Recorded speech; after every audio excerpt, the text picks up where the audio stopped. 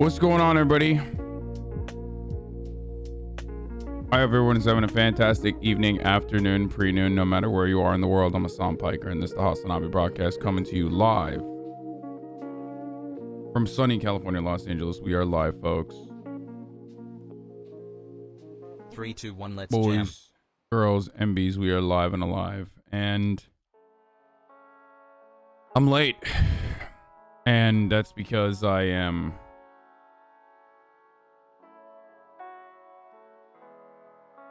in some type of way. We don't know if Donald Trump resigned or not. I know. I saw this, whatever this fucking thing is. This State Department just released this information. Donald J. Trump's term ended on 2021-11, January 1st or January 11th. What is up, BB? I have no idea what this means because it hasn't happened yet. Like, it literally has not happened yet. So I don't know what that means.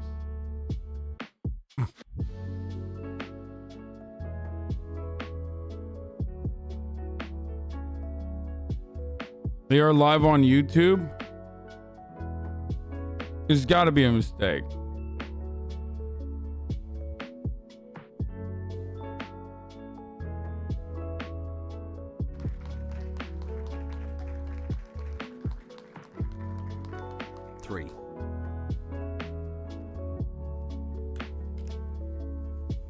What the fuck is going on?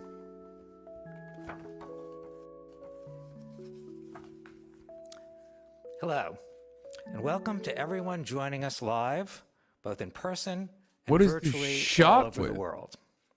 I am Michael Pack, the Chief Executive Officer of the U.S. Agency for Global Media, which is the federal government entity that manages and oversees U.S. civilian international broadcasting.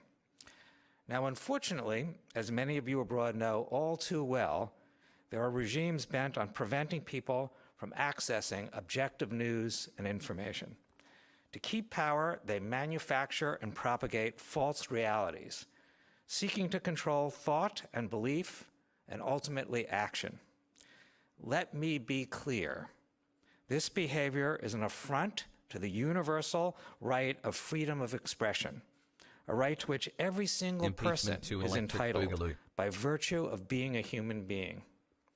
America has never stood for this form of malevolence, and our nation must now confront it even more vigorously. 5 more months to 1 year, Indeed, baby. as the adversaries of liberty and democracy I mean, this doesn't double mean down shit. This on is Voices of producing and America. distributing Like, it's not. disinformation, America must reassert itself in the new global Love war our of shit, bro. ideas. To do that, we need to more robustly promote and explain our principles to the world.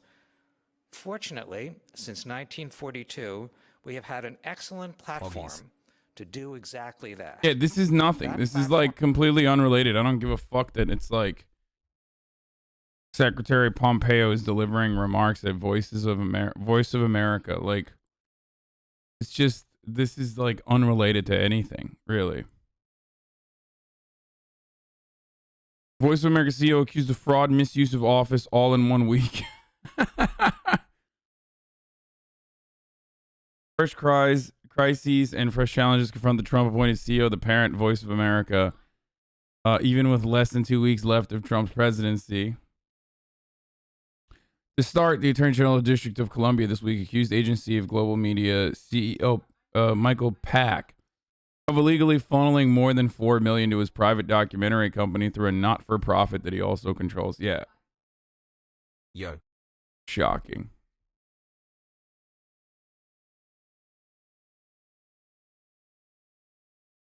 Shocking. You see this some internet provider in Idaho blocked Hasan, it's Twitter our and 5-month Facebook? anniversary. Can we have a What? kiss? Hassle. Okay, listen, it's Monday. There's a lot of news to cover, obviously. I'm back on my Impeachment bullshit, 2 if you know what I mean. I'm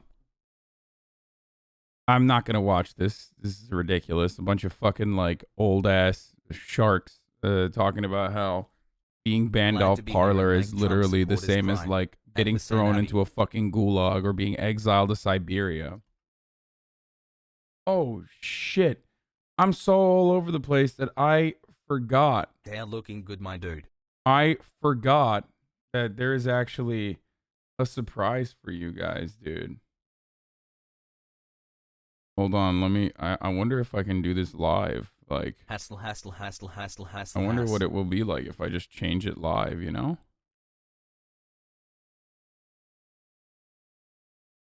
Let's see. Yes! Look at the fish alerts. Look at the fish alerts. Yeah, that was the big surprise. I totally fucking forgot about that too. Guys, I'm not all right. If you haven't noticed. If you have not noticed. Wild ride. Hassle. Oh no, you can't tell that he's got a Trump hat on while he's holding up the mustard because he says the thing gets in the way. Okay, that's good to know. And even Fiona. Look at that. Look at that. Look at that. We got new fucking alerts, baby. We got new alerts that even has Fiona. Woo! Hasan. The mustard one is supposed to be wearing a Trump hat, but you can't really see. But here are the variations that Miss Metafan and Mint Jugert made. Take a look, folks. Pogo Arjan. You got Spalding fish, burn fish, himbo fish, tinfoil hit fish, Ottoman fish, comrade fish, chud fish, hostel, and Fiona. It's sick. Absolutely sick. Miss Metafan and Mint Jugert put these together. And they fucking killed it. HasanAbi, thank you for making me have more hair around my genitals. What? I don't know what that means. Can someone whisper me the link? Dude, it's literally state.gov/biography/Donald J. Trump. Personal news, how are you, Hasan? I'm not all right. I've been sleeping a lot more. I have been sleeping a lot more. Like I slept like 10 hours last night. It's crazy. Hassle. And I've been playing a lot more games too, and that's whatever, but that's normal. But yeah, I just like I need to go back to the gym. I need to work out again. I feel like it's like fucking ruining my life that I'm not. I've talked about this before, but like I'm the type of person that needs to have stability in his life. It needs to have I'm the type of person that needs to have a schedule, right? And if one part of that falls apart, my entire life falls apart. And I feel like lately my entire life is falling apart because like I ruined that schedule that I used to have. I used to work out in the mornings. I used to not eat until like a certain point in time. And now I don't do any of those things. And I'm just like slowly crumbling apart as I dive deeper and deeper into whatever the fuck I'm experiencing. I do have workout stuff in my apartment. It's not the same. I just cannot do it. It's literally not the same. Like lugging big ass weights in between my room and my mom's room so I can use the squat rack there is not exactly something I can do. Like it's not.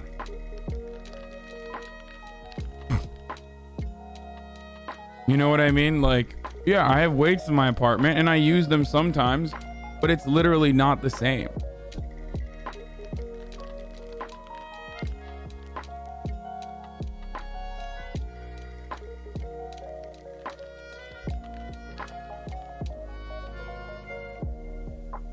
Gym's closed for 2 months where I live. Feel the same as you. At least the gym's, I mean, my gym is still open. I'm just like scared of going there. My gym is open. I'm just scared of going.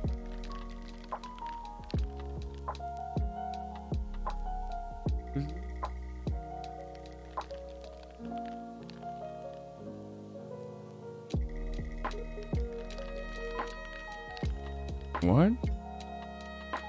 Best streamer around, hands down. This is fake. I hope you know that. Like, this is not a real... It's not a real DM. I would never... I would never use this...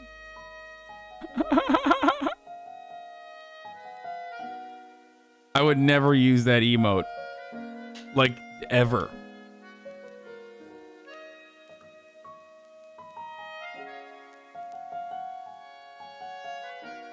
Like, I have used that emoji before. But one, all the words are capitalized. Like, all the appropriate capitalizations occur.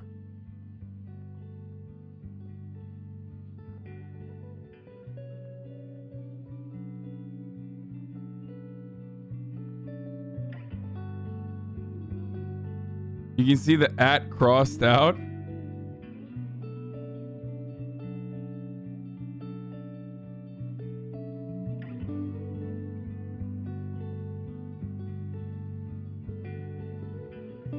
Spelling, grammar, and punctuation is on point. Definitely not your handiwork. Yeah.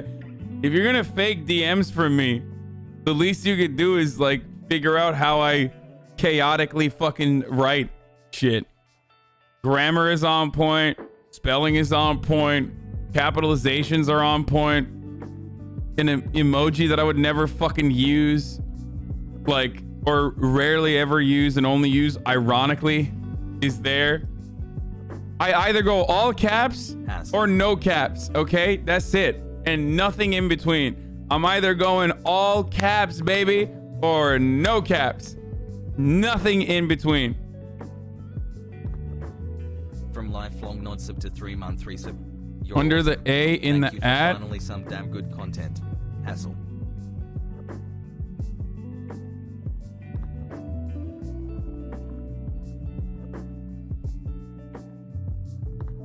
all caps, no breaks.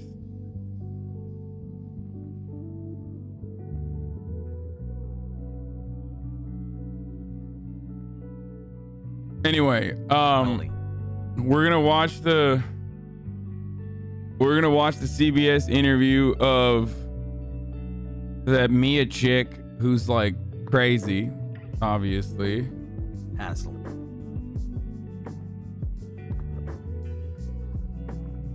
You type how I used to type as a 12-year-old in an MMO? Yeah.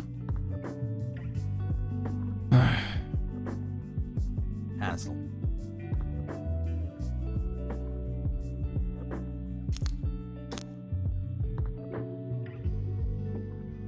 Yeah, Mike Pence is the same as Donald Trump's. I saw. Surprise Pog.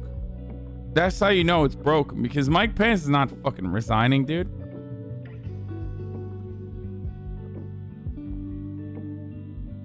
Like, Pogo. even if Trump was resigning, you think Mike Pence would? Don't be crazy. Anyway, as I was saying, my life is falling apart and blah, blah, blah, but that's boring. Let's talk about the news, obviously. Because that's not as boring. I keep refreshing it. I just clicked on it. It doesn't matter. It's just like there. I don't know what it means, but it's just bullshit. Like, it's probably bullshit.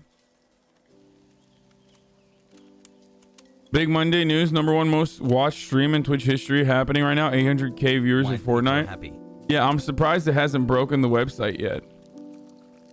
But, dude, Spanish streamers are fucking nuts, dude. I mean, they're nuts. Like, they're bigger than Minecraft streamers. This is a Spanish streamer that plays Fortnite, and he's waiting for his skin to be revealed. And, like, Spanish speaking, obviously.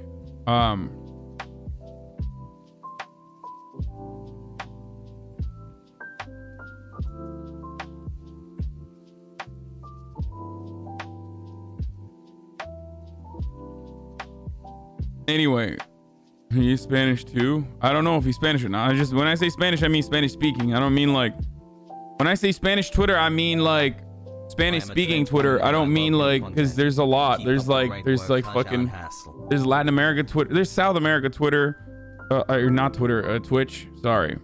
And dude, Fortnite is fucking gnarly nowadays. What the fuck? What is even going on, brother? It's so colorful and crazy.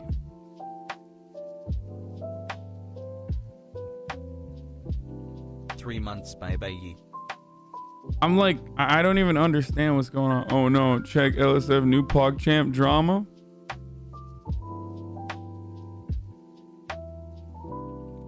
Only sharing to see Fiona. He doesn't get stream sniped as much as XQC does. That's funny. I love that. Anyway, regardless, my dude's on track to break stream records. Or he's breaking streaming records. He's got like, apparently he held the previous fucking PogChamp. New alerts, Pog. Apparently he held the previous record for most like highest concurrent viewers for a single streamer as well. Your boy, me, I'm like barely cracking. I don't know if I even cracked the top 50, by the way, just for the record. Like 231,000, nothing, dude. It's like, like there's Minecraft streamers that are like 231,000. I don't get out of bed for 231,000 concurrent viewers, bro. Wash the fuck up.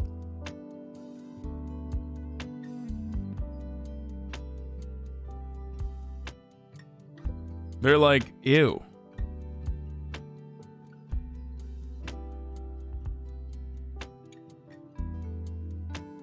Has comrade. We'll be a 300K Andy one day. It's kind of wild that I'm even talking about like terms like this.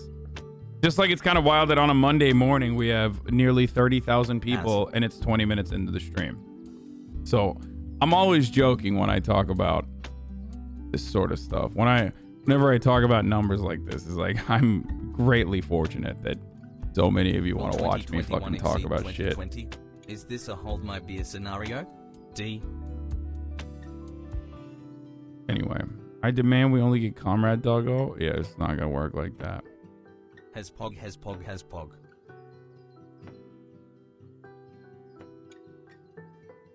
More personal news? No, that's it. I'm done with personal news. I don't want to think about my fucking personal life falling apart. I gotta like figure out a way to get it back on track.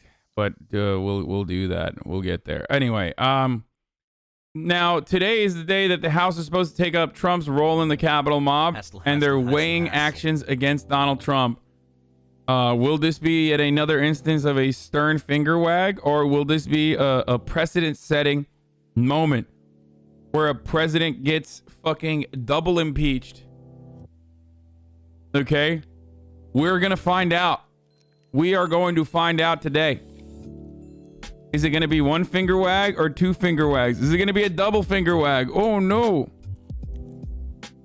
I assume it will be a double finger wag. I don't even know if you can like accelerate this process. I mean, it literally drops everything else.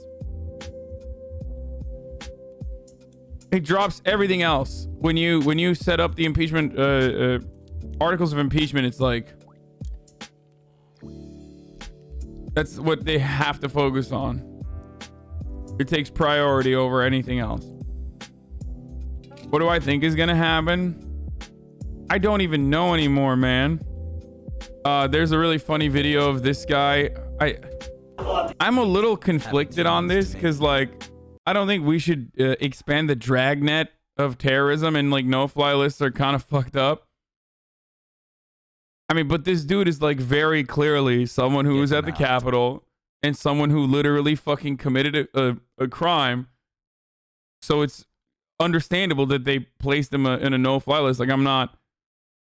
Here, let's just watch the video. Oh, it's not real and it's about a mass dispute? Okay, well, that's even better. That's even better.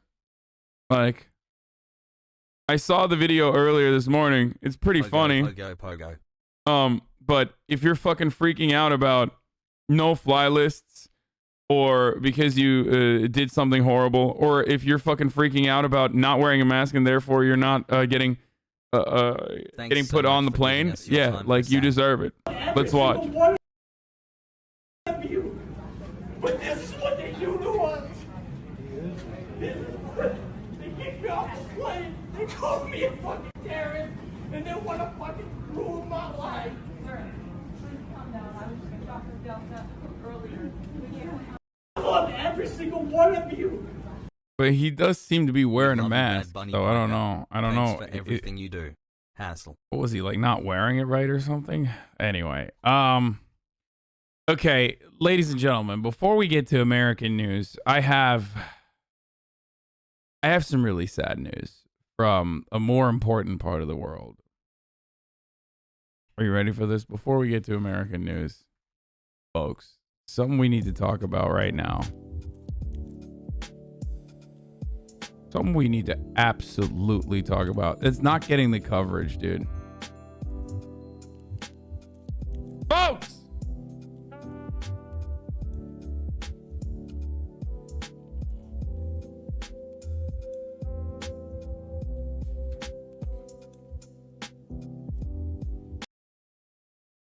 I don't even want to fucking joke about this, Boris. Oi, bruv! What in the fucking hell is going on, bruv? These Dutch officials, bruv. They're seizing M sandwiches from British drivers, bruv. What the fuck is going on, Boris? Boris! I thought you didn't want to do Sharia law, bruv. I'll pay the fucking jizya, yeah? I thought I could bring me M and cheese anywhere I wanted in Europe, bruv. Boris, what the fuck have you done to me, Boris? Not my fucking Sammys, yeah? Me fucking Sammy Sosas. I woke up, I'm driving over the fucking line, bruv, and these Dutch officials say, oi! Trucker! You got a license for that fucking Sammy? It's got ham and cheese in it. Listen, I got this fucking Sammy from the Tesco. Bro, no shame, simple way. On the way down to the fucking Dutch border. It's me ham and cheese, bruv. Love this channel. Oi, mate. Boris. You brought upon Sharia law. You brought upon Islamic ray guns into our country, Boris. The real Sharia law was from the EU, bruv. I can't be transporting my fucking ham and cheese. I'm gonna just do this for the rest of the day. Fuck it. No longer. We're not doing a stream anymore. I'm just talking about personal imports of meat and dairy products are banned from EU since the Brexit transition ended. That's it. For the rest of the day, we're only talking about this story. Brexit is Brexit, bruv. Brexit is fucking Brexit, bruv. Brexit means Brexit, bruv. Oh, Jesus Christ, dude. Imagine fucking being a trucker, voting for fucking Brexit and voting for, Boris Brexit Johnson. And voting the fucking referendum, bruv. Love you, Ian. Love you. And then you can't even bring your fucking ham and cheese sandwiches over the border, dude. It put me in fucking contempt of court, bruv. All I had was a fucking sardine.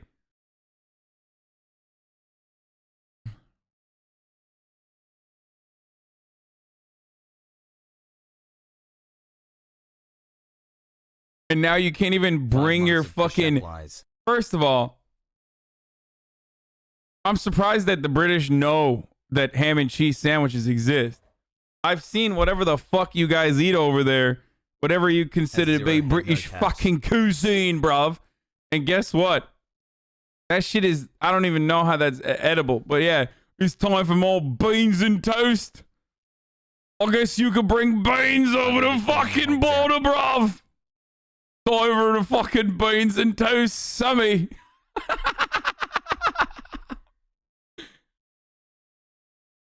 No, you can't even bring the jelly eels. You definitely can't bring jelly eels. Remember, one of those, yeah, one of those fucking dudes who voted for Brexit. He's like an eel specialist. Okay, like he literally imports, exports eels, and he was very publicly crying about how there's like all these tariffs now, and he can't be competitive with the other eel competition. There's a big eel market out there, apparently. I didn't even fucking know about. But he voted for Brexit, and now he's complaining about how his eels, there's tariffs on the eels, bro. Oh, okay. All jokes aside, though, I do feel horrible for those who did not vote for Brexit. I do feel horrible for, you know, the working class Brits that don't deserve this. Fingers touching together. Sign hassle. Thanks for the content. It's just like, it's just so funny that the UK is so similar to the United States. Who would have thought? Who would have fucking thought that out of all the colonies and the kingdom, the fucking place, the other penal colony, the one place that would be doing better or doing fine in comparison to the UK or America was Australia. Like, I never would have thought Australia would be the one that like really comes out of this like swinging, dude. Doing better than the UK, doing better than NA, like it's crazy. Canada's doing all right too, but like Australia is really doing all right. New Zealand. Yeah, NZ is doing really good.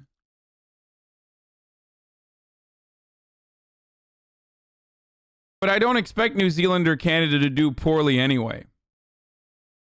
I don't expect New Zealand or Canada to do poorly. I expected Australia to do very poorly. Australia is literally the America of the other side of the world. It's like inverted America. Okay? Hasan? Which is why I just like really thought Australia was going to fumble the bag hardcore.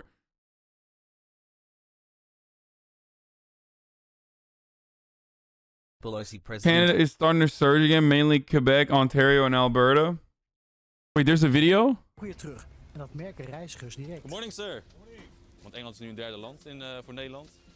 En daardoor zijn er bepaalde restricties Thanks for pulling me back from the left centrist bullshit.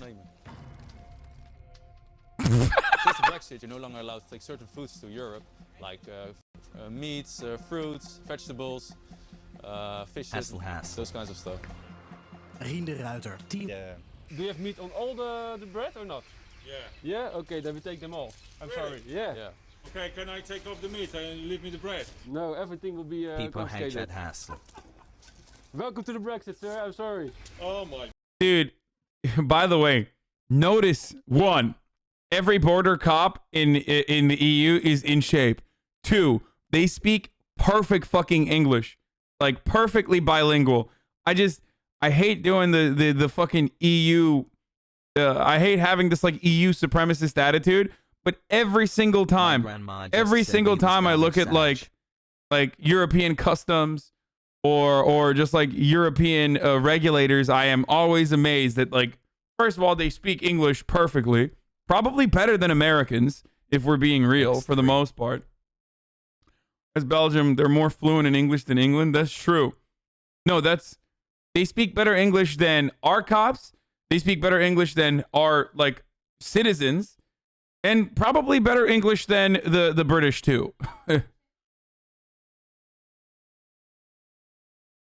I'm pretty sure in the EU the average person speaks 2 languages, so that doesn't surprise me. Yeah.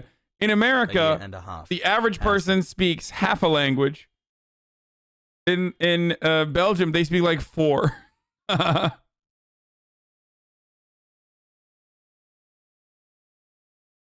God. Weer terug. En dat merken reizigers direct. Good morning, sir. Good morning. Okay, anyway, so yeah, we had a little fun here, but you know, at least I would rather have my reaping and sowing be this inconsequential, even though it will be consequential in the long run, than you know, having your fucking elected representatives agitate a group of fucking psychotic hogs so much so that they literally commit an act of terror by sieging Congress and then turning around and being like, oopsie, I can't believe that happened. You know, just to center your worldview around what's going on here in America in comparison to the UK, your hogs were like, oh, we need the fucking Polish to not be in Britain, bruv. They're taking our Uber jobs, bruv. They're taking our fucking taxi jobs in it. Yeah, we need to stop the fucking Polish and the Muslims from coming in, bruv.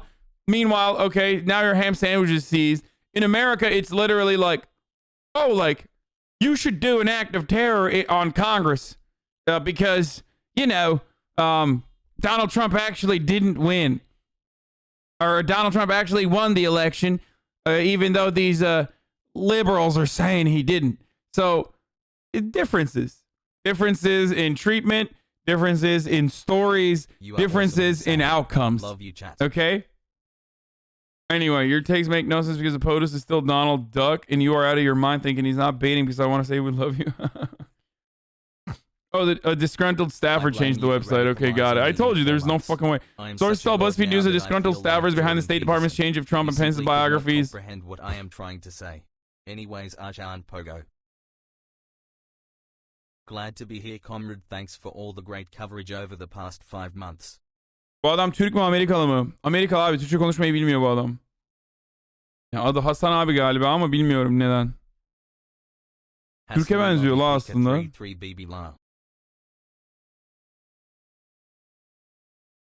How the fuck do I still have Turkish people who like find me on accident in the middle of all this commotion, and the first thing they're saying is in the chat in Turkish is like, was this guy fucking Turkish or what? What's going on? His name is HasanAbi. Like, how is he Turkish? Like, what's his fucking deal?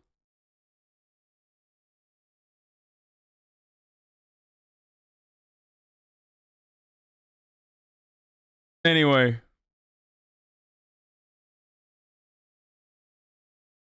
communism is when the government does stuff. Mesut Fener değilmiş abi.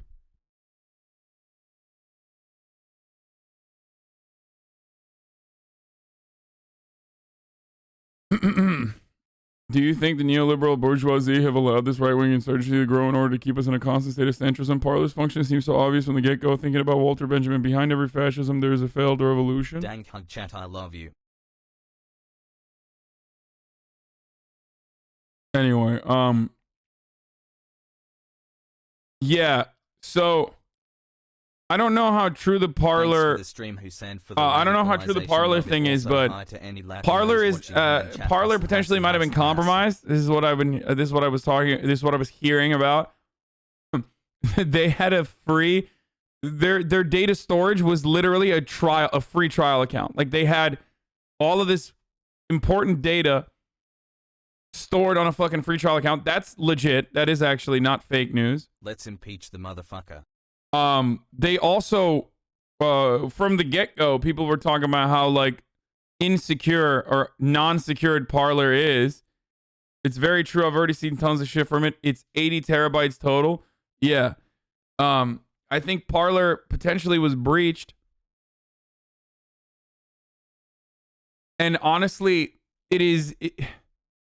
Hell yeah, brother, 6 months of radicalization. That's why I kept fucking laughing. Whenever people were like, dude, why don't you get a Parler just to, like, look at these people? It's like, abso-fucking-lutely not, brother. You understand? Tulio apparently leaked special security keys in a press release. They didn't wipe metadata from the media uploaded to it, so it's all saved. This includes GPS locations and videos of pictures uploaded. Nice. They stored all of their media with sequential IDs so you can download their media by counting numbers.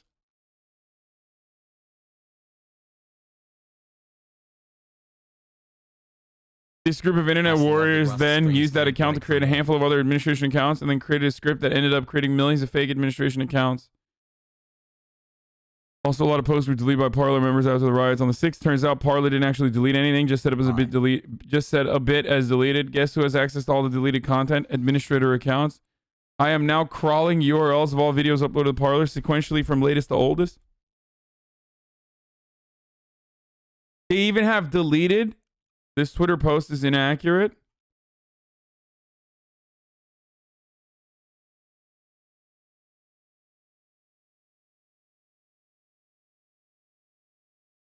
In terms of the methodology, it's not 100% accurate.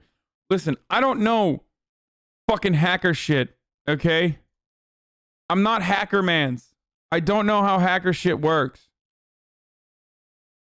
Edit, as I said, what I posted was from a third party who I viewed as knowing more than what happened than I do. Getting messages from some commenters showing my source of the account may be correct. Some accurate sources below. Hello nephew, it's Uncle Jink. I am in financial ruin. I went all in with my casino points on the Pittsburgh Steelers beating the Browns and boy was I wrong. Can you refund me for old time's sake? TYT needs your help. No. Hey, guess what?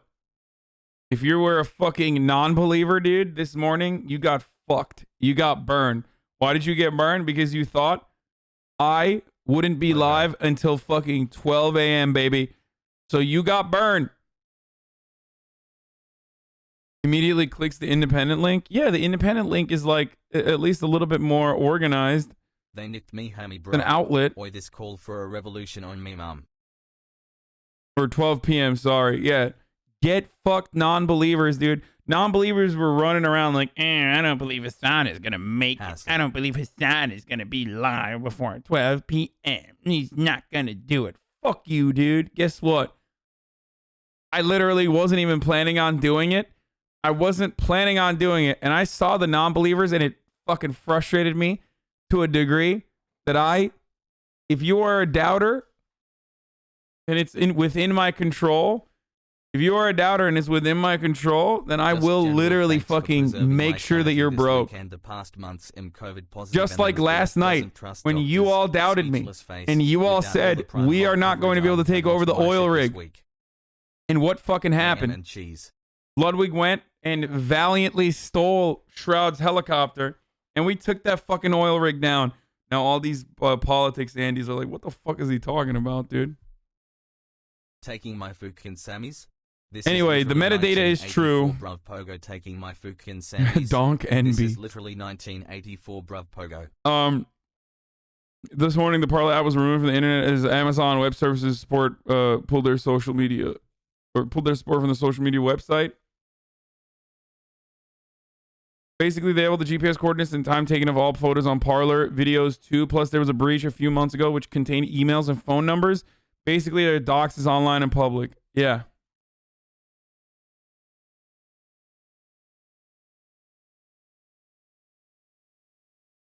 Please stop doing the Cockney accent. I want English accent diversity, Pogo.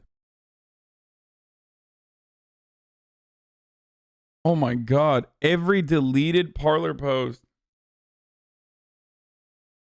Oh my God. This is so bad, dude.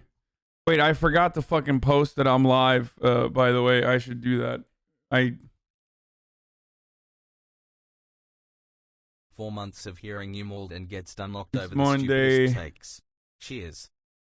Daycare is open. Parler got owned and 1984.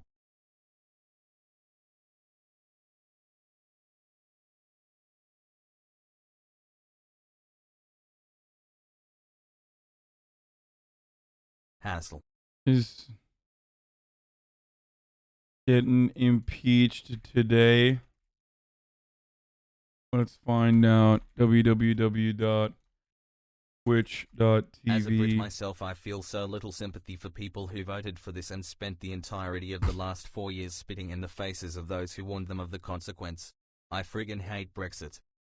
Chuds have already begun trying to counter Doc. Check this tweet.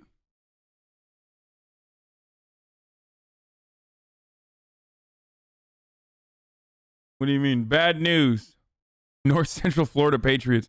Left extremists have captured and archived over 70 terabyte of data from Parler services. This includes posts, personal information, locations, videos, images, etc. The intent is a mass docs and a list of whole Patriots accountable. Guess what?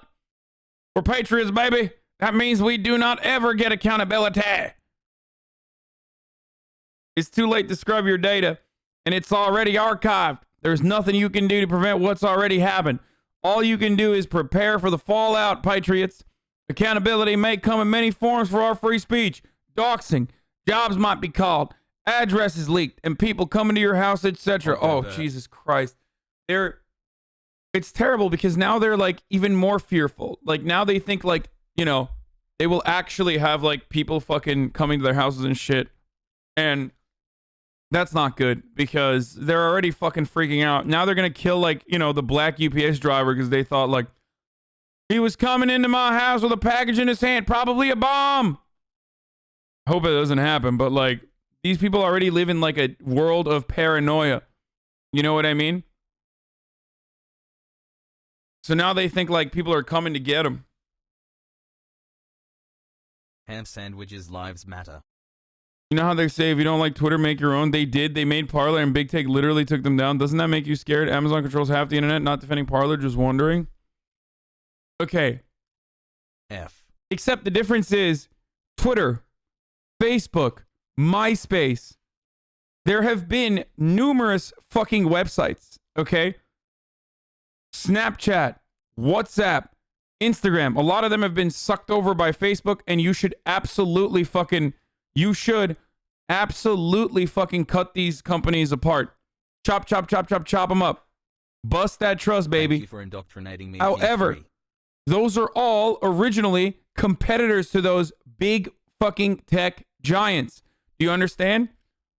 So clearly, if you are a competitor to a big tech giant and you are not created exclusively to host psychotic terrorists or exclusively to host Nazis, and on your platform you don't have people very openly agitating to do acts of terror, then you'll be fine. You can become the next fucking Twitter. Okay? Maybe. The problem is their competition or the way they want to edge out the competition is literally by saying, oh no, we're going to have a website that hosts Nazis. Do you understand? You can't do that. I mean, you literally cannot do that. So we can talk about precedent all day long. We can talk about the problems of free speech and how, you know, this is damaging the free speech or whatever the fuck. But the reality is, if you have a fucking website that literally works to have psychotic fucking MAGA dudes running around and like believing in conspiracy theories that brainwash your boomer parents, then yeah, it's gonna get fucking owned.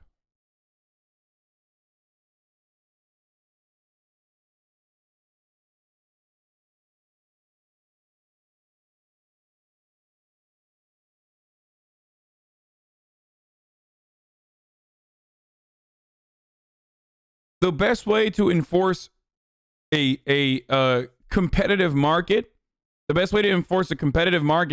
is by, and I hate to say this to all the libertarians in my audience, I guess, I don't know if you guys are watching Hank Pecker, and that's why you think like this is a right libertarian, free speech loving Twitch broadcast.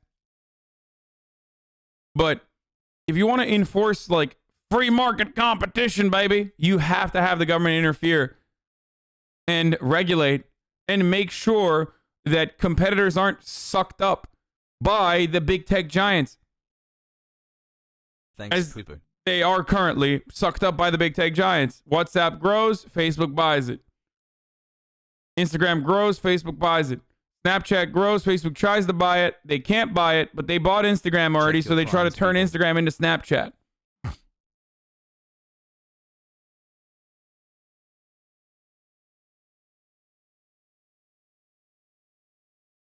By the way, like what they're doing on Parler as a platform, like if your platform is literally dedicated to like no free speech restrictions, baby, and then it predictably turns into a platform where people are plotting out terror attacks, as they still are, by the way. Like literally until yesterday, there were people on that platform that were straight up like, we're going to arm ourselves once again for the inauguration. We are planning a complete armed insurrection in every fucking state of the country. You can't do that. Do you want that to happen? Do you want your boomer parents to go out and get fucking killed because they're boomers and they saw a despicable meme 4 years ago, which by domino effect led them all the way down to like storming your fucking state capitol with a bunch of hogs that are kitted out with every tactical thing you can get from like Black Rifle Coffee 1488.com with flex cuffs trying to arrest your fucking comptroller and then getting shot by the National Guard. Is that what you want? Because if you fucking do not keep this shit in check in any meaningful capacity, that's what's going to happen. Your parents are going to see despicable memes 4 years ago, and before you know it, they're literally storming the fucking Capitol and like probably dying because they're because their little achy breaky heart can't handle that level of physical activity, while Air Force veterans kitted out in like fucking plate carriers straight up fucking stampede over your hog parents dying, okay, as they try to bring their flex cuffs in to the Capitol buildings, the state Capitol buildings, to hog tie comptrollers. Do you understand? Is that what you want? That's what's happening. This isn't a race issue. Did I even mention race at any point in what I just said? Did I mention race at all? Unless you mean minions. Is that the race? Are you accusing me of why is it that psychotic right-wingers 4 months being radicalized? Why is it that psychotic right-wingers are the first people to be like, this is not about race? Why would you bring up race? I didn't bring up race. You did. You know why you brought up race? Because of course it's about race. Everything is about fucking race, dumbass. There's still plenty of racial wounds that have not been fixed in this country, that have not been healed in this country. So you and I both know that, of course, white supremacy plays a role in it. But even if I don't mention it at all, you fucking know. And that's why you're like trying to counter. You're trying to counter before I even bring it up. I was not even going to bring it up. Oh, why'd you bring up race? Like, I didn't. You did, motherfucker.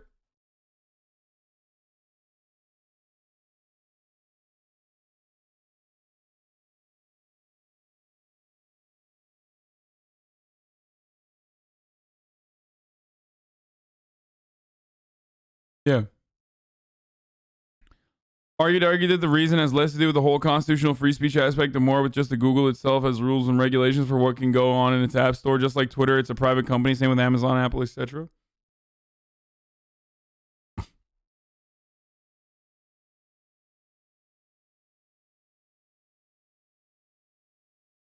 Maggot who stormed the Capitol, you tripped me like a fucking black person? Wait, this is not real. Why do people do this? You know what this is from? I know what this is from. This is a doctor that got arrested in Florida at the Florida airport from 2018. You know why I know that? Because I covered it. Doctor's name is like literally Epstein. I think Jeffrey Epstein or something too. I came to Twitch. Thank you for being here. This is a literal doctor who got arrested in a Florida airport.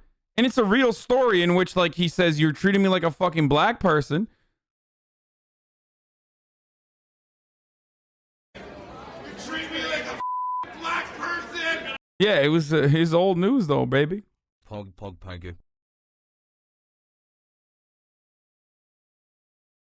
Yeah, people are just like, people love posting old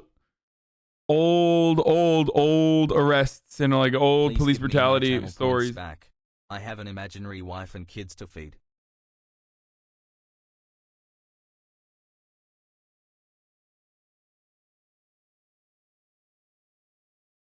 What did you think of Nancy Pelosi's answers on 60 Minutes? No, I haven't seen it yet.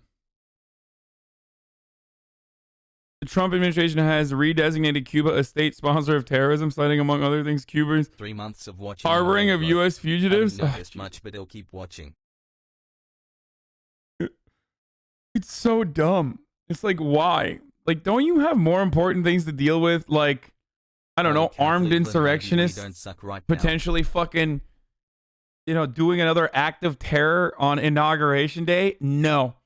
The State Department must dunk on Cuba on its way out. And I'm willing to bet that the fucking liberals won't do anything about it either.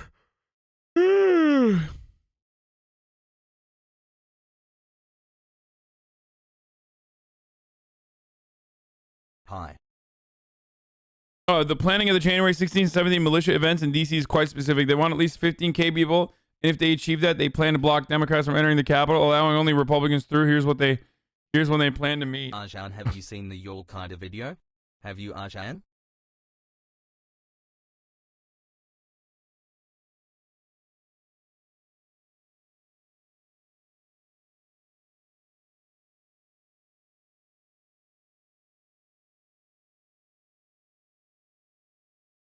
If American social media companies have the guts to censor an American president, imagine the sort of tech censorship imperialism we ship abroad.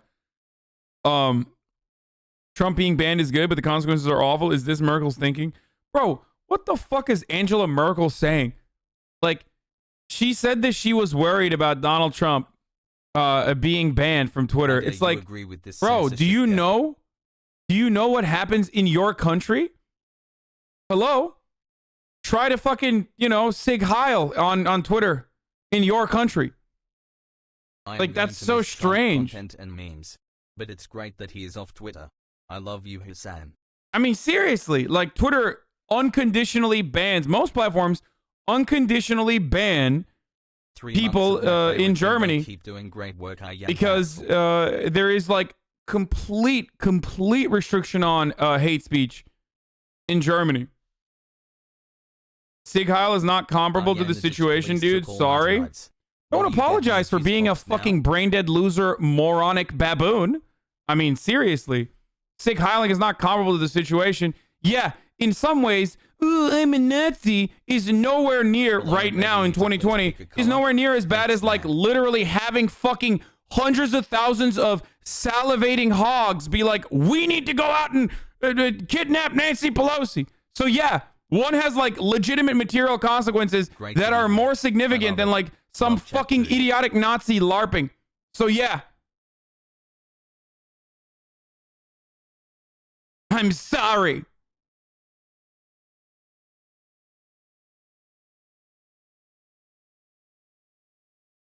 This is toxic and no way to change opinions. Yo, guys. I'm sorry. We are not living in like Gamergate era, okay? You have already made up your fucking minds about certain things. Either shut the fuck up and listen or leave. I do not care, okay? I'm not going to sit here and act like a goddamn centrist liberal who's like, well, both sides need to be heard. Like, no, if you're literally saying Donald Trump won the election, I do not give a fuck, and I need to go to the Capitol and like take it with my own goddamn hands, then you're a psychopath. Okay? You are not a person who deserves the time of day or deserves to be heard as though your opinion is legitimate. It is clearly not legitimate. And not only is it illegitimate, but it's dangerous at this point because you are acting out on those delusional psychopathic desires. We are literally looking at the consequence of those delusions getting emboldened right in front of our eyes, where they're trying to assemble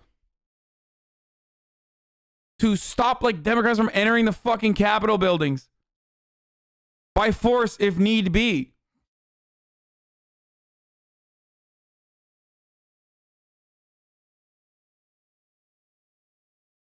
Good luck when leftist politicians' bans come through on Biden administration protests. Oh, don't you fucking worry. You think I don't personally know that? You think leftists are fucking safe on the internet? No, of course not. The difference is like leftists get banned all the fucking time. You don't hear them fucking crying nonstop. And you don't hear them fucking crying as though like it's a violation of their First Amendment rights. And you also don't hear them fucking going on Fox News of all places. Like, they don't get a larger platform because they were banned for the truth or some shit like that. I am aware. I mean, bitch, I've been banned. Like, what do you mean?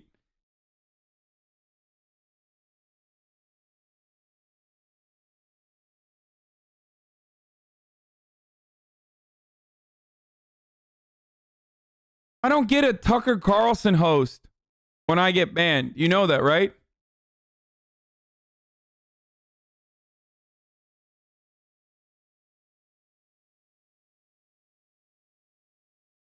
Hasan, I love you, man. You're the best. Also, Hasan, much love, man.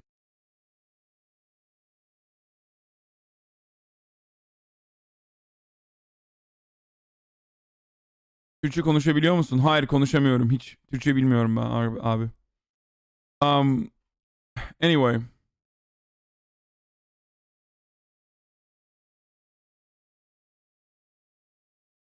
Hasan, I love you, hassle. I mean, guys, I got banned because of Tucker Carlson's show, so like he was the first Fox News program that broadcasted me HasanAbi, don't bother watching with the Dan Crenshaw shit. So the impeachment is a distraction. Hypocrite, you got more views after being banned. Are all U.S. military interventions bad? Have you tried that watermelon Mountain Dew? Ew. There's a watermelon Mountain Dew. How is this guy a dick and a liberal? I thought they were perfect. First of all, I am not a liberal. But I'm definitely a dick.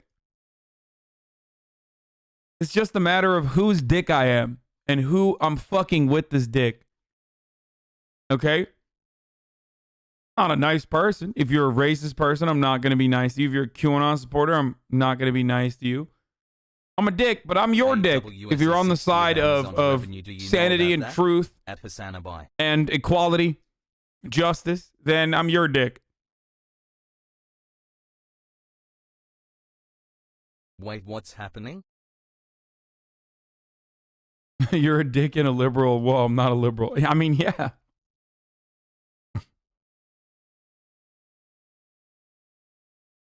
Prime Gaming Bird.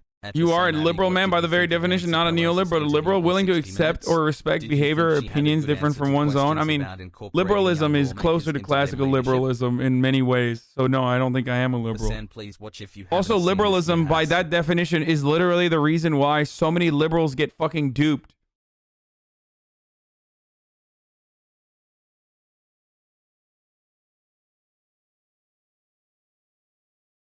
Wait, is this true? Okay, so Jack Ma has been missing.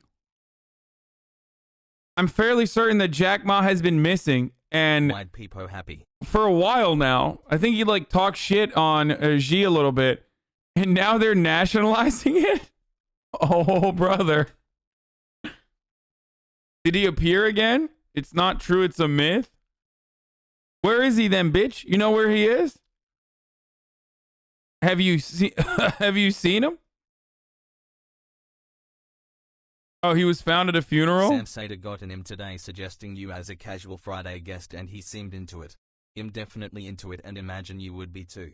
Thanks for the content and for helping me with both my politics and my drip. Love you, BB.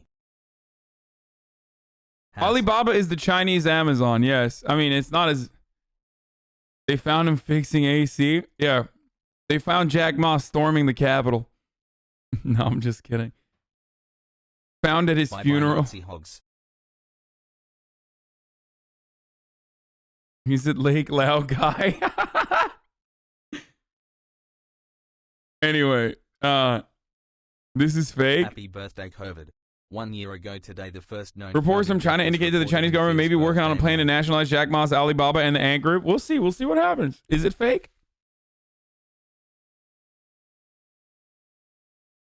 It's not the Alibaba part. His finance group is likely what got Ma in trouble. Covering it. Much love. Also, could you do a section on Australia? I would like to hear your opinion on what's going on here. Real question during the inauguration, what ends up happening? I'd rather not be traumatized. Storm in Westminster 9 a.m. tomorrow, lads, in it.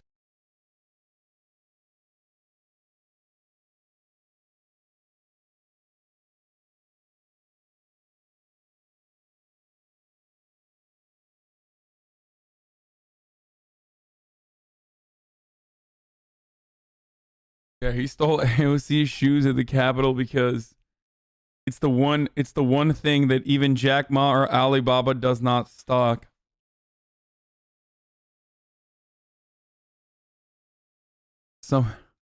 He says some things are more important than money.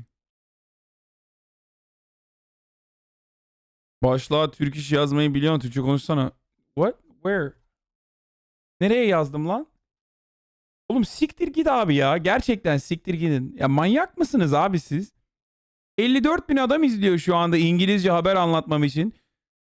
Türkler geliyor. Türkçe konuşsana amına koyayım diyor devamlı. Ondan sonra diğer Türkler diyor ki niye devamlı Türklerin anasına küfür ediyorsun? Abicim burada iş yapıyoruz. Ben geliyor muyum senin çalıştığın yere? Yeter artık İngilizce konuş birazcık diyor muyum sana? Manyak herif ya. Ha?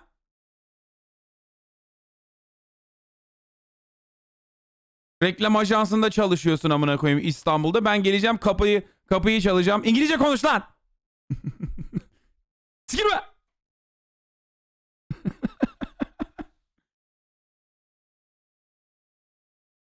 I'm just making fun of the Turks. We're like, why don't you speak Turkish, motherfucker? Speak Turkish. I'm like, do I come to your fucking marketing agency in Istanbul and tell you speak fucking English right now? Do I break down your door?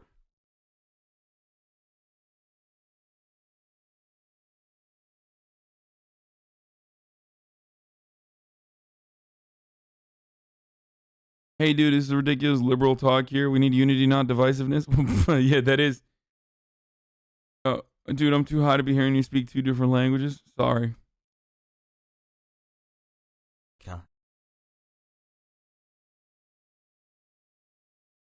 Merkel's issue is the tech bros are the judges on who's a fascist and who is not, and world leaders should regulate the fuck out of all social media. I don't mind regulating social media, but I do think it's rather ironic that Merkel is saying this when, like, tech bros have been figuring out who's a fascist for Germany for a very long time. And banning them for a very long time. So it's like rather weird. Hassle.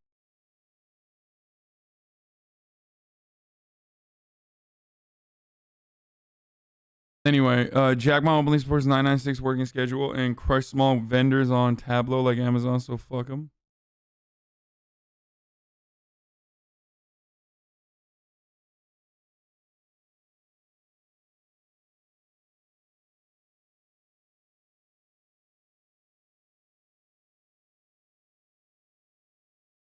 AOC was on ABC yesterday. All right, let's watch. He's a Democrat from New York, Congressman Adam Kinzinger, Republican from Illinois, and Congressman Cortez. Let me begin with you. So I know you're a supporter of impeachment. The Speaker has not yet decided whether she's going to schedule it. Okay, by the way, ladies and gents, it's top of the hour every hour. Time for a 60-second ad break. Top of every hour, we run a 60-second ad break as always. And we're running that now. Folks! If you want to no longer see the ads, all you need to do is subscribe. You can do it for $5, or you can do it for free with your Twitch Prime. All right. Here's the ad, and I'm going up because I need to stretch more. Here it is. I'm literally fucking... Good work. It's over. Like, I just... The accent is permanent now. I swear to God.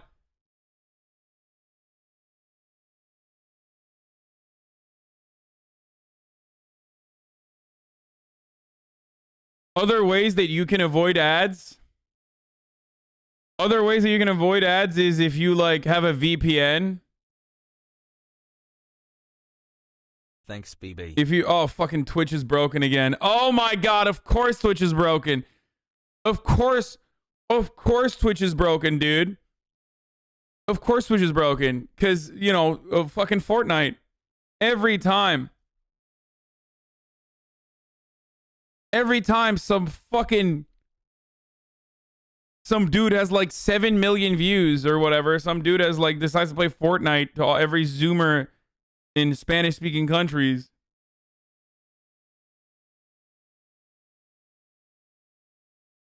God damn it, dude. Twitch service can't handle it. All right, let's keep going. Should she schedule it? Will it pass? Well, you know, I absolutely believe that impeachment should be scheduled for several reasons. One, of course, our main priority is to ensure the removal of Donald Trump as president of the United States. Every minute and every hour that he is in office represents a clear and present danger, not just to the United States Congress, but frankly to the country. But in addition to removal, we're also talking about complete barring of the president, or rather of Donald Trump, from running for office ever again. And in addition to that, the potential ability to prevent pardoning himself from those charges that he was impeached for. And, you know, the several Republican members of Congress who opposed raising objections to certifying the Electoral College vote have written a letter to President-elect Biden opposing impeachment. Here's what the letter says. It says, in the spirit of healing and fidelity to our Constitution, we ask you formally request that Speaker Nancy Pelosi discontinue her efforts to impeach President Donald J. Trump a second time. A second impeachment only days before President Trump will leave office is as unnecessary as it is inflammatory. They're saying for the sake of unity, forego impeachment.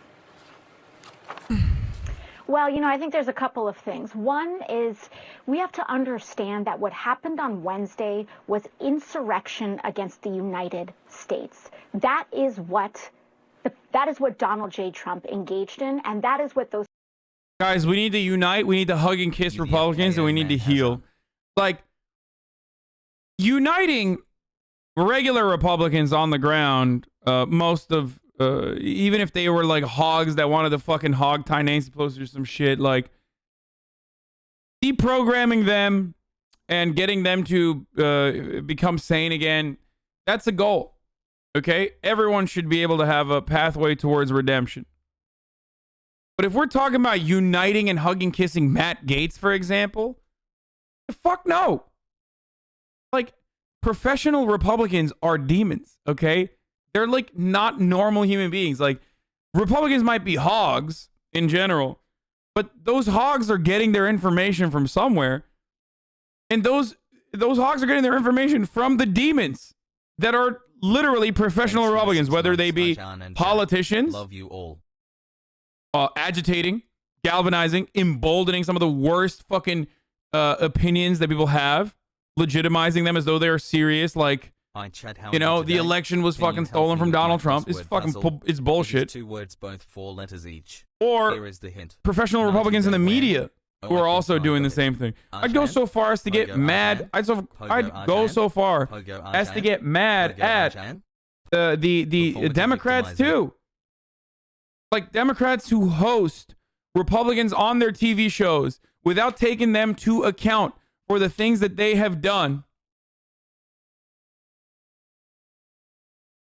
They are contributing to the problem. People on the left call for unity and they storm the fucking Capitol. Yeah, like, Joe Biden has literally been talking about, like, I'm going to suck off every Republican, Jack. Come here. I'm going to kiss all the Republicans. You understand me? I'm going to restore the soul of this nation, Jack, by sucking the soul out of your dicks, Republicans. Suck the soul out on God. 2 virgins, malarkey. And it didn't work, okay? Like, he's literally been crying about how he's going to hug and kiss every Republican. Meanwhile, Republicans are like, Joe Biden is a pedophile. Joe Biden is a pedophile who believes in the New World Order. He does not want to restore the gold standard. We need to bomb the federal buildings, blah, blah, blah. Like, they're fucking saying psychotic shit. You know what I mean? Like, no. Like, they're trying to do like insurrections and take over fucking Capitol buildings and shit, while Joe Biden is like, oh yeah, we gotta hug and kiss every Republican, Jack. Like, it's not happening. There's no unity. Who stormed the Capitol engaged in. And so when we talk about healing, the process of healing is separate and in fact requires accountability. And so if we allow insurrection against the United States with impunity, with no accountability, we are inviting it to happen again. Okay, to be fair, by the way, I do think that inauguration is going to be kidded, dude. Inauguration, I feel like the homies at inauguration are going to look like the fat man at the oil rig. Like, they're all going to be fucking stacked up with like Kevlar, miniguns trained at the fucking crowd, lasers everywhere, maybe auto turrets. Auto turrets on peace mode. Shroud is there with a sniper rifle. Like, I do think, yeah, drones, like, I do feel as though, like, inauguration is going to be a much different energy. Yeah, they're actually going to fucking build raid bases this time to make sure that they don't fuck up like last time.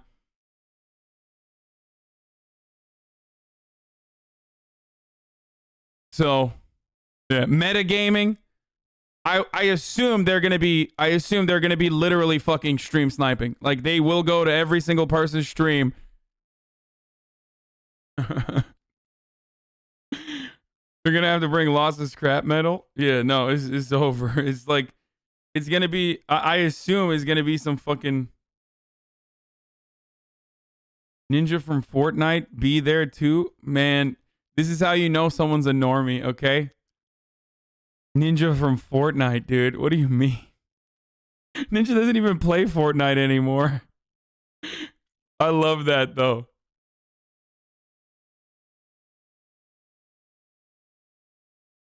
Poggers.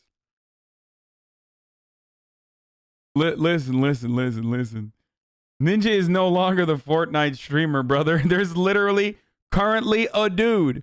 There is literally currently a dude on the platform right now that has, like, doubled his previous record, or not, like, quintupled or quadrupled his previous record, with 2.2 million concurrent viewers watching him unlock a Fortnite skin. Do you understand? By the way, yeah. Look, my aim might not be great in video games. I might not be the Shroud when it comes to, like, actual aiming, but I am literally the Shroud of sniping bad takes in my chat. Doesn't matter if I have 63,000 people in here. Doesn't matter if I have 1,000 people in here. I will literally fucking find you. Okay? I will find you. Motherfucking Chris Kyle, dude. Speaking of Shroud, we'll go back. I'm going to get back to this in a second. But, dude, yeah, stop saying you won't read this. I'm reading it. I need to close my eyes not to read it. I've literally... Stop. It annoys me. Everyone's like, dude, you can't see me. Chat's moving so fast. No one will know I'm gay. Like, all of that. Just stop. Okay. Listen. Speaking of fucking Shroud, last night I ended stream and I was just watching him. I was watching him, like, he built at Rust. He built, like, a car dealership. He has an auto dealership. Dude, it's the cutest shit, dude. Him and Beanaz are just, like, building cars and like, selling it to people. They're so happy. Like, he's just, like, selling a car to someone. It was so funny, dude. He's just... It was fun as fuck to watch. Did you see Rated? What?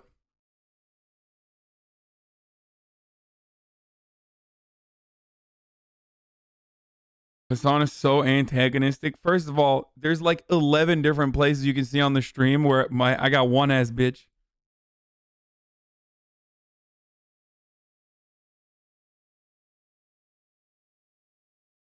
$2 million watching in Twitch. Used car selling Andy.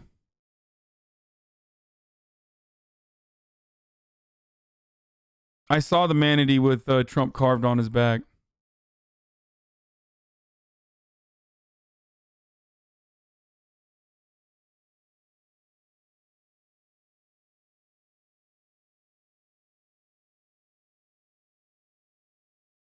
Bo did such an amazing job on the electricals of that place. Yeah. I gotta hire Bo too, honestly. Like, straight up hire him, not just like give him. The other server has anime titties though. Are you really? You're so fucking communist. Get out of this country, red fascist. Okay, bro. How come you don't do videos for TYT anymore? Why would I do videos for TYT when I have my own live stream? Like, I don't work there. I haven't worked there for a year. Motherfuckers still be like, dude, I don't understand. Why aren't you working for TYT? I don't know. Maybe because I'm doing my own thing. Because I'm a red fascist. That's why. Anyway, let's keep going. That is how serious it is. And I do not believe that perhaps my colleagues weren't in that room. Perhaps my colleagues were not fully present for the events on Wednesday. But we came close to half of the House nearly dying Wednesday. And if a foreign head of state, if another head of state came in and ordered an attack on the United States Congress, would we say that that should not be prosecuted? Would we say that there should be absolutely no response to that? No. It is an act of insurrection. It's an act of hostility. And we must have accountability, because without it, it will happen again. There's a concern also from Democrats, though, that if you're having a Senate trial, it can't happen in the next 10 days. If you're having the Senate trial in the early days of President Biden's term. To be fair, as fun as it is to watch, like, stupid hogs get arrested and stuff for, like, doing stuff that, like, every normal human being would absolutely, without a shred of a doubt, get arrested for. What I want is accountability also towards Republicans, like Republican politicians. I want that more. Like, I'm willing to bargain away. If I had this kind of power, if I had a wand that reversed the situation and, like, take away all of the jail time from, like, the hogs that personally went out and did shit, and instead enforce accountability on the Republicans, both professional and also politicians, like Republican politicians, I would 100% take that. It's never going to happen, but I think that is what is a necessity in this situation. Like, because they're not going to stop. Republicans are never going to stop. They are the ones who have never faced repercussions of their actions. It's significantly worse than like, used car dealer Andy flying from fucking Kentucky to the Capitol to exercise his rights, brother. You know what I mean? Like, those guys are not ever facing consequences. They're just not facing consequences for their actions. And it seems like they never will. So those are the people who we absolutely fucking need to stop. It's going to prevent the confirmation of his appointees to the cabinet. It's going to slow down, perhaps, the passage of essential COVID relief legislation. I think, George, I think we need to review what actually happened. I have to pee real quick. I'll be back. The National Guard was requested by the D.C. Council and was rejected. We are talking about, and we are hearing about, a complete and utter lack of preparation. The chief of the D.C. Capitol Police lied to House Administration Chairwoman Zoe Lofgren about the preparations of what happened. We need to know what happened and how deep this goes. And if we do not take corrective action right now, we are talking about those same potentially compromised elements being in charge of the president's security during the inauguration. And so, with profound respect, I believe that the president's safety and the safety of the United States Congress and the security of our country, it takes precedent over the timing of nominations and the timing of potential confirmations. This is in immediate danger right now. So you're confident House Speaker Nancy Pelosi is going to move forward with impeachment? I do believe that we will be moving forward with impeachment, but again, we are looking towards multiple avenues, and I do not believe that those avenues are mutually exclusive. This is not an either-or proposition. This is not either the 25th Amendment or impeachment or investigating our other avenues through the 14th Amendment. I do not believe that any of these avenues are competitive with one another. They all on Wednesday. frankly, provide their own form of relief and their own forms of accountability. And so I do not believe that this is a question of deciding or debating between which of these avenues we should pursue. I believe we should take an all of the above approach. There has just never been like, okay, I'll give you an analogy here, or at least like legal precedent, I guess. If you were to hire a hitman, whether the hitman succeeds or fails does not matter. You literally hired a hitman. You are implicated in the crime. So if you think that those who stormed the Capitol were committing crimes, then those who got them to go out and do it are absolutely culpable for it. Like, you know? Oh yeah, there's more. Oh my God, there's more on this. We're gonna watch this in a little bit.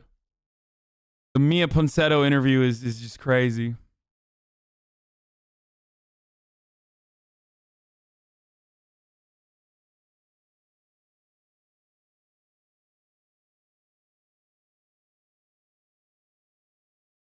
That's what Honorable Judge Hank Pecker would do in Rust Court. You understand? Hey, bruv, care to react to some Irish capitalism once the news are over? No.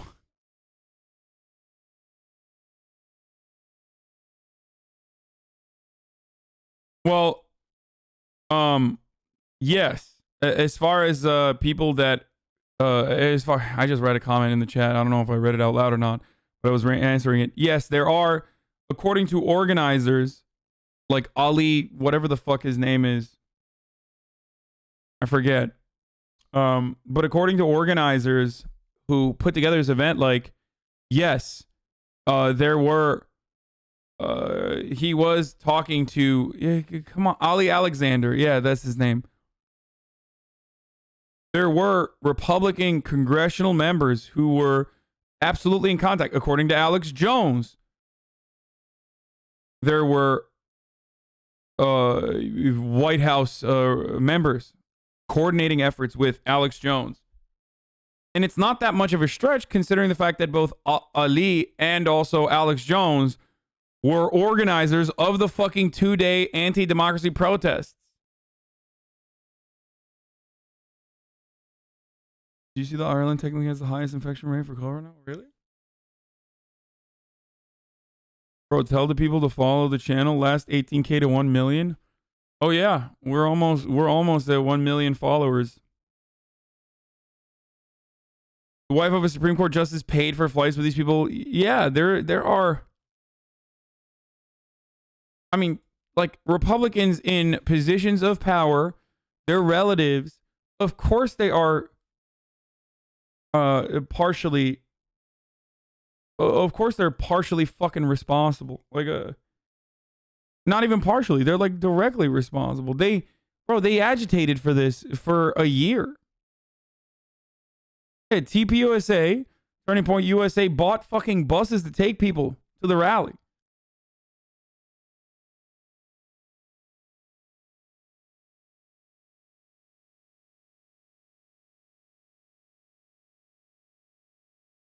You can't delete those. You can delete those tweets, but you can't delete the paper trail of a famous Republican think tank that is funded by a bunch of Republican billionaires and millionaires actually fucking paying for buses to bring hogs to this rally. I don't know how to describe Turning Point USA aside from like a Republican think tank, a Republican organization, I guess. Yeah. Which of course is hilarious because, you know, everything that conservatives say is pure projection, right? Like they constantly talk about George Soros. George Soros is busting protesters in. These are fake. It's like, dude, you literally do that all the time. All of the conservative movements are astroturfed, like all of them. So The fuck you mean, George Soros? You're literally doing it, and then you're saying liberals are doing it.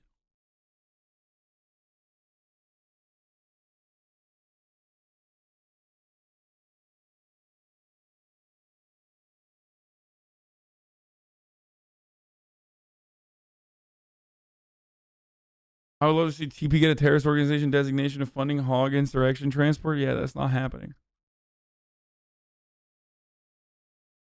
I find it rather odd that, like, even in the midst of, like, political coverage, there's still a lot of people who are more focused on, like, the Twitch history happening with, you know, 2.6 million people watching some fucking Fortnite stream. TPUSA exists to collect contact information from college students to get some donations from conservative billionaires. Yeah.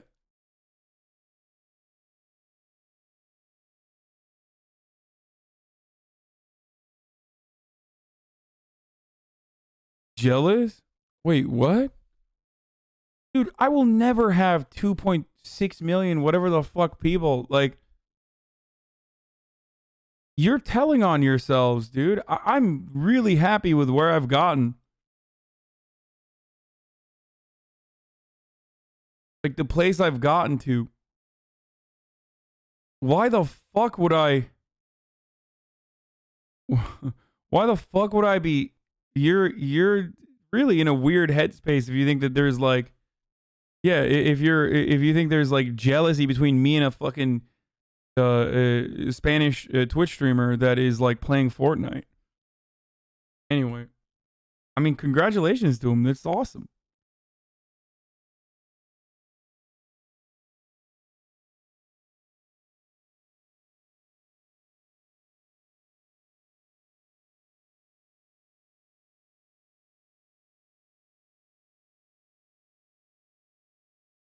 As a non-American, could someone explain what impeaching him would do? If Donald Trump himself was live streaming on Twitch, him playing fucking Fortnite, he wouldn't have 2.5 million. Yeah, that's true. You're so stun lockable today? Yeah, well, I wasn't even... I wasn't feeling too great when I first started today. I'm not feeling real fresh right now. That was available online on January 6th, but the website has been taken down. It's still on the Wayback Machine. Here are the further plans. So this is basically detailing, like, very specifically where they're going to congregate and what they're going to do. Militia events, right? The initial assembly of patriots will be at the steps of the Capitol building in Washington, D.C. and will continue to build over the course of Saturday, January 16th and 17th. There should be a state flag, an American flag present for each state so patriots can gather with other patriots from their home states. If multiple flags are displayed for a state, each group should walk towards each other, become one group for that state.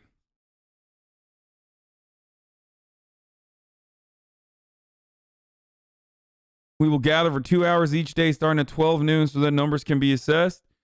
If at 2 on Sunday, 1:17, it becomes obvious that this is how you know it's a real this is how you know it's a fucking real take. Because it's because of the spelling errors. It becomes obvious that the will to fight for America against Democrat tyranny is not strong enough for the turnout to be effective. The path of 2021 will be declared a lost cause. And Joseph Biden will be allowed to be inaugurated. It's like, dude, what are you saying?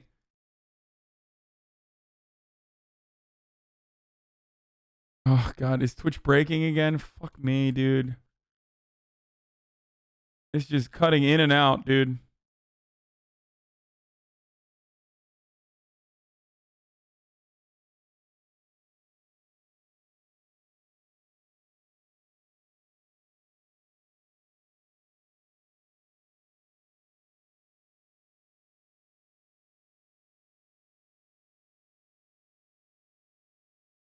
Anyway. The estimated number of armed patriots needed for the path of 2021 to move forward is approximately 15,000.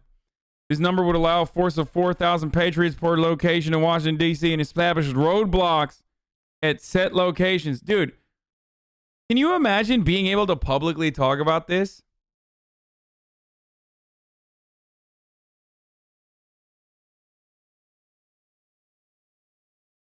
Like, just putting your name on something like this.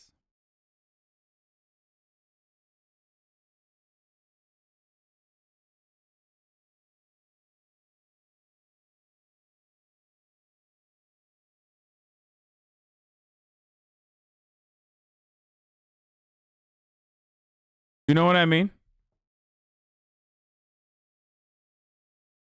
Like, it blows my fucking mind that you could just be like, we are going to do terror. We are going to do terror with our guns. Like, what the fuck, dude? How?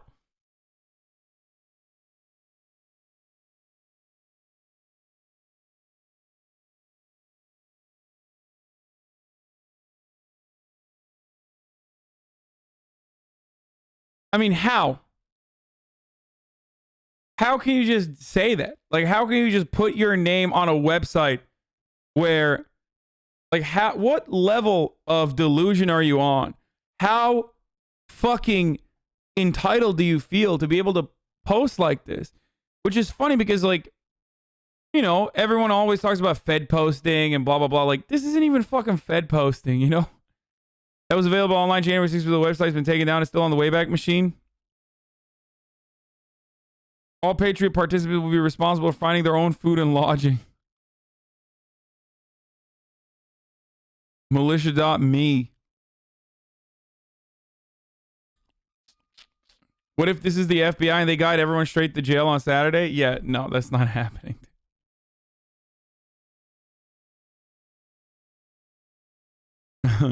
The revolution will not be will not have a craft services table. The revolution will not have craft services.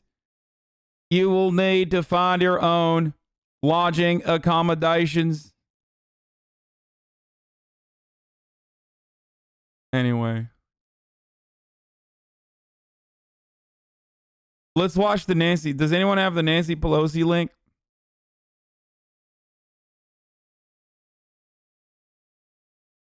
Oh, there it is. There it is. Oh my God. Every time I hear that noise, I'm like, Biden received 7 doses of vaccine, urges mask wearing. House Democrats introduced resolution to impeach Trump again. Here it is. Let's watch. Democrats will proceed with impeachment. The single article of impeachment they have introduced says, quote, Donald John Trump engaged in high crimes and misdemeanors by inciting violence against the government of the United States. He also willfully made statements that in context encouraged and foreseeably resulted in lawless action at the Capitol. We could be seeing a vote on that here in the coming days. Bring it right to the floor, and it will be considered by the full House, and I expect that he will be impeached. He will be the hearing his middle name as John is just hits different. It's like, I don't know. I'm so used to calling him Donald J. Trump as though his middle name is J. I mean, this is so silly of me to focus on, but like, you know what I mean? Does anyone else feel this way, or am I alone on this? Like, I forget that his middle name is John. It's Jay. Not John, it's Jay. Donald Trump. The first president in history to be impeached twice. We need to make it clear that there is a consequence to what happened on Wednesday. For those who say we should look the other way or we should move on, to do that basically says that what they did was okay. Now, as for President Trump, there has been silence. He doesn't have Twitter or Facebook or Instagram, but he does have a briefing room in his house, the White House, and we could hear from him today. Democrats, meanwhile, are also pushing for accountability from members of Congress, and that... Again, the funniest part about this is, like, I can't believe they're restricting the president's freedom of speech. It's like, the president has the most access. Like, if you are a regular old accountant, okay, living in Tulsa, Oklahoma, and you lose your Twitter account, like, that's actually you losing a significant chunk of your free speech, I guess. Well, or an avenue where you can express your speech freely. The restriction on free speech also means, like, you get fined or you go to jail for, you know, demonstrating, or you go to jail for, you know, saying something like Donald Trump has a thick pussy, you know, something like that. Like that would be a real restriction on freedom of speech. But if you're a fucking Tulsa accountant, like you have a little bit more limitations on it, right? But Donald Trump getting his like toys taken away from him does not limit his free speech in any meaningful capacity, when he could literally walk outside and be like, all right, media, I'm entering my press room, and he would immediately have the most eyeballs on him and the largest platform to disseminate whatever kind of information he wants to. You understand?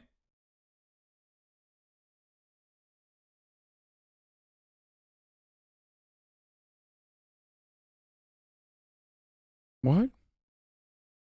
Social media crackdown. Does he feel emasculated, especially as he heads out of office?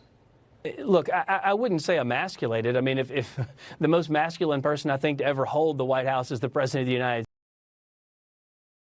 States. No. This demonstrates the level of delusion.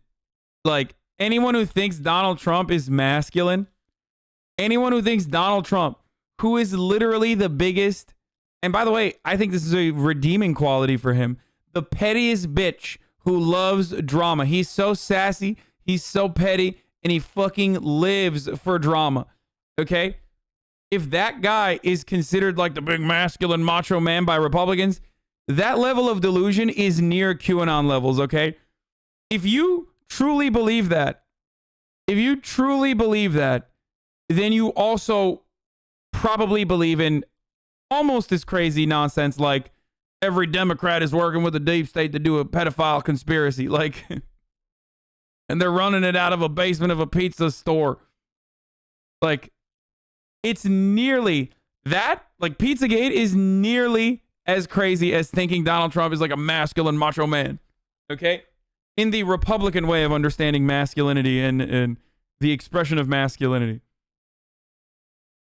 It says delusional is thinking Ben Shapiro is 6'4". Okay? And like has like a corpse husband style voice. It's just not true. It doesn't mean anything about him. I'm not making fun of his height or anything. It's just not the reality, though. Okay?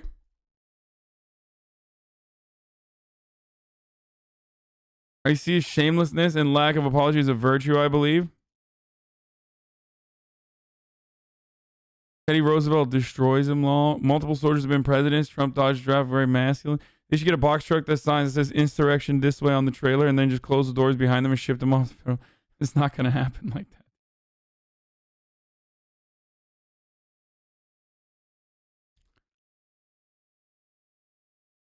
Oh, yeah, that's pretty funny. This is, speaking of Ben Shapiro, I read this earlier too, which is pretty great. Talk radio owner orders conservative host to temper election fraud rhetoric. Everyone has a boss, baby.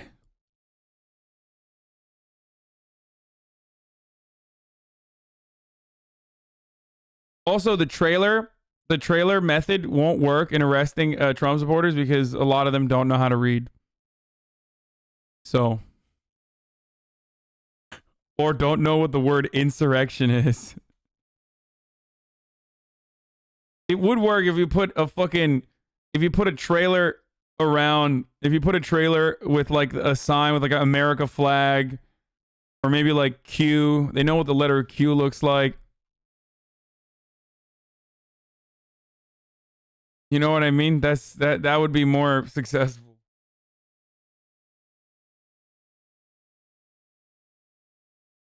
Trump supporters would be really upset right now if they could, yeah.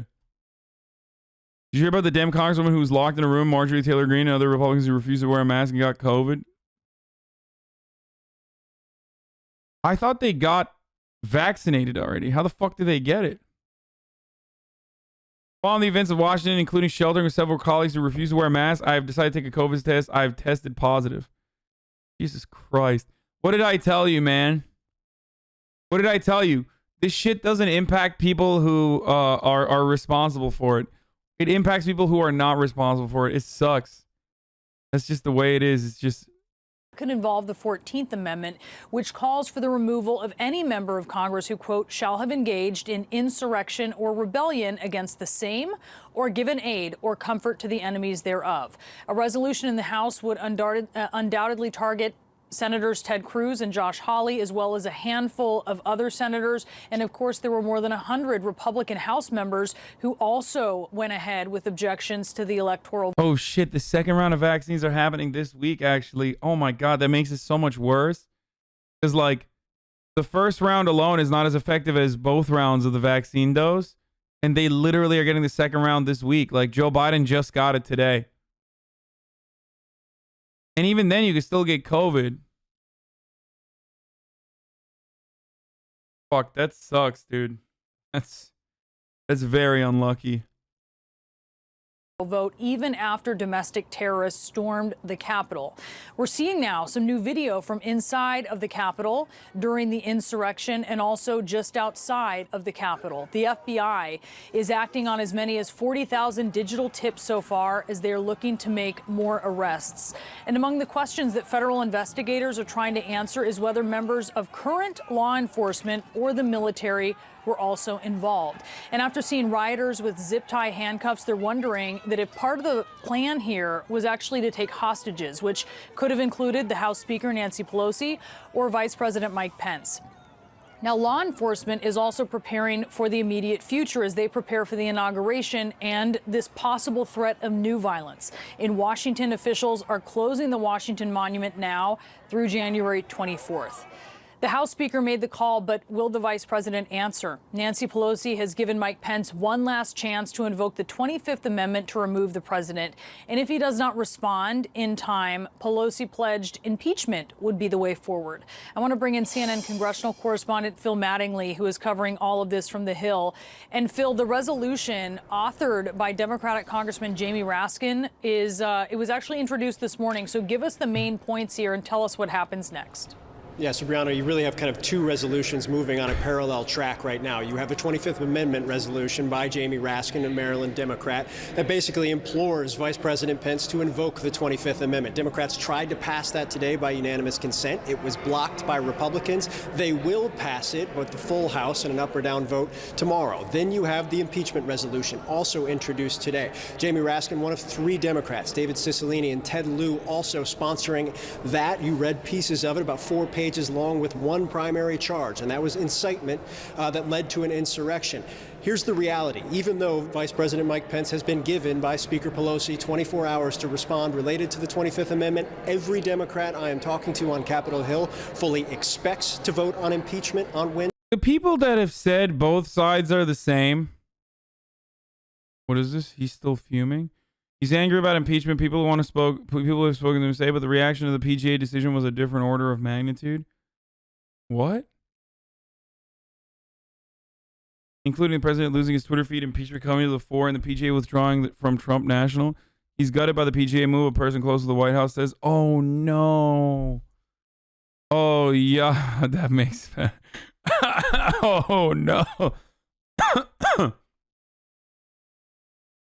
Oh, that sucks, brother. Wednesday, they fully expect to impeach the president on Wednesday. And at this point in time, the biggest question is not whether or not they're going to have the votes. They know they're there. They're already past the 217 votes. It's not that he can't golf. A big part of his life revolves around, like, the prestige of being able to host PGAs and shit. Like, it hurts his pocket. It's not that he won't be able to. It's not that he won't be able to golf. It's just that it hurts his prestige. It hurts his fucking pocket. That's what frustrates him. Not that, like understand the real reason why he's upset about this is because Donald Trump is a man who cares a lot about the aesthetics. Okay? That's why he appeals so well to the hogs. He can present himself aesthetically a certain way, right? So when you have to watch this, his name is literally Jeffrey Epstein. I know I've covered that story before, the 2018 Florida The 2018 Florida doctor who got arrested at an airport who said, "You're treating me like I'm a black person." Yeah, he's losing clout and he hates that shit. The threshold they would need just in co-sponsors alone. What Democrats are eyeing right now is Republican support. I'm told several Democrats with relationships with House Republicans are reaching out, trying to get them to come on board. And something I can't underscore enough, you showed those videos, Brianna, as the days have played out in the wake of January 6th, members on both sides of the aisle have gotten angrier and angrier and angrier as they recognize that this wasn't just a group that turned into a mob and got a little overwhelmed and decided to break some windows. This was very real, this was very dangerous, and the consequences, while catastrophic enough with 5 people dead, could have been significantly worse. And so I think right now all eyes are on not whether Democrats will impeach President Trump. That seems all but certain at this point on Wednesday. It's how many Republicans will join them. A very good question. We know you'll be tracking that. Phil Mattingly on Capitol Hill for us. We have yet to hear the president's reaction to this prospect of a second impeachment, and that is largely because social media knocked Trump off of his soapbox. We are, though, hearing from White House insiders. Let's check in with CNN Chief White House correspondent Jim Acosta on that. I mean, what is happening behind the scenes here, Jim? Well, the president is in hiding. He is behind closed doors. He is not coming out in front of the cameras, and White House aides are not anxious or eager to get him out in front of the cameras. Frankly, they don't know what he's going to do next, and that's also what we're hearing from advisors to this White House. At this point, the president has shown no sign of remorse, that he feels bad at all or apologetic at all about the events that happened on January 6th, even though he should feel that way. He should feel some sense of remorse, but this is the take no responsibility president. He's been this way since day one. Brianna, you know that all too well. He's not going to change his stripes in that regard. Now, as for what Phil Mattingly was talking about in terms of the 25th Amendment a few moments ago, we do know from talking to our sources over here that Vice President Mike Pence is keeping that on the table as an option, as a way to sort of say to the president, listen, if you get out of line and do something insane one more time, this 25th Amendment is a live option. Whether or not the vice president would actually try to invoke that or attempt to invoke that, that remains to be seen. But they are sort of using that as a kind of a carrot and stick with the president at this point. That is my sense of it at this point, Brianna. Now, in terms of the president, he and his top aides, they want to try to go out with some semblance of, I guess, whatever dignity they have left. They are planning a whole slew of events throughout this week. He's going to go down to the border tomorrow to talk about... Like what? What do you mean dignity, dude? The fuck you mean dignity? The border wall.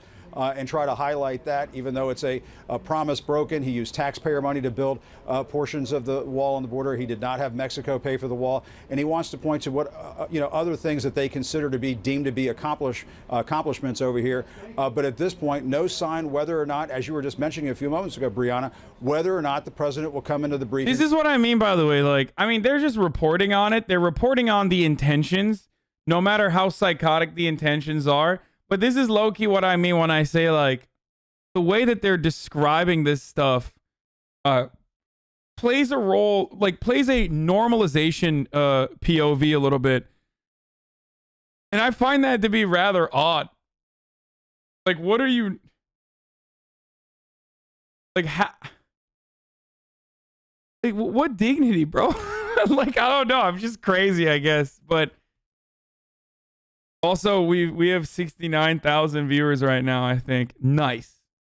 You know. Fucking room. Whether or not the president will get out in front of the cameras, there's just no indication of that at this point. And it's in large part because he knows the questions that are coming, Brianna. He knows we are going to ask him about his role in those riots in that attempted coup that occurred last Wednesday. And he doesn't want any part of answering those questions. And so now at this point, we're really just monitoring what he does next. He's been having cabinet secretaries. He's been having aides and advisors come in. We've seen the former Attorney General Bill Barr. We've seen the acting Homeland Security Secretary come through, the Energy Secretary come through. There have been people coming and going here at the White House, but no sign of the president. He's still in hiding, Brianna. All right, Jim, keep your eyes peeled. Thank you so much. Jim Acosta at the White House for us. As I mentioned, impeachment is the second choice, Democrats say, for them. House Speaker Nancy Pelosi says impeachment could be avoided if the 25th Amendment is invoked. The amendment was adopted. They're not going to do that. And it's not happening. It's not happening. But 69, 420. Yeah. Nobody move. We have 69, 420. The 25th Amendment is not going to be invoked because Mike Pence says no. I mean, he's not going to do it anyway. Did after President Kennedy was assassinated, and is meant to remove a president who is physically incapacitated. So how specifically could the 25th Amendment be used to remove President Trump? I want to bring in CNN senior legal analyst Laura Coates, who is joining me with some answers. And I know this might be a bit of an academic conversation because at this point, it seems the vice president is completely reticent to proceed in this manner. But what would need to happen in order to invoke the 25th Amendment? Well, it provides for two vehicles. Number one, the vice president could talk with a majority of the members of his cabinet of the president of the United States, and they could decide together to invoke the 25th Amendment. Or the second avenue that was available is that the vice president could, along with a congressional body, a committee of some sort, could actually work together. Now, the problem is that that congressional body was never actually formed. In fact, Congressman Raskin a few years ago, and as recently as last October, tried to create that very mechanism, that very committee that would be called for in the 25th Amendment to say, look, you can bypass the cabinet and go to an independent, nonpartisan group of people, which includes medical professionals perhaps and others, to suggest and confirm whether the president indeed has capacity. Now, why would you want that angle as opposed to the cabinet? Well, because the cabinet, of course, Brianna, serves at the pleasure of the president of the United States, and therefore the loyalty issue might sometimes cloud the judgment, as many think is happening right now with Vice President Pence. Well, certainly. And the 25th Amendment is not the only amendment that could be used against President Trump. The 14th Amendment is cited in the article. And in essence, it says that no federal officer, quote, shall have engaged in insurrection or rebellion against the same or given aid or comfort to the enemies thereof. So what is the process in order to use the 14th Amendment? Well, a little bit of the history. This was actually coming about after the Civil War, trying to have a way to prevent those who were Confederates able to join the actual Congress of the United States. The rebellion, the insurrection was the Civil War. And of course, the enemies we're speaking about was the Confederate members who tried to divide the United States of America. Here we have a little bit... Very different than what's going on nowadays.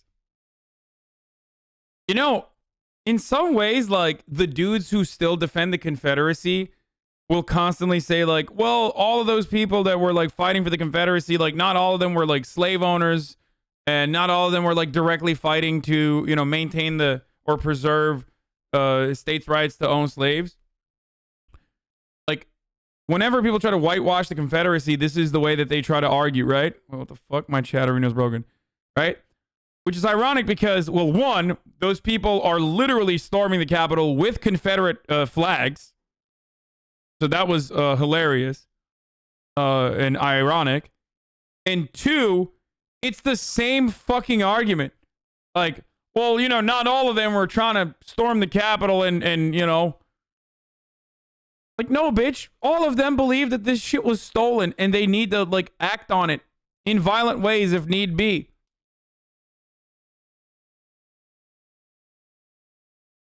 So things have not really changed that much. A different quandary here. You don't have the official declaration of these insurrectionists whose behavior, which certainly is antithetical and violent to the premise of our democracy, have not been officially declared enemies. That might not be the requirement because, of course, this is a prospective punishment. It's saying this person, whoever has engaged this behavior, whether it's the president or anyone else, cannot prospectively hold office and should not have it now. There's a time constraint right now because the president is only in office for what, a matter of a little bit more than a week. So this is a way of having that symbolic censure, the ability to say, look, you cannot have the pleasure, have the right, have the privilege of being able to represent the United States of America if you have tried to undermine it, and in this case, fatal. I think the greatest argument for impeachment in this circumstance, or invoking like 25th Amendment, if you want to do that, but definitely impeachment, is that it's on the record that you literally cannot fucking instigate a rebellion against your very same government.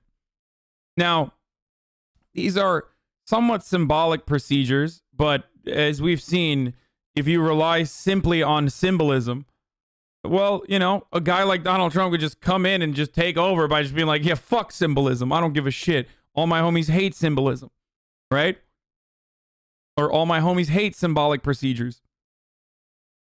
So that's kind of the reason as to why this is a good precedent to set, that, like, and I can't believe I'm saying this, you can't fucking do that. Like, you can't just lie to the people, get them riled up, and then have them,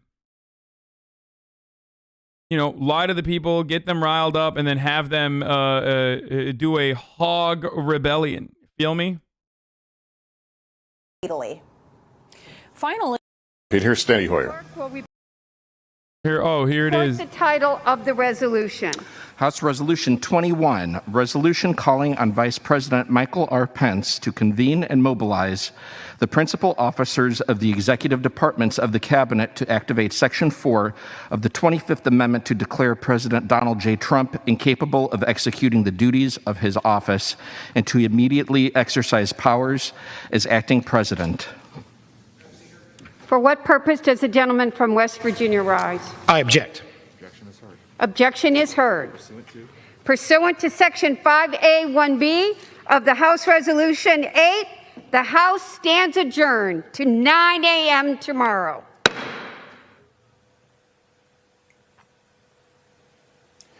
All right, and as we expected, there was a Republican objection, so this all moves forward. Let me go back to Pete Williams. So, Pete, finish your thought and where that leaves us in all this.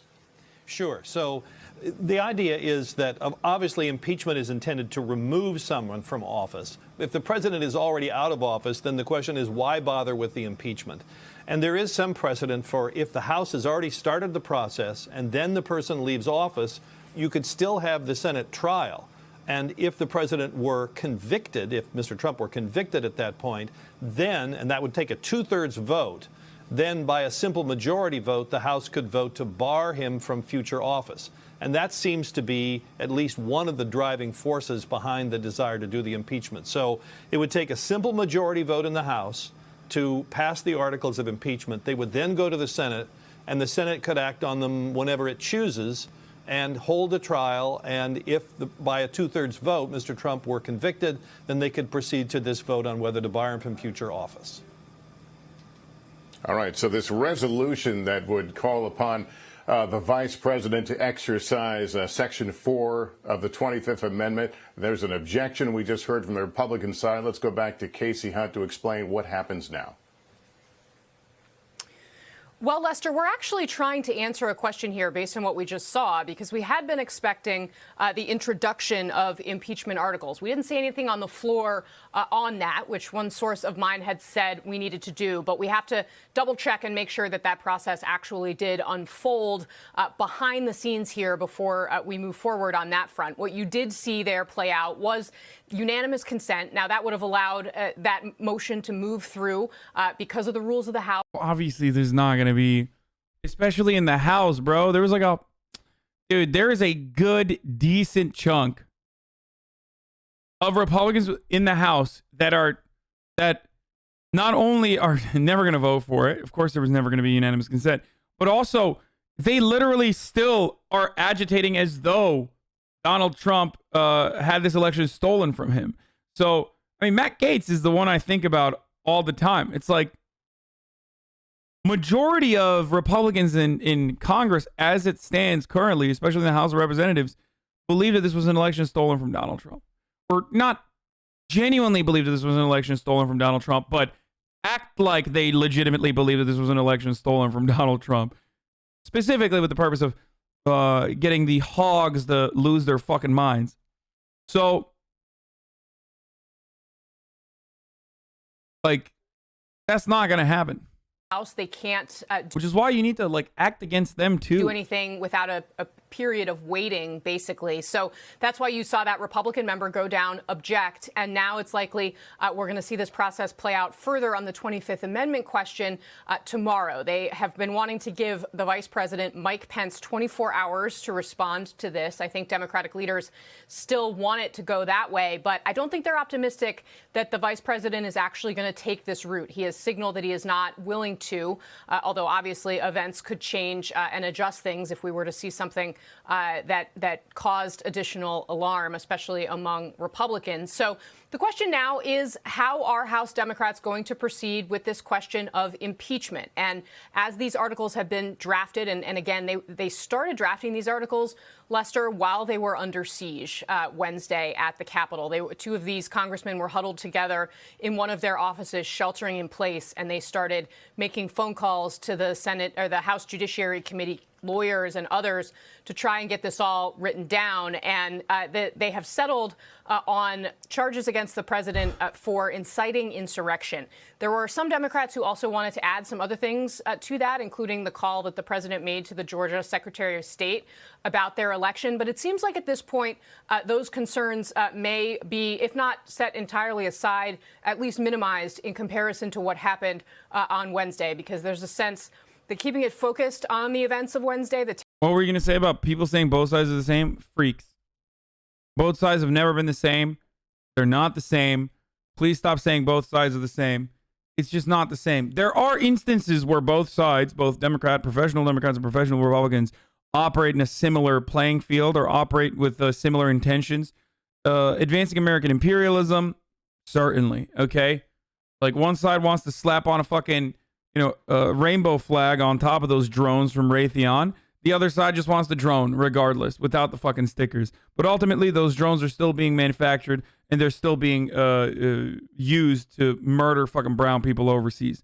However, both sides are not the same when it comes to literally fucking believing that the election was stolen or using racial agitation in the way that they are to galvanize and embolden and frustrate and agitate a group of individuals into taking action, oftentimes violent action against others. So like, there's no fucking both sides are the same in this circumstance. There's no both sides are the same in most other fucking circumstances, except for advancing American imperialism or I don't know, deregulation for the most part, allowing free market to control certain industries.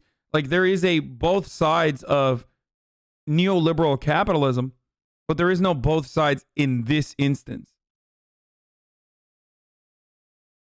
But even then, even if Democrats are controlled opposition, they're still opposition. Terrible events of Wednesday makes it more likely that this process could be a bipartisan one, and therefore I'm going to run an ad after this video is over. Succeed in removing and barring the president from office. Lester. Hey, NBC News viewers. All right. Top of the hour, every hour. It's time for a 60-second ad break. What we know about Trump's possible second impeachment, we're going to talk about that. We're going to watch that. If you'd like to no longer see the ads, all you need to do is subscribe, ladies and gentlemen. We're going to hear from Representative Jim Clyburn in a second. But before that, I must say, it's top of the hour. A contractual obligation is a 60-second ad break.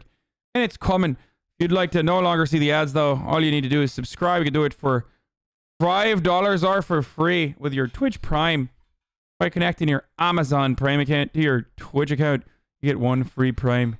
Here it is. Here's the ad now. Made a firm final decision whether or not to vote on impeachment of President Trump this week. I think so. I think that will come probably Tuesday and maybe Wednesday, but it will happen this week. House Democrats plan to impeach President Donald Trump for a second time for high crimes and misdemeanors. This comes following a riot on the Capitol led by Trump's supporters on January 6th, where at least 5 people died, including a Capitol police officer.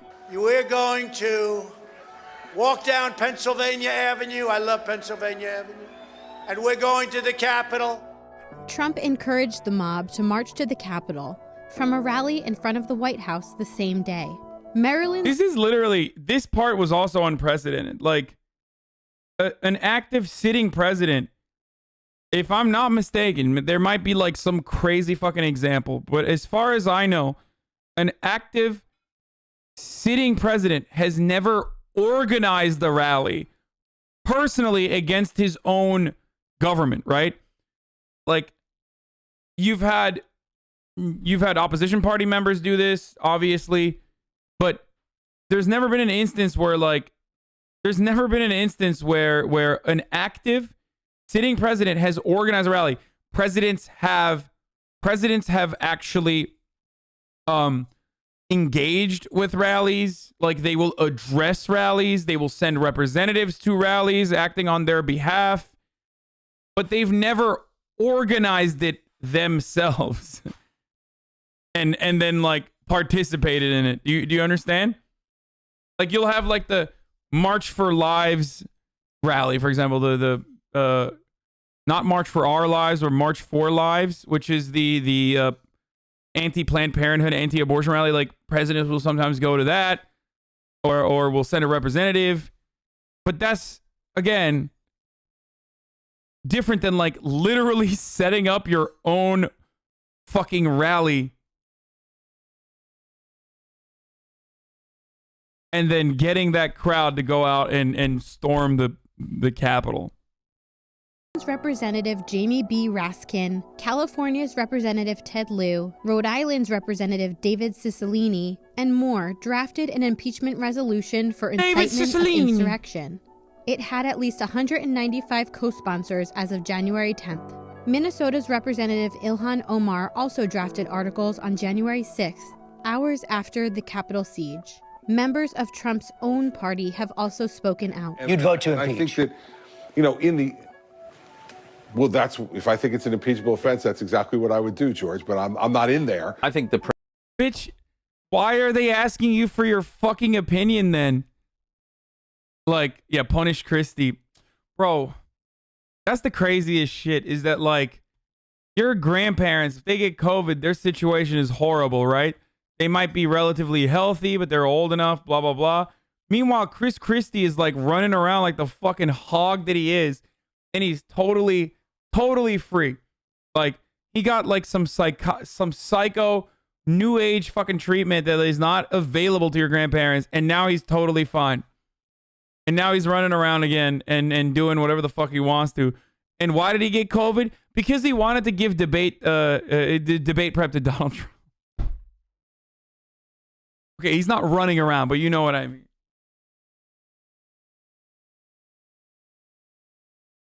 President did commit impeachable offenses. There's little doubt in my mind about that. I don't know as a practical matter that it is actually even possible to do an impeachment in the handful of days that are left. Alaska's Senator Lisa Murkowski was the first Senate Republican to call for President Trump to resign, but has not weighed in on impeachment just yet. Democrats are planning to move quickly. Trump's last day in office is January 20th. And although House Speaker Nancy Pelosi has called for his resignation, she has not formally called for impeachment. If the Vice President and the Cabinet do not act, the Congress may be prepared to move forward with impeachment. There are a few details of how it will work. Democrats plan to bring the articles of impeachment to the House floor on January 11th.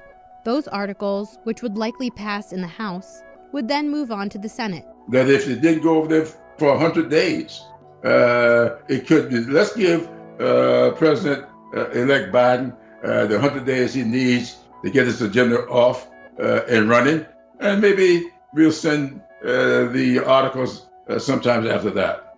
Senate Majority Leader Mitch McConnell outlined how a potential Senate trial would work. He noted that the earliest date the Senate would begin acting is January 19th, one day before President-elect Joe Biden's inauguration.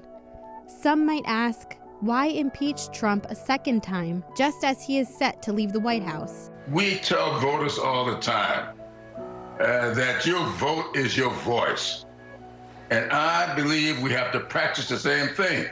Our vote is our voice. And we want to voice disapproval of the actions taken by this president last Wednesday.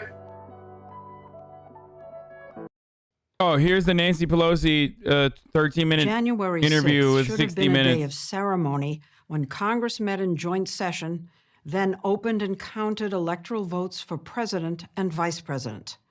Instead, it will be remembered as the day an angry mob stirred up and aimed down Pennsylvania Avenue by an election-losing president, smashed its way into the Capitol, leaving 5 dead, the building ransacked, and American democracy.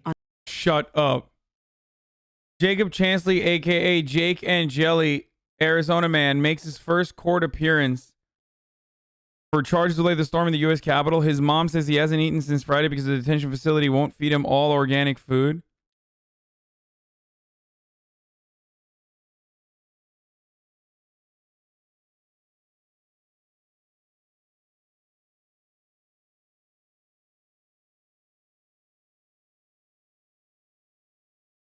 It's so broken, dude. It's so broken. It's like,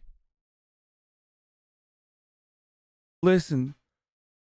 Oh, God damn it. Of course he eats all organic food. He's like one of the few Trump supporters who like actually is in shape and shit. But let me tell you something.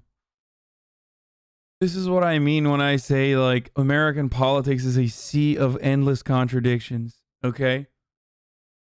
Like my man is a literal soy boy. Can you imagine the amount of fucking Tim Pool videos that would be cut? If there was an Antifa? Like that reads like a Babylon Bee joke, you know? And for those of you who don't know, Babylon Bee is like The Onion, but for Republicans, and is predictably not funny at all. But that literally reads like a Babylon Bee joke. Like Antifa is protesting not getting organic GMO-free soy. You know what I mean?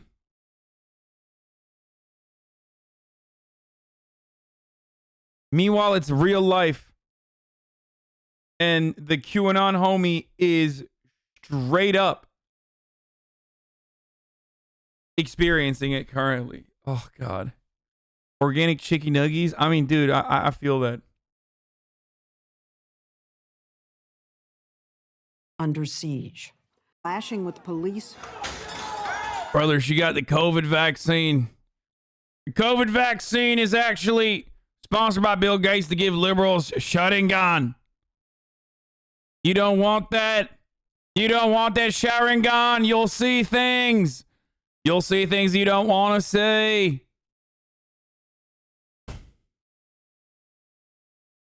Uchiha Sasuke did things.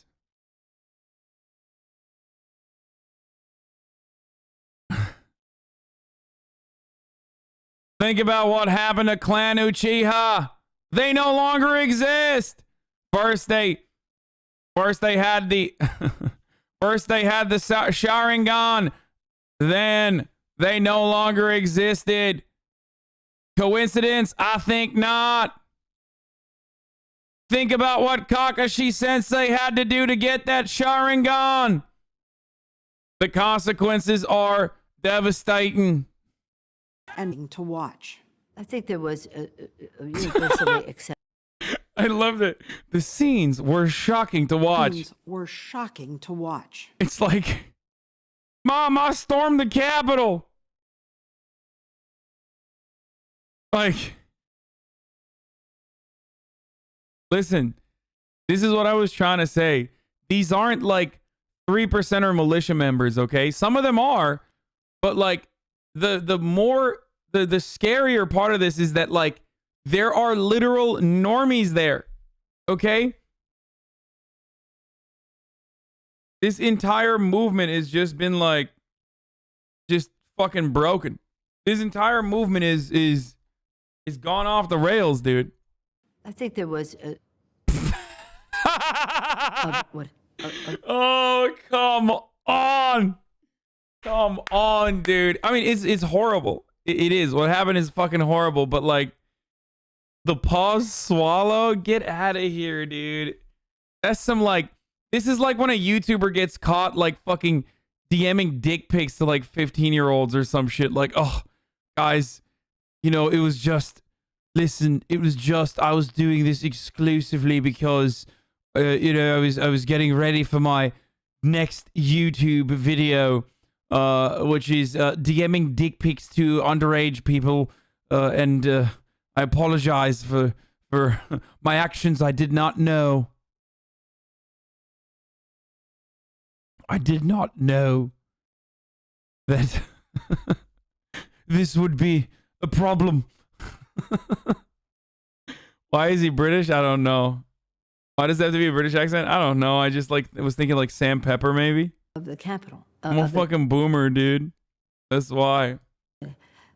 Bro, this is some real zombie invasion shit though, like low key. Like, also, I thought this was a meme. But I have to quickly pause for a second and mention something. I have to say, Mamma mia, they're talking about me on Italiano television, apparently. Oh my God. People have been sending me a screenshots. Mamma mia, Ugaz. They're talking about me on Italiano television. This is crazy. Okay, let's keep going.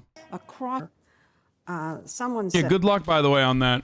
Hey, guys, good luck on that. I just want to point out that I was right, and that asking for bipartisan compromise in the way that Joe Biden was, at a time when like half the country was refusing to even admit that he won the fucking election, was foolhardy and dumb as fuck. And turns out, guess what? I was fucking right. I don't know shit. I'm a dumb himbo. But I guess I'm the correct dumb himbo. And anyone who tries to tell you going forward that like Republican politicians can be dealt with as though they are peers, as though they are like reasonable humans who are acting out their desires of their constituents and not just like psychos who are very clearly agitating because they know that no harm shall come to them as a consequence of their behavior, and they don't give a fuck and they can get away with it. Anyone who tells you that that's not the reality is wrong and should not be taken seriously either. Said, and a strong desire for compromise. People not from the Northeast don't understand that you can put ketchup on a bacon, egg, and cheese. Like, people outside of like New Jersey, New York literally hear that and go, what? That's fucking crazy. I do know that it was a mandate for our heroes, our heroes? Really?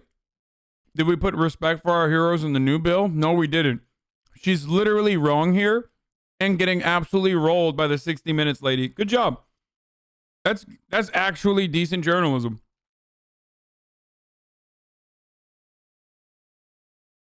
Did we put respect for our heroes in the new bill? No. Shut up. Our state and local. More with how it's so strange, dude. This president is guilty of inciting insurrection. He has to pay a price for that. Investigating President Trump after he's out of office. Mm. Would you support investigations here in the House, Well, we'll or see. just let it go? We'll see. Why can't you say yes? Like, how is that a we'll see answer question? Just fucking say yes, you coward. Holy shit. Not a question of let it go. We are not going to let go an insurrection in our country, an attempt of coup d'etat, so that we cannot validate the election of the next president of the United States. This let it go is that. This is like when people ask, like, Donald Trump, what's your strategy for defeating ISIS? And he says, I won't tell you, because then they'll hear about it. And if you are a liberal and you hear her say this and you go, yeah, she's like hiding it a secret, she's keeping it a secret, then you're like no different than a fucking Trump supporter who's like, yeah, our president's doing it for national security reasons. Like, it was then. Yeah. He did an insurrection because the Senate majority was lost to the Republicans. No. He did an insurrection because he's mad that he lost. And he's upset. And this is his final fucking stand. I don't give a shit. I very much believe the Maggie Haberman coverage that said that Donald Trump stated that he does not care that Loeffler and Perdue lost because they had not fought hard enough for him. I literally believe that. I do. He's just a narcissist. He doesn't give a shit. Power of bringing up legislation. I don't know why you don't talk more about like the Voting Rights Act. Because it's such a given. Like, it's going to be a political battle around it. Healthcare is a good issue, obviously. It's a bipartisan issue for the voters. Even though it's only affordable healthcare or lowering pharmaceutical prices. Okay. Well, Donald Trump literally did that too. Sorry, I hate to break this to you, but Donald Trump very much put out a clear-cut proposal that didn't do much of anything, but in the eyes of his supporters, absolutely fucking lowered healthcare prices or lowered pharma prices by implementing transparency protocols. It's bullshit. It is complete bullshit. It is not a significant bill at all. Or it's not a significant executive action at all. And it doesn't actually lower healthcare prices. But in the eyes of so many, in the eyes of like regular American people, they think Donald Trump did that too. If they're paying attention to it. So her going off on that tangent is not necessarily the most helpful, but one thing you have to do certainly is start the battle for the voting rights. Because that's going to be a battle that, you know, is hard fought, unfortunately, because America is broken. But like the Supreme Court basically unrolled all the protections that were fought for in the civil rights movement.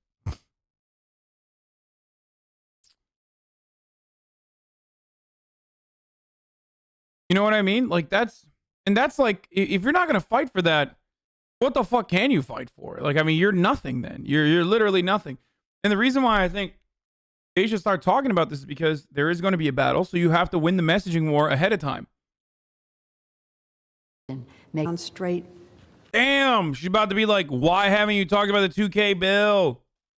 What's up? Isn't that the first order of business? Re-implementing like the tax hikes on the wealthy and corporations. Isn't that supposed to be first order of business? That's literally what Joe Biden ran on. I like this. I like this because it does hold him accountable. Like it does. Okay, we'll see what happens. Part of the Affordable Care Act. Why is she describing this? She literally sounds like me when I didn't do my job on the presentation that I'm delivering. So I have to run out the clock on areas that I do know. It's like the equivalent of starting your fucking proposal by describing a term. Like the dictionary definition of budget reconciliation is to reconcile. Under reconciliation. We passed other legislation under reconciliation. So this is huge. Huge. You now can pass things without a filibuster threat. That's right. It was not a good answer, but who knows? And joining us now, Mick Mulvaney, President Trump's former chief of staff, who resigned this week as the administration's special envoy to Northern Ireland. Mick, after all of the controversial things that Donald Trump did over the last 4 years, why was this week the final straw? Why now say that you could no longer be part of his administration? Chris. I can't stand for this. Now is a good time. Good morning. Thanks for having me. I think everybody recognizes that what happened on Wednesday is different. You could go down the long litany of things that people complained about with Donald Trump, and I could probably defend almost all of them. Many of them were policy differences. Many of them were stylistic differences. But Wednesday was different. Wednesday was existential. Wednesday is one of those things that struck to the very heart of what it means to be an American. And it was wrong. And I think it was important for those of us who used to be on the the inner circle. I mean, look, you and I have been doing this for years. I came in 2010 in the Tea Party. I started the Freedom Caucus with Mark Meadows. I was in the cabinet. I was the chief of staff. I thought it was important. This, in a sane world, would be an admission of guilt and moral culpability for the events that took place this past week. What he is basically doing by talking about his leadership role in the Tea Party movement and the Freedom Caucus, which basically mutated in the most logical way it could into what we saw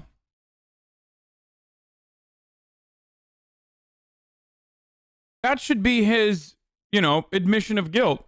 But it won't. Because we live in fucking we live in Google Gaga world. For somebody who's not establishment, who's not a never Trumper, to come out and say that was wrong. It needs to be said again and again and again by as many people as possible.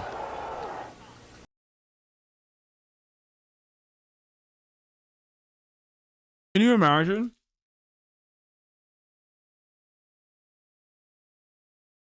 Like,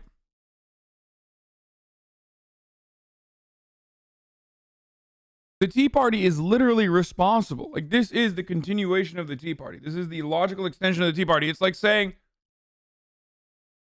it's like being the guy who's like, fuck. It's like being the guy who says, well, I armed the Mujahideen and I trained them, which is why I have to say Al-Qaeda has gone too far. Like, or the Taliban has gone too far. Like, okay. Well, how do they get their guns and their training? Well, you just admitted that you fucking trained them. That's kind of weird that you're like, that you're using this as a, that you're able to use this as a fucking resume item. Should President Trump be removed from office in these final 10 days? If you were a member of the cabinet, would you vote to invoke the 25th Amendment? If you were still a member of Congress, would you vote to impeach? Yeah, I think the 25th Amendment is a very clumsy tool. We've never used it under these circumstances. We've typically used it when a president goes for a medical procedure. We don't really know how to do it, and it's slow. It's not unusual. We're talking about it. Again, this was such an extreme event on Wednesday. It's not surprising we're looking at extreme possible reactions to what happened on Wednesday. Regarding impeachment, I think it depends. I know the Democrats are going to introduce articles of impeachment on Monday. If it's just related to Wednesday, that's one thing. If it's the type of impeachment that just becomes a list of complaints of why they don't like Donald Trump, that's something else. But I think it's different now. No, they're going to fucking impeach him on... Democrats are too cowardly to, like, actually impeach him on shit that regular Republicans do. Because they themselves sometimes engage in that sort of conservative aesthetic and behavior as well. They're going to impeach him on this and this alone. Don't be crazy. Anyone who tries to... Anyone who claims that Democrats would ever impeach Donald Trump on anything but exactly what fucking happened this past week is silly as fuck. And they're just trying to, they're basically trying to wait out. They're trying to win time in this interview so they can, like, put like a sandwich, a protective barrier between them and Donald Trump. Now than the impeachment was last year. Impeachment conversations, basically. He wants to have his cake and eat it too. Like... He wants to say Donald Trump is bad, but like, hold on now. The impeachment, I don't know. The impeachment was a witch hunt. It was a political thing. They were looking for an excuse to impeach the president forever. Now it's different, and I think it would be looked at very differently by members of both the House and the Senate. So directly, if you were still a member of Congress and it was impeachment for incitement to violence, which is what this article of impeachment is, specifically over the events this last week, would you vote to impeach this president? Yeah, I don't think it's fair to sit here and say yes or no, but I would take it really, really seriously, Chris. I'm not trying to dodge your question, but that's probably the most serious question you can ask any member of Congress, and to sort of give a flip answer based on sitting here talking about it. You want to sit down, you want to hear the arguments, want to parse out the speeches that the president made, that his son made, that Rudy Giuliani made, look at what actually happened that day, look at what happened during the day, what did the president say while it was going on, what did the president say afterwards. All of that would be evidence that needs to be taken into consideration. But I can assure you there will be members of both parties who would look at it very, very differently than they did last year in the previous impeachment. Mick, when you announced your resignation... Doubt it. I doubt it. I think the Senate Republicans are not going to side with sanity and do the right thing. I think the Senate Republicans will probably still... I mean... No. I'm pressing X this week. You said that you felt, quote, embarrassment and shame. Do you feel any responsibility? You were chief of staff for more than a year. Do you feel any responsibility for enabling Donald Trump? Yeah, I feel a lot of emotions this week. I was shocked. I was angered. I was sad. I was embarrassed. I was frustrated. And I still am trying to figure out what I could have done differently. If anything, I've been out of the White House now for 8 months. What I do know, Chris, is there are things that are different. When we saw the president, I wrote a piece in the Wall Street Journal 6 weeks ago saying that I thought the president would leave in a presidential manner. I really did believe that at the time. The stories I told to back that up were true. I've seen the president be presidential before, and I know that he has the ability to do it. He did it every single day. I don't know what's different, if it's different about him now, if it's different about his advisors. He used to love vigorous debate from all sides of a particular issue. I don't know if he still has that in the White House. I don't know if he's surrounded himself with people like Rudy Giuliani and Peter Navarro that simply tell him what he wants to hear and reaffirm exactly what they think he wants them to say. That's a very dangerous position for any president to be. And I think the president, either he's different, the people around him are different, or both. But something is very different now than we saw when I worked there more than 8 months ago. Mick, respectfully, there are people who say he isn't. Okay. That's the best part of the interview that I did not miss. I was listening into it while I was washing my hands. Okay, so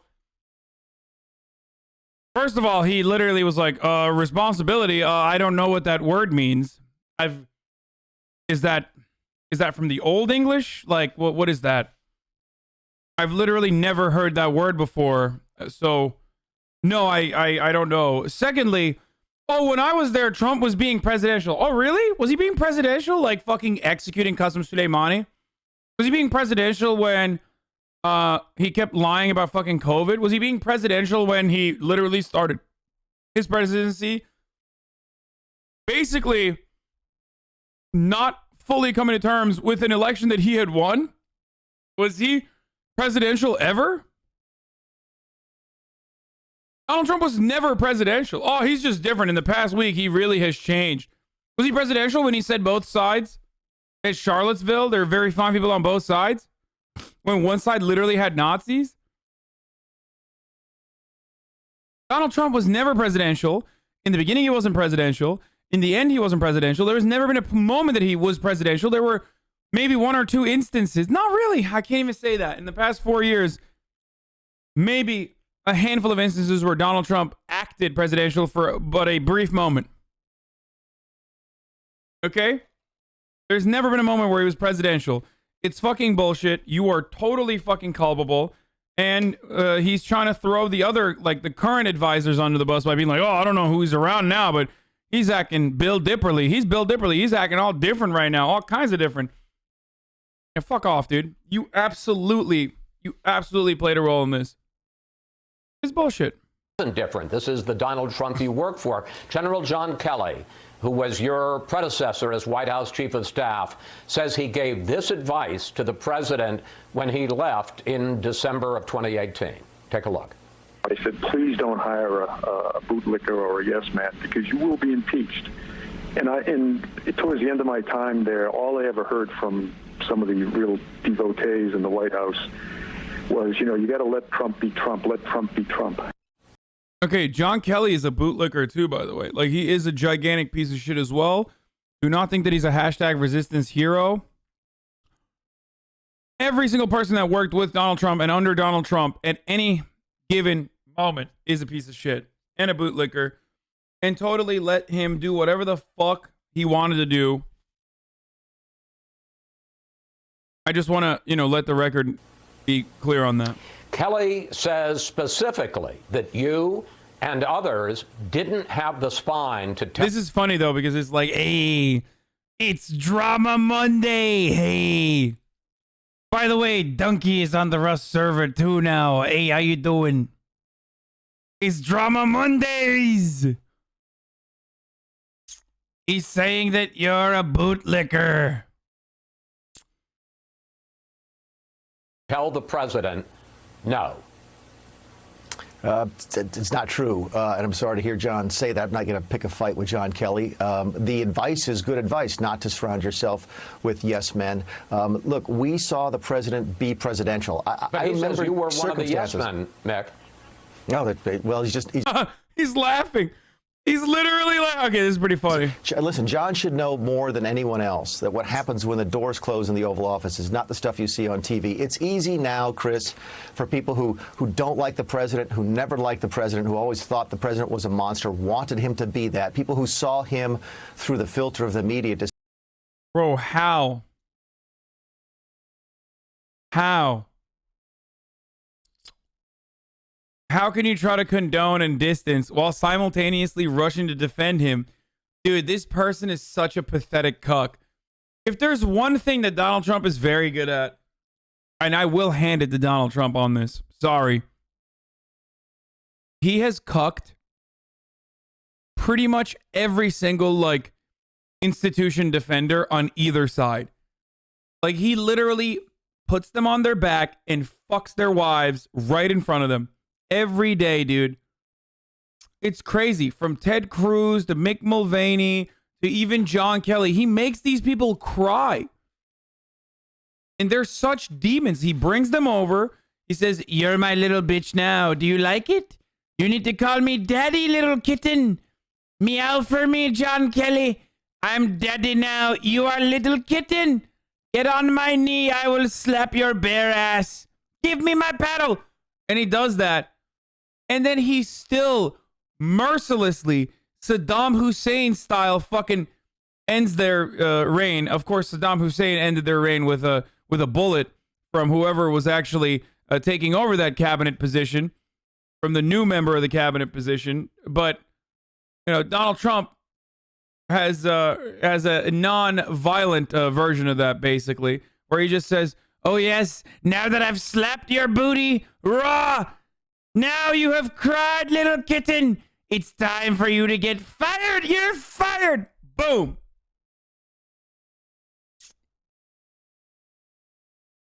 And a part of me does feel good about seeing these fucking demons like John Bolton. Woo, John Kelly. All the Johns, man. Just getting cucked so publicly and so viciously makes me feel good.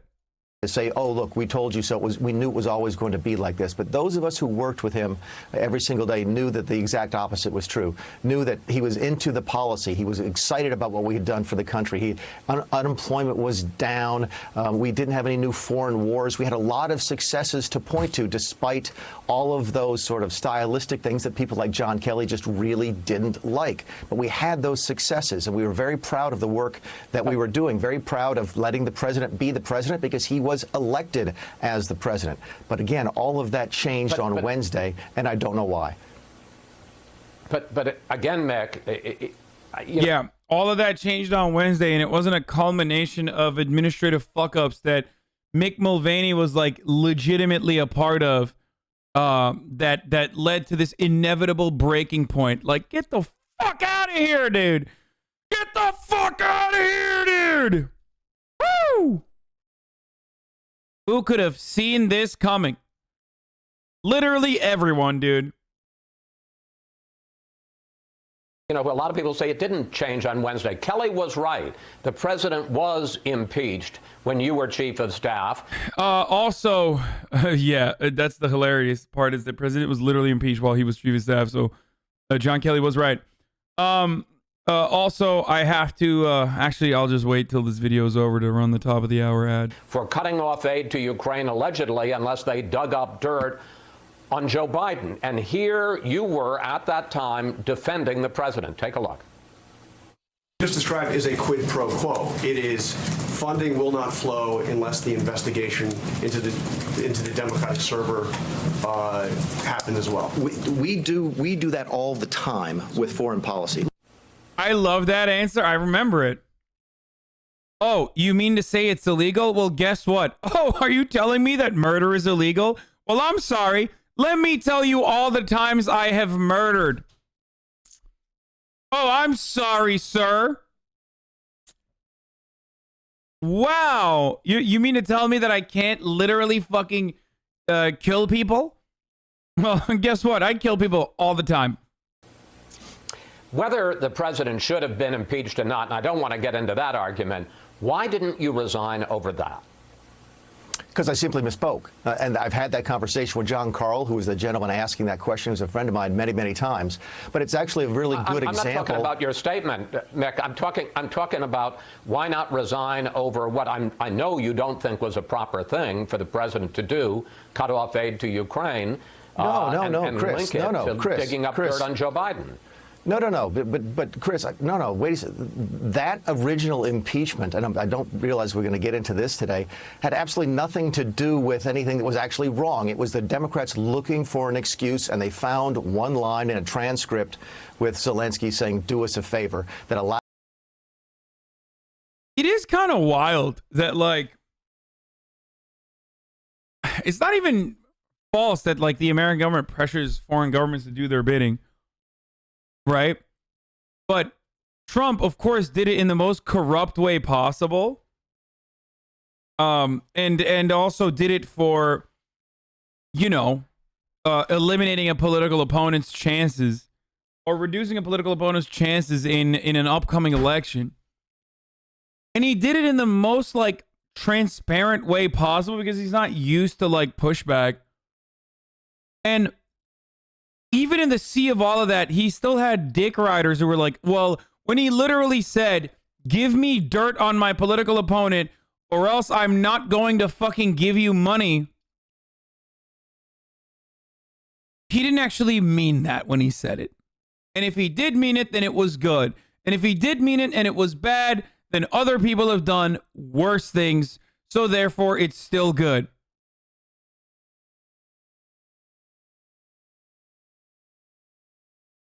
Fuck, dude. It's always the same. Allowed them, gave them the political excuse they needed to do an impeachment. We all know, or at least many of us know and expect that was an impeachment looking for an excuse. It was a political event. It was a show trial. And again, I don't want to get into this too heavily today, but that has nothing to do with what we're doing today. The reason I didn't resign. If we can't throw Donald Trump in jail, we should at least throw his son, dude. That'd be so tight. It'd be so sick if, just imagine a world in which Donald Trump Jr. goes to jail for, like, inciting a riot. Oh, fuck. Oh, I'm salivating at the mere thought of that. Oh, my dick gets hard thinking about that particular circumstance. Oh! Fuck, that'd be so sick. Back then, as a president. What, Barron Trump? No, fuck you. Protect Barron at all costs. Barron is a good boy. As far as we know. No, I'm talking about fucking Donald Trump Jr. The president did nothing wrong. The president did nothing wrong back then. Well, okay, let me ask you about some other things. You were a top member of the administration when the president defended the white supremacists at Charlottesville. You were a top member of the administration, not chief of staff. Okay, Chris Wallace. The Trump administration separated parents coming across the border from their children. Why not resign over those? I remember the kids in cages thing. Oh my God, dude! Why is Chris Wallace better at doing fucking liberal commentary than most liberals on MSNBC? That's kind of weird. He really fucking hates Trump, dude. Holy shit! This is like, I mean, he held Trump to account well a bunch of times, which was good. But goddamn, this is like MSNBC doesn't fucking deal with Trump supporters and Trump administration officials in this way. What the fuck? Of course, which a lot of folks gave a lot of attention to, and we've seemed to have. You just said the exact same thing MSNBC said. You just like it because you're radical hearing it from a Republican. Dog, CNN literally hosts these people as like paid commentators. Same with MSNBC. What the fuck are you talking about? So does Fox News too. This entire week we have watched CNN and MSNBC commentators, with some notable exceptions, but CNN and MSNBC commentators literally fucking bring up Republicans to like distance themselves from the Trump administration as though they have not played a significant role in it.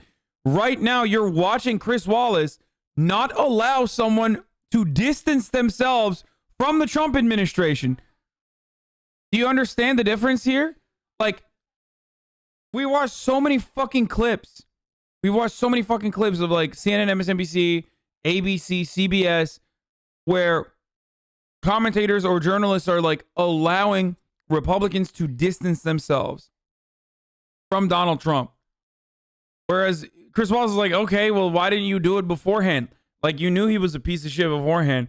It's the bare minimum too. It should go way further than this. But it's quite remarkable seeing it from Fox News, especially when it's a rare occurrence even on places like CNN and MSNBC.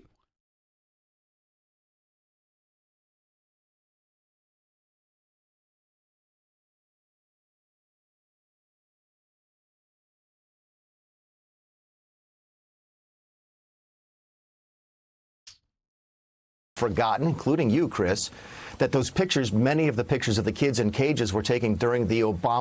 Okay, but that... Okay, what difference does that make, you motherfucker? Okay, Obama did it and it was bad. So now when Trump does it, it's good? Like, what are you saying? Okay, fuck Obama then.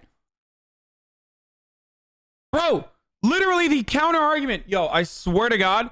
Look, I didn't know about fucking corporal punishment in child development, but goddamn, like, did your parents not smack some fucking sense into you and ask you if your friends would jump off a building? Would you follow them and jump off that building too? That's literally the argument. It's like your mom, without a GED, knows better than you. This argument, this logical conclusion that like just because someone else that did something bad doesn't mean that it justifies your actions. Okay? Holy shit! How is that an argument?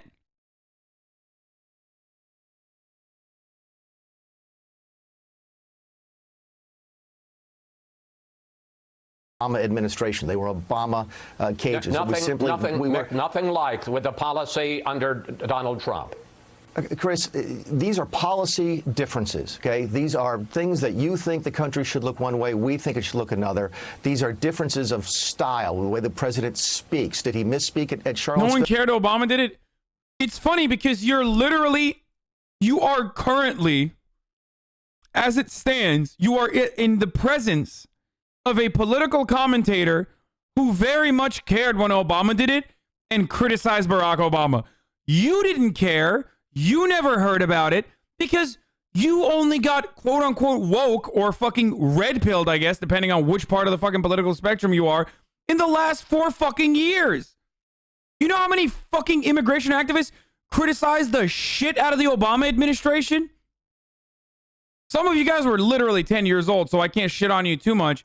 But like the entirety of the immigration activist community absolutely fucking destroyed Obama, constantly fucking agitated against it. Constantly. Okay? I did too. One of my most, I think, unfortunately, one of the most accurate takes I had was when I wrote about the criminal justice system under Barack Obama and the private prison system under Barack Obama and where it was going to potentially go, about private prisons and how the government at the time was, at the federal level at the very least, moving away from private prisons. This is what the Obama administration, one of their final acts was. But before that happened, I talked about how the private prison companies like CGE, and I forget the other one, were interested in building out detention centers, immigration detention centers, and moving into that part of the industry.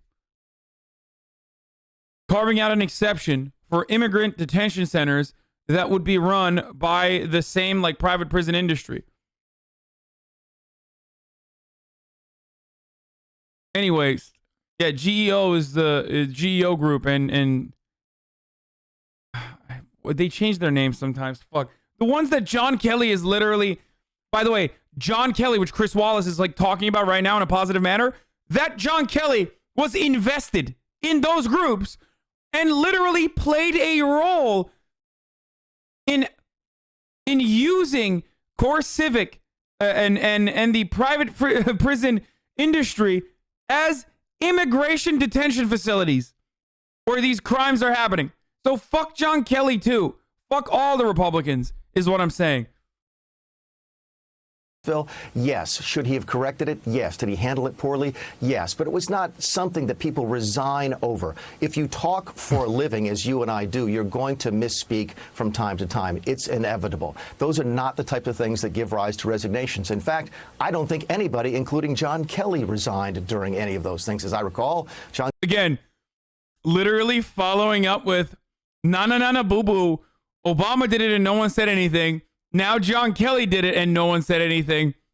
Like, yes, if everyone is hypocritical, if everyone's a piece of shit, you literally can't, like, you can't say, well, actually, people before me were pieces of shit, so I'm going to continue being a piece of shit without admitting that you're literally saying you're a piece of shit. And if you're saying you're a piece of shit, then you can't turn around and be like, well, the people before me were pieces of shit. Okay? Like, it doesn't work. You can't just be like, oh my God, my voice is breaking. It doesn't work. You can't just be like, Obama was a piece of shit, so we're going to continue being even bigger pieces of shit. The fuck was that? I'm losing my voice. We're going to work.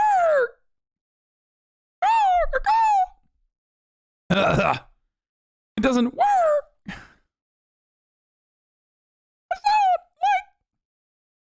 645 here. I'm built differently. Okay, I'm done. I'm sorry. John Kelly got fired and didn't resign. Wednesday was different. And I hope that we focus on why Wednesday was different than something about a policy over immigration or a policy on how to handle this or that. This is different. And I think it's important that people recognize the differentiations between differences over policy and what happened on Wednesday. Finally, on November 7th, you pointed this out, and I want to ask you specifically about it. On November 7th, 4 days after the election, as you point out, you wrote an article for the Wall Street Journal. I want to put some of it up. You said, the U.S. needs to know that the winner is actually the winner. And once Americans know that, I have every expectation that Mr. Trump will be, act, and speak like a great president should, win or lose. Mick, how could someone who worked with the president so closely for 3 years be so wrong about who Donald Trump was? No sabe. Whoa. He just did not know, dude. He was just lacking access to critical information. Yeah, clearly something is different now than it was when he saw it. Dude, shut the fuck up. No. He's making me go crazy. I feel like I'm taking crazy pills, dude. Something must have changed in the last week. When I wrote that article in November, something must have changed. What are they putting in his water?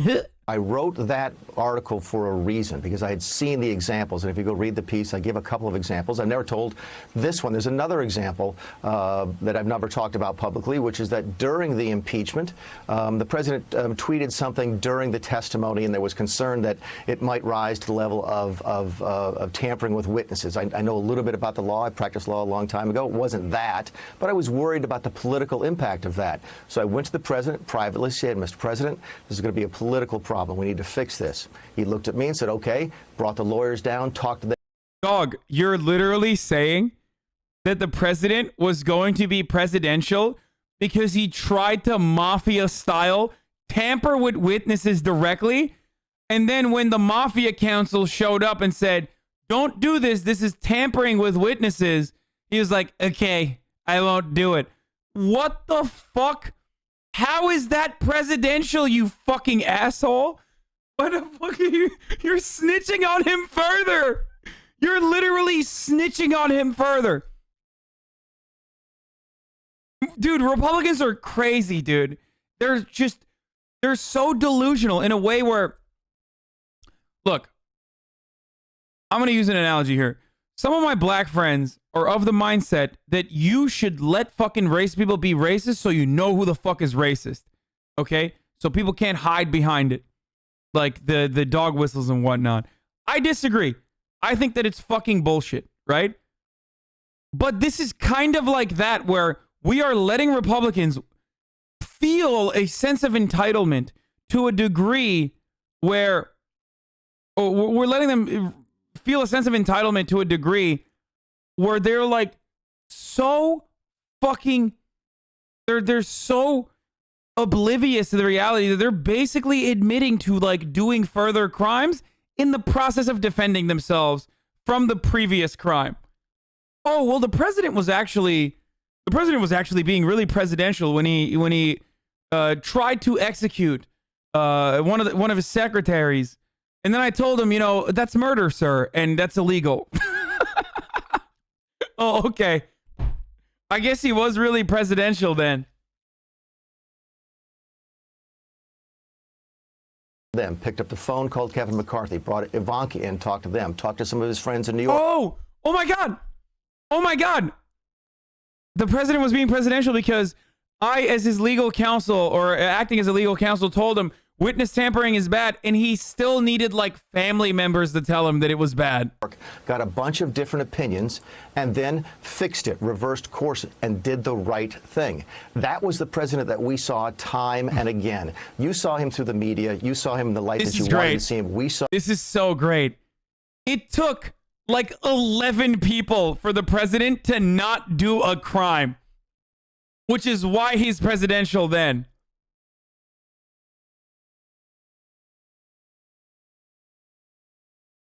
By the way, the right thing, again, and I need to stress this, was him not doing the wrong thing that he originally tried to do.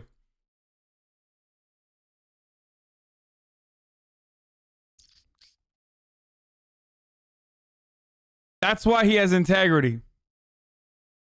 It's like a playground bully beating the shit out of kids and then stopping beating the shit out of kids and being like, can you please celebrate me for stopping the violence? I put an end to the violence. Well, motherfucker, you started the violence. There was no violence before you came around and started giving wedgies to kids. Just because you stopped giving wedgies to kids, stop giving wedgies to kids after your parents told you not to, that you might have, you know, legal, like you might have repercussions that you need to face, doesn't change the reality that you were still the one who's responsible for the violence. Saw the real President Trump, who had that ability to pivot when he knew something had gone off the rails. That didn't happen on Wednesday. It hasn't happened much since the election. And that's what I think the difference is. And that's why I got that piece so wrong 6 weeks ago. What's up with his lips, dude? It's so fucking weird. Anyway, it's top of the hour every hour, which means there's time for a 60-second ad break.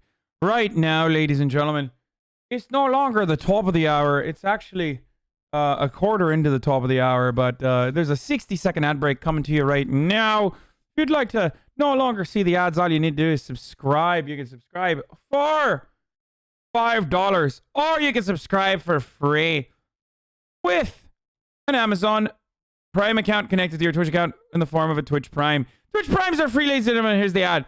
Or you can change your VPN to Bulgaria. Or you can change your VPN to Hungary. Or any number of these countries that don't really serve ads at all. Or, you know, there's ad blocks and shite too. Or Serbia.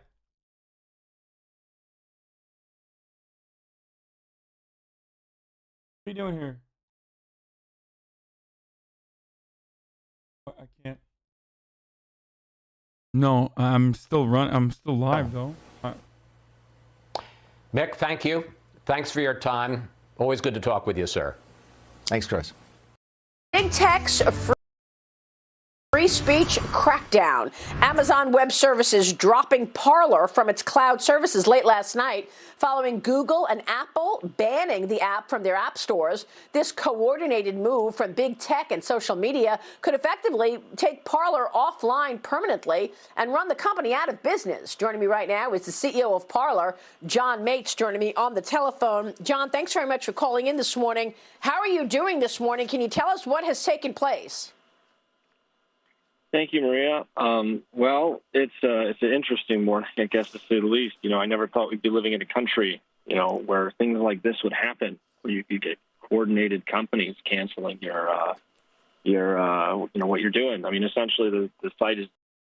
Ladies and gentlemen, I'm Maria Bartiromo, and on the line with me is the president of racism. Here is Mr. CEO of racism. We found it. Ladies and gentlemen, we have found the CEO of racism. He's on the line right now.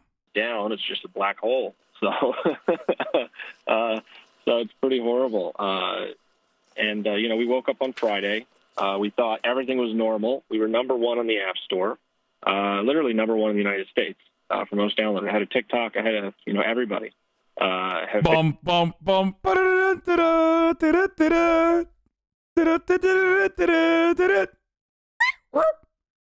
That's what happened, bro. Oh shit. We were number one. We were number one of the App Store once Twitter purged every Nazi and QAnon supporter. That's great. It's like Barry Weiss and all these fucking weirdo freaks, these centrist antis being like, I'm losing thousands of followers by the hour. Simultaneously, side by side, it's like Twitter has decided to ban every Nazi, fascist, and QAnon supporter from the platform. And then you have like centrists are being like, I'm losing so many followers. What's going on? It's like, dude, why are you admitting this? Like, this is a moment where we should be making fun of you, you know, before Twitch bans, before Twitter bans all the Nazis, after Twitter bans all the Nazis, and then make fun of you. You're literally admitting it yourself.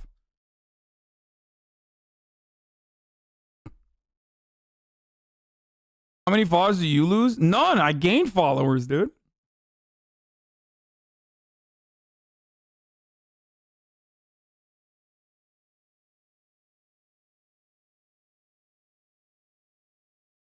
Facebook ahead of you know, Twitter, and there's no indication we had any serious problems from Apple, Google, Amazon. There was no serious threats, no anything. You know, we had cordial correspondence with all of them, including weekly.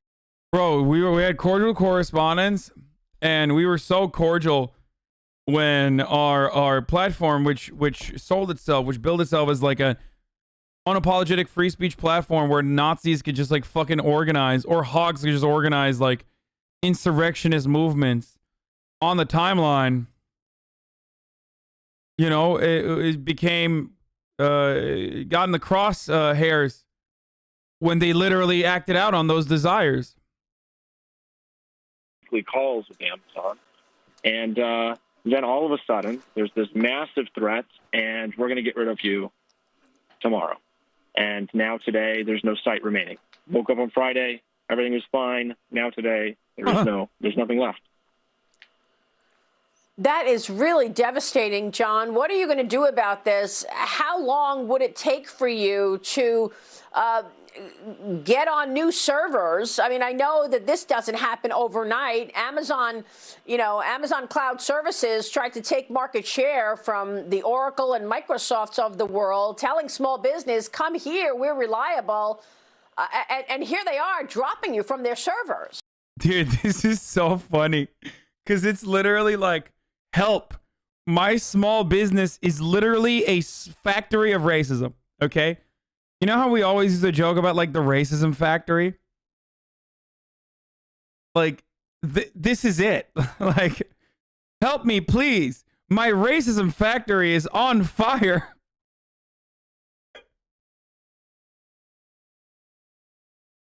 Please. Someone. Won't anybody help my racism factory?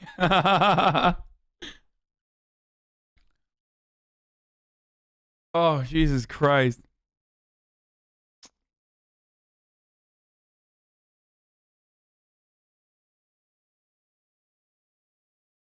I've seen people out here making arguments that this is against free speech and shit like, bro, ain't you supposed to be tolerant of intolerant views? That's how tolerance dies.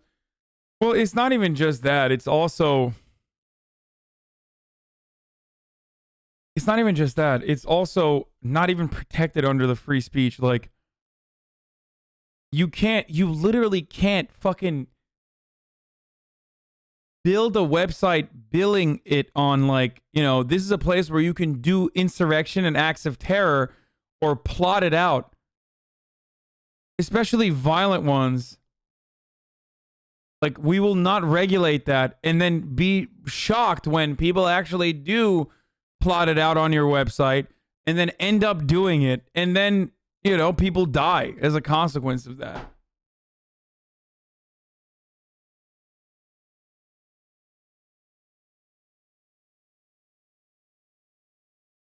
Like, this should be a moment. Okay, here's what it is. Here's what this is, okay? And this is another indication that conservatives are fucking completely delusional and entitled. This should be a teachable moment for you to say, wow, we really did not recognize that unfiltered hate speech and this sort of mentality truly has devastating consequences when people act on those desires. Perhaps we should regulate our speech further. But no, because his entire business revolves around not regulating that.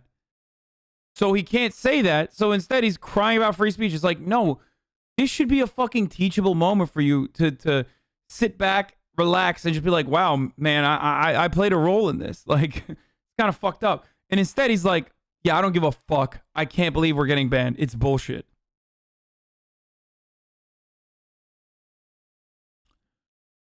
Yeah, how would they feel if they had an ISIS chat that was on top of iOS? What would they say then? Exactly. No, that's literally it.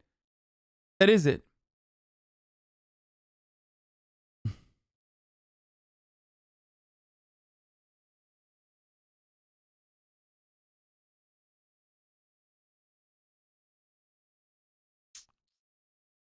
Yes, I don't know why there's a PS5 in the background. Speaking of PS5s, like, I really wish some fucking games would come out on that goddamn platform so I could play some fucking video games. It's just literally a $500 brick sitting on my desk now. Now that I finished like Bug Snacks and Demon Souls.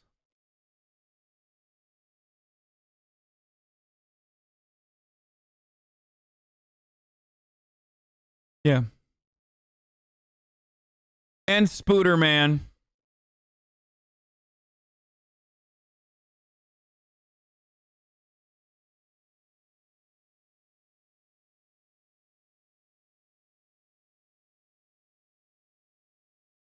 I did finish Spooder Man on it too. Probably beat Demon Souls skipping half the bosses. Wait, what? Wait, you guys are... Wait, really? We're now calling the question that I defeated Demon Souls too? Oh my god, who's more delusional? You guys or the Republicans, dude?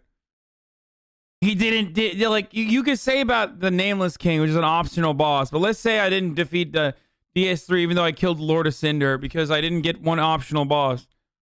But, like, Demon Souls I did defeat. It's like saying I didn't defeat it because I didn't actually fucking... I didn't finish it because I didn't finish it in New Game Plus or something. Like, shut the fuck up. Well, yeah, I mean, like I said, Friday we were credibly $1 billion company, #1 on the App Store, and now we can't even find anybody to host it.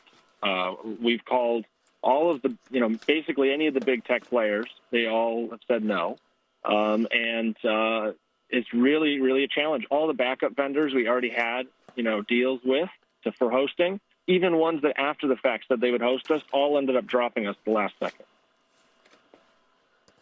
Well, it's quite extraordinary to me that, Google and Apple still have TikTok on their app store when we know that the intelligence community have told us that the Chinese Communist Party is using TikTok to gain information on Americans and taking their data. This is a Chinese company, and Americans are just giving them all their data. Remember, there's a key difference here.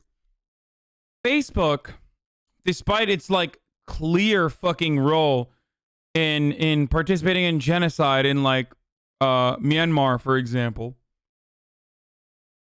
is not a platform that bills itself as the free speech platform where speech goes unrestricted, right? Parler's entire selling point, much like Gab, was that it was the patriotic free speech platform. So, like, there is an additional layer of like moral culpability where if you're billing yourself as like, we are not going to fucking regulate it. Did I say TikTok? I'm not talking about TikTok. I'm talking about Facebook, and I'm comparing it to Parler right now.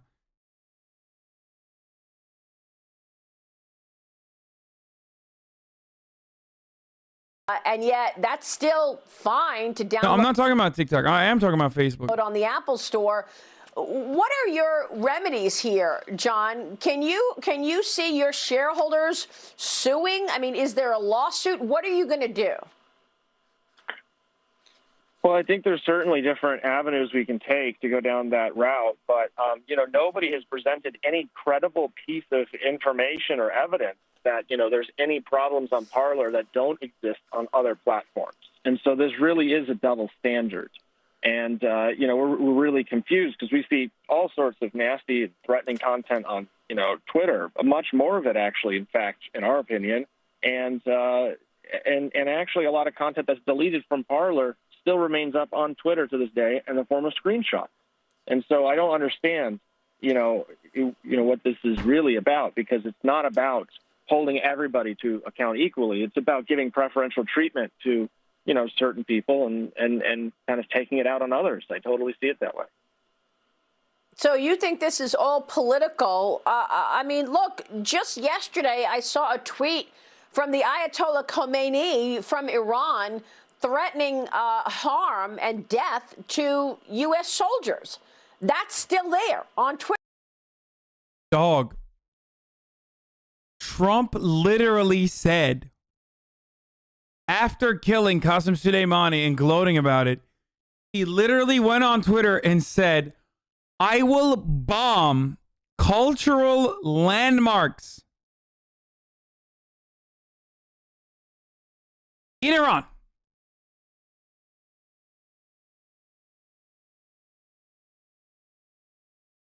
He said he would bomb cultural landmarks. That's the act of terror. There's nothing else there. A war crime, an actual act of terror. He said that.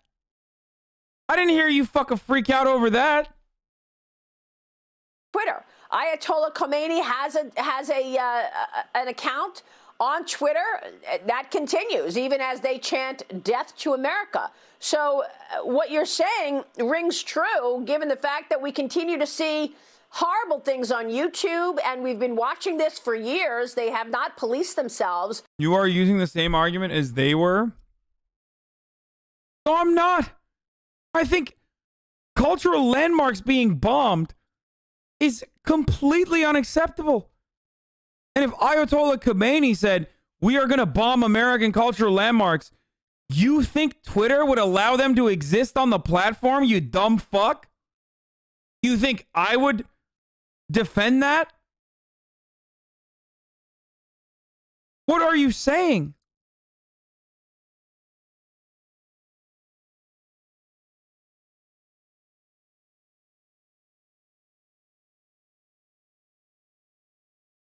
Not Khomeini. Yes, Khomeini's the old one.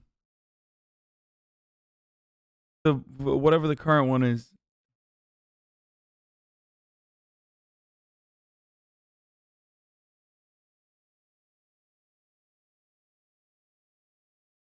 I'm not saying Khomeini.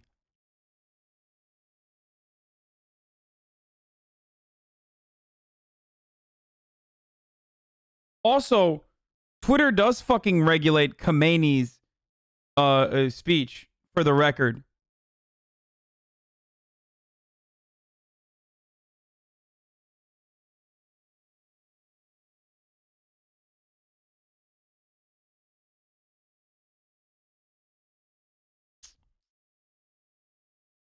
That's an example of it.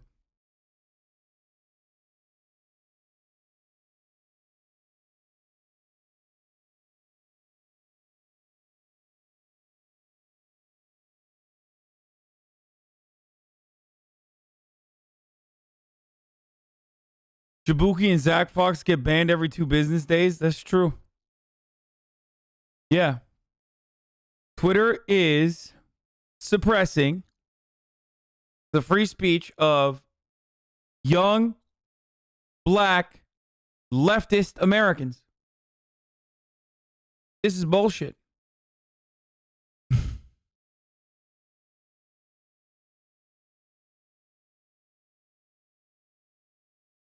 We need to stop it, folks.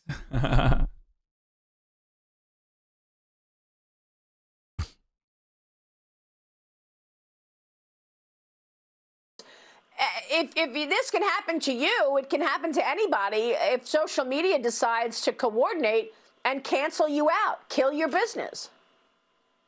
Yes, that is extremely fair. And you know, in the case of a lot of these he's literally saying, my racism factory shut down. Please, won't nobody help my racism factory? I can't. I'm done, dude. Oh, my God. But, you know, violence go viral on, you know, these other platforms. You know, it's actually very dangerous. We have not seen any, as far as we can tell, there's no accounts that have tremendous following that are getting a lot of people looking at it, you know, talking tens of thousands or hundreds of thousands like you do on Twitter, you know, making these kind of threats, especially ones like the Ayatollah or, you know, Khomeini that you mentioned do on Twitter regularly. So it is a complete double standard. And I'm not sure, you know, I think people are waking up to it, and I think people see how big this is. But, you know, really what we can do to help kind of curb this is point out the double standard as much as possible. Take screenshots of that content that's on Twitter and everywhere else and show the world that this is. Wait, isn't that literally what he was complaining about earlier? That, like, there are screenshots of banned content on Parler that are circulating on Twitter? I need you to screenshot those screenshots.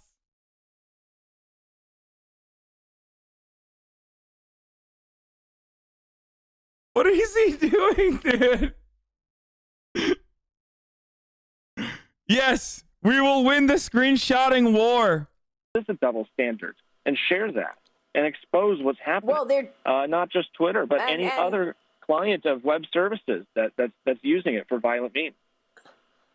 And all of these stocks are down this morning. Twitter shares right now are down 8.5% in the pre-market, John. You've got others down as well as you continue to see this crackdown. Yeah, seeing no, you know what's down? Fox Business's graphics department, dude. The fuck was that? Oh, that's so funny, dude. Oh, that's great, dude. Everything is down right now. I wonder if markets are looking at this and saying, this is going to come back to bite them because it's actually showing us how dominant these companies are. By the way, they're talking about purging lots of accounts just the other day. Literally, I think it was on Friday or Thursday, I was at 1 million followers on Twitter. I had 1 million followers on Twitter just a couple of days ago, and now I'm down to 922,000. Dude, why are you admitting that, dude? Oh, it's so stupid.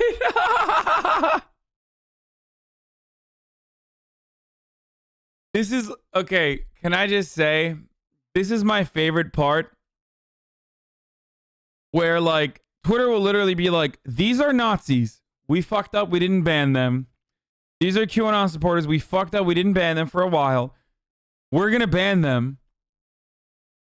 Absolutely zero people are expecting conservatives to take ownership of Nazi rhetoric to make it seem like that's a part of free speech that, like, is conservative speech. When you turn around and you say, these Nazis that you banned, well, they're just actually conservatives, you're saying conservatism and Nazism is tied together. No one is expecting you to do that. You're doing it on your own.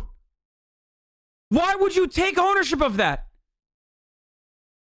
I'm sorry, but, you know, Eagle Patriot 1488 Heimler, well, that is a conservative man.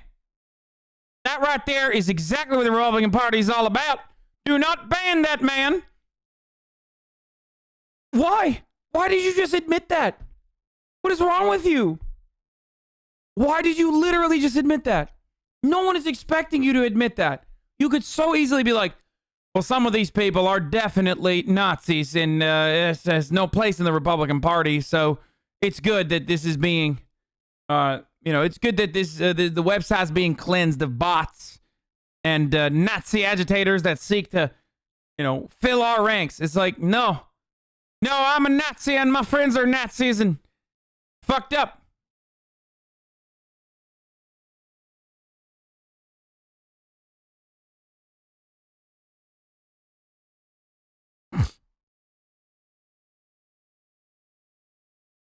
Where is it? Oh, I fucking sniped the tab.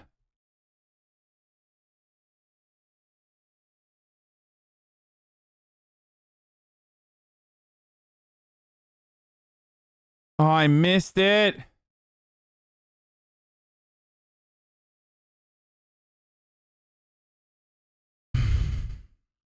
I missed it. Someone, didn't you literally make that joke and she said the exact same thing, saying a lot of Nazis are banned and also saying our following count is down? Yes. I did make that joke and then they admitted it.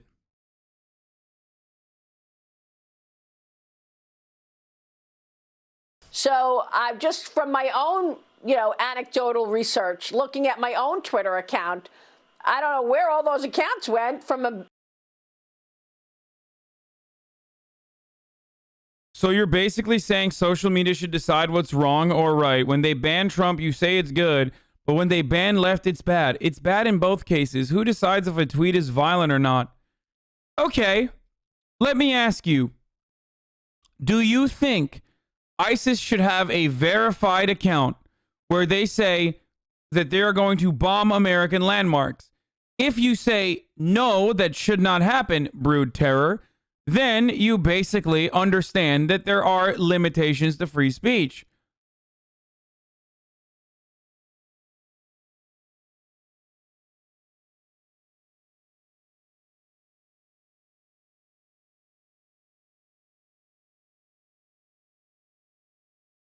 Please.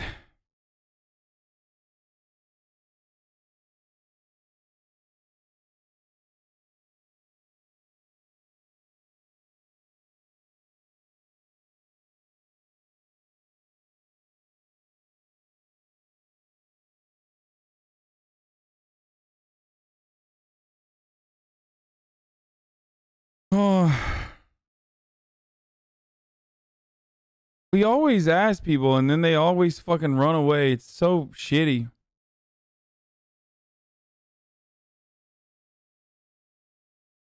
The funniest is when I put the spotlight on someone, and they'll say I am... Wait, hold on. He did answer. They'll say I'm like, you know, violence shouldn't be allowed, but social media picks and chooses what they like. Wait. What do you mean? Violence shouldn't... No, he got blasted by the bot. He got auto blasted.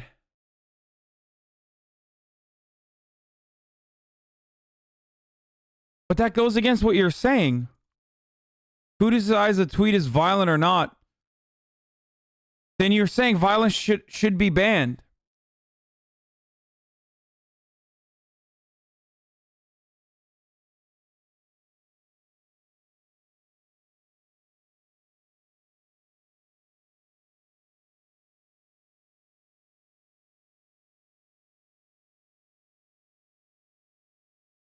I'm so confused, brother. You said violence should be banned allowed, but social media picks and chooses what they like. I'm assuming you mean violence should be banned.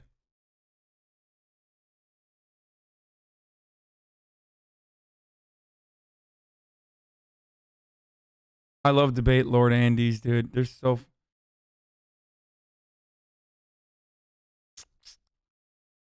Oh, I'm saying it's good if they ban Trump, but they let many others free, so it's biased. Okay, it's biased. Good. Whatever. Yeah, it's biased. You got him. 1 million followers. I'm glad that you admit that it's good that they banned Trump, though. Thank you. To now 922,000. John, let me ask you what the reason is. How are they getting away with this? I mean, they're saying that the targeted moderation by these companies against your company came after the civil unrest, the disastrous activity of violence, which marred largely peaceful protesters at the Capitol on Wednesday, interrupting those peaceful protesters with obviously horrendous violence. That's what they're saying. Did you see any activity on Parler that would have incited that? Of course, no, there's no evidence that Parler has anything to do with incitement. Oh, come on, dude. You literally just said you have the evidence, and you were upset that they were blasting the evidence all over Twitter, motherfucker. Come on. Any of that. There's no mechanism to meet up or organize some kind of event like that on Parler. And so that's not really, something that Parler could have been used for. Now, I'm sure there were some people, just as there are on Facebook and Twitter and everywhere else, kind of upplaying it or making statements on it. If it was against our terms of service, we'd remove it because, frankly... He literally was upset that there were screenshots of the evidence being blasted on Twitter moments ago, and now he's saying there's no evidence, really. I mean, what is evidence? Evidence comes from the Latin word evidente. No, I'm just kidding. I'm not interested in seeing our platform or any other platform, frankly, used as a tool for violence and spreading violence. We were never about that. We never advertised as being that. We advertised as something that's free speech, in the United States, what's allowed by this country. We never promoted that kind of violence or anything like that. We would have never condoned it. We have a lot of things in place to stop it. But Amazon and Apple and Google, they don't care. They're using this as an opportunity to squash the first real competitor in this space in so many years. It was literally never a competitor. Like, it just was not. That's another problem, is like... Because the reality is, if they were a competitor, if they had gotten to a big enough fucking point, Facebook probably would have bought them. And then allowed them to fucking spread as much Nazi propaganda as they want freely. Let's be real. If they were a true competitor, like, the government would never allow them to get banned. That's the reality. I'll admit that there is a bias there.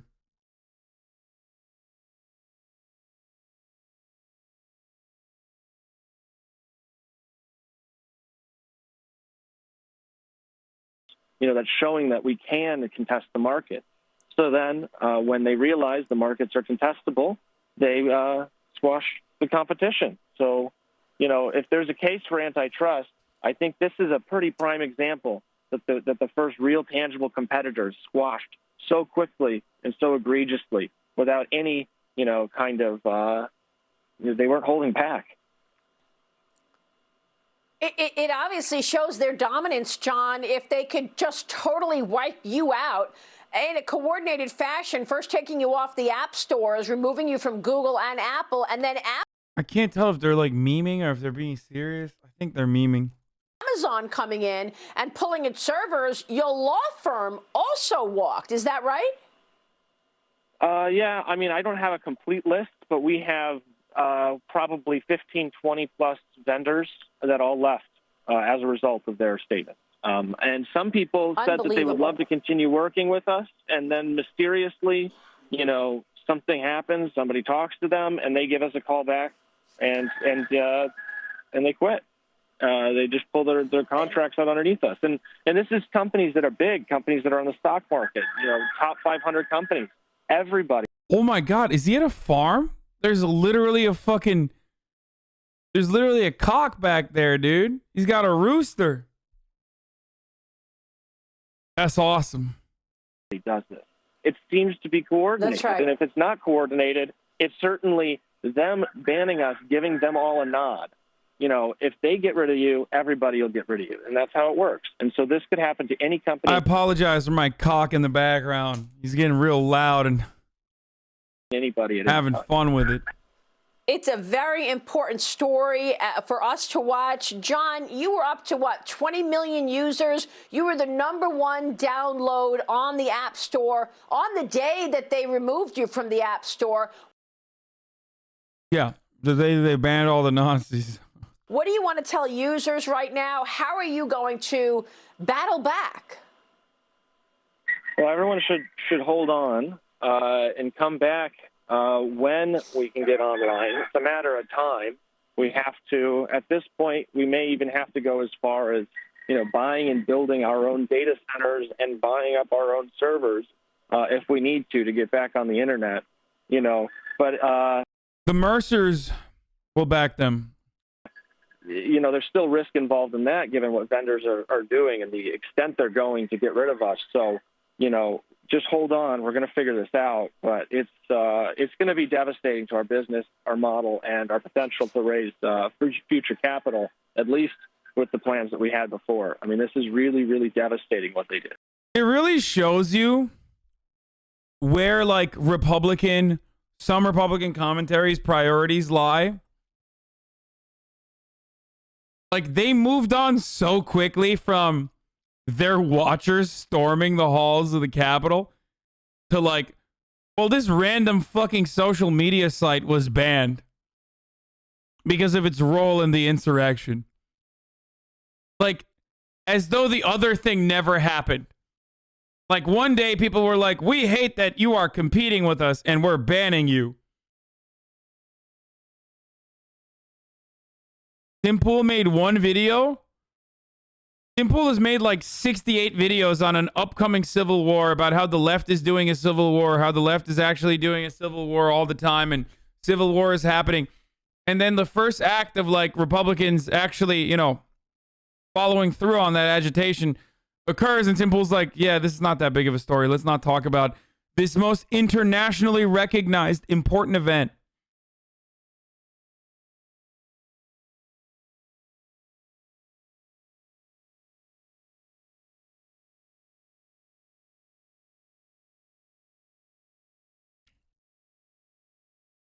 Anyway, all these convos about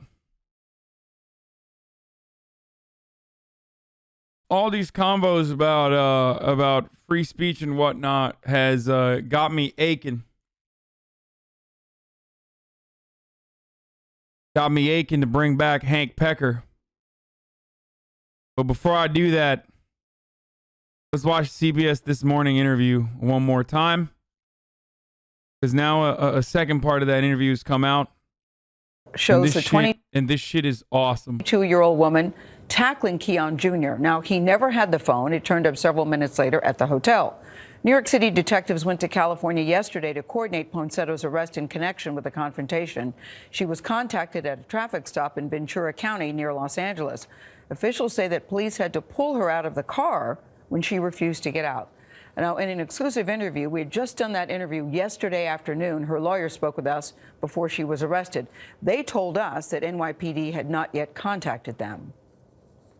Mia, help me understand. What made you think that Keon had your phone? That's why I'm confused. Why did you think he had it? I was approaching the people that had been exiting the hotel because in my mind, anybody exiting is probably the one that might be the one that is trying to steal my phone. I admit, yes, I could have approached the situation differently or maybe not yelled at him like that and made him feel, you know, maybe some sort of inferior way, making him feel as if I was like hurting his feelings, because that's not my intention. I consider myself to be super sweet. I really never ever meant for it to like hurt him or his father either. Are you saying that you were stopping everybody in the lobby, asking them about your phone? Is that what you're saying? Not everyone, just the people that in the meantime while the hotel manager was. Just the black people. Not everyone, just one black teenager. Checking the footage. I just wanted to do my part as best as I could. You just described yourself as super sweet. I know you've seen the video. When you look at the video, the reaction seems very extreme. It doesn't seem like it's someone who's super sweet. How would you feel if you were alone in New York and you know, you're going to spend time with your family during the holidays and you lose the one thing that gets stolen from you that has all of the access to the only way that you're able to get back home? I just don't think I would randomly attack people, is what I'm saying to you. I know you said you could have handled it better, but I just don't think I would randomly attack people in the manner in which you did. What do you think when you look at that video? You're standing there in your leggings and your flip-flops, and it looks like you're just going nuts, for lack of a better word. No, I'm not letting him walk away with my phone. I don't feel that that is who I am as a person. I don't feel like this one mistake does define me, but there's a second part. That's why we're watching from it. the bottom of my heart, apologize that if I made the son feel as if I assaulted him or if I hurt his feelings or the. What do you mean you made him feel like you had assaulted him? You assaulted him, like. Father's feelings. I don't believe one mistake defines anybody, but I think when I look at that particular video, you did more than just accuse him. The video seems to show that you physically attacked this young boy. You do see that too, right? I'm sorry if I offended you with my physical acts of violence. But at the end of the day, the dad did end up like slamming me to the ground and pulling my hair and throwing me and dragging me across the ground. So I will say that. Yeah, but I think, you know, the video we saw, it looked like you had just attacked his son. Yeah, the footage shows me. Bro, no meme. PewDiePie knows how to apologize better than this shit. Like, I'm not even kidding. Like, literally. What's going on, dude? Attacking his son, of attacking him how? Yelling at him? Yes. Okay, I apologize. Can we move on? I know you're saying I don't need to, I just want to apologize, but I do think that there should be some context to your actions that day. Okay, so basically I'm a 22-year-old girl. Racism is, how is one girl accusing a guy about a phone a crime? Where is the context in that? Mia, what is the Bro, this is literally like earlier today when someone was like, why are you making this about race? It's like, well, first of all, she didn't even use that word. You did. Why did you insert that? And like, again, oops, incriminated myself with my defense. Like, what Republicans know how to do best is not incriminate themselves and only get mad when the racism card is dropped. What is the Republican racism Yu-Gi-Oh meme where, you know, someone pulls out the "you're being racist" card and then a Republican goes, "You've activated my trap card." Boom! You calling me racist is actually the real racism. Bah! Like, they wait. You gotta wait till you pull a fucking reverse Uno like that. You gotta wait till you pull that fucking trap card. If you pull it early, then everybody knows, like, oh, that was in the back of your mind this entire time. Like, you were excited. You pulled the trigger too early. The deeper Mia, story it's here. not. That's not the problem. You have to at least understand your actions that day. You see. Hot take, this isn't a big deal. A lot of this is projection. This would not have been that. First of all, it is a big deal. Like, fuck you. Are you kidding me? Like, assaulting a random fucking black kid on camera is like straight the fuck up. Being racist as shit is a racist assault, literally caught on tape. One. Okay, a black 14-year-old kid on camera was assaulted by a 22-year-old woman because she literally thought, like, oh, he's black. Don't care if he's a child or not. Like, he definitely stole my phone. I'm going to attack him. So it is a big deal in that sense. But it's not as big as a deal as it is getting national media coverage in this way at a time when there's like a literal fucking insurrection and shit going on. But the only reason why people are talking about it is because of her actions afterwards. Her lack of like feeling a sense of remorse, and the way in which she's like trying to defend herself has made this into a larger fucking story. Seem to have attacked this little boy, this young boy, this teenager. You seem to have attacked this teenager about the phone, and then it turned out he didn't even have your phone. That's the thing. I mean, you're saying, look, I'm 22 years old. You're 22 years old, but you are old enough to know better. So I will say you're 22. I get it. Enough. The hotel did have my phone. Look. Is the deeper Mia, story it's here. not. That's not the problem. You have to at least understand your actions that day. You seem to have attacked this little boy, this young boy, this teenager. You seem to have attacked this teenager about the phone, and then it turned out he didn't even have your phone. That's the thing. I mean, you're saying, look, I'm 22. Even have your phone. That's the thing. I mean, you're saying, look, I'm 22 years old. You're 22 years old, but you are old enough to know better. So I will say you're 22. I get it. Enough. The hotel did have my phone. The lawyer. Is that the lawyer or the mom? Says, stop.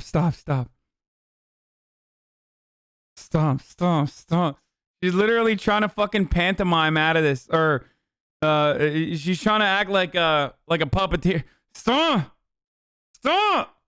My mouth is not moving, so you know that I'm not actually saying anything, and I'm saying stop it right now. What the fuck is wrong with you? Ventriloquist, not pantomime, yeah. Stop! The hotel did end up having my phone. I did get my belongings returned to me. All right. Oh, wow. Great, Gail. Enough. That was my favorite part. Enough. Now, the Herald family's lawyer released a statement last night. They said this is not about an apology from someone who until a few days ago was claiming she did nothing wrong and, in fact, alleged that Keon Harrell Sr. had assaulted her, someone who targeted a 14-year-old black teenager because of the color of his skin. We'll have more of our interview with Miss Mia Ponsetto on Monday. You know, I actually felt for the attorney there who was really trying to help her. And then, you know, when she entered. Okay, so let's watch the second part. The part. woman whose confrontation with a black teenager in a New York hotel was caught on camera over the holidays.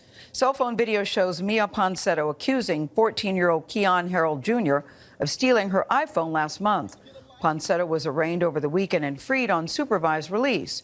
She is charged with attempted robbery, attempted grand larceny, endangering the welfare of a child, and attempted assault. Well, we spoke with Ponsetto and her attorney, that's Sharon Gatan, just hours before her arrest last week. This morning, we begin where we left off on Friday. You seem to have attacked this teenager about the phone, and then it turned out he didn't even have your phone. Okay, so that's the thing. Do you want to get to that part? You're saying, look, Because I'm the 22 years hotel old. did You're have 22 my years old, but you are old enough to know better. Oh, the hotel So I will did say have you're my... 22. All right, I Gail, get it. Enough. The hotel did have my phone. The hotel did end up having my phone. I did get my belongings returned to me. So maybe it wasn't him, but at the same time, how is it so that... What do you mean, maybe? Okay, Dad. She's fucking insane. Maybe he didn't have the phone. Maybe he did. It's like, no, he didn't. that as soon as I get asked to leave the premises, after I had accused this person of stealing my phone, how is it that all of a sudden they just miraculously have my phone when I come back? And it didn't seem as if my accusations really bothered the son and the father, because they were just enjoying a nice meal right after this whole. What are they supposed to do, dude? Bro, you are. Oh my God, she's such a piece of shit. Fuck. After I assaulted the fucking 14-year-old kid, he went about his life and was able to behave and have a normal life onwards. Like, what do you want her to fucking die? What do you want her to like you tried to ruin their day and you fucking failed. What the fuck? Encounter. But all I'm saying, I don't know if you, Mia, is I want this to be over, and I'm sorry. Whether they were so bothered I would love by to make this short and sweet, Gail. Mia, I want to go back to that day. Take us back to that day. We've all seen the video. Okay, so I arrived back to the hotel after grabbing some stuff. Again, she's loving it because, like, doesn't believe that she will face any repercussions, thinks that this will boost her public profile, and it kind of will. So she straight up is fucking doing this, not for any, like, legal purpose, not to win the court of the law, only doing this for clout. Starbucks, I had noticed my phone had been missing, so I just approached the hotel manager, asked him if he could kindly just check the footage. In my opinion, I was like, okay, any person walking down could possibly be the person that might have had my phone. I wasn't racial profiling whatsoever. I'm a woman. I'm Puerto Rican. I'm like a woman of color. I'm Italian. I'm like a woman of color, bruh.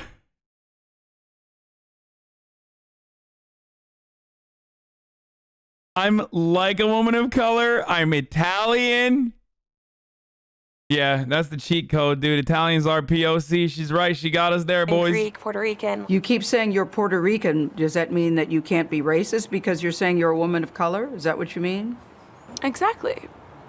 Well, I would disagree with that. People of color can be racist too. Do you believe that you should... Literally, dude. Oh, that's so good. First of all, absolutely, people of color can be fucking racist, dumbass. Secondly, I'm like, yo, this is great. People actually think it's like a cheat code to be like, well, I'll have you know I'm a person of color. I'll have you know I am a person of color after all. I bet you did not know this, but... So what? Is Candace Owens not racist? Like, what's going on? White people love remembering they're people of color when it comes to college applications and when it comes to defending themselves after a racist action that they did. The two places where white people love being POC. Well, I'll have you know, Harvard Board of Applications, I am Italian and also parts Puerto Rican. Should pay a price for this? I don't feel that my accusation is a crime. But it's more than the accusation. It's the way that you tackled him, it seems, on the videotape. What would you do differently? You said that you look at that tape and that's not who you are. I think I could have just asked the hotel manager. So, yes, I could have stepped aside, or the father and I.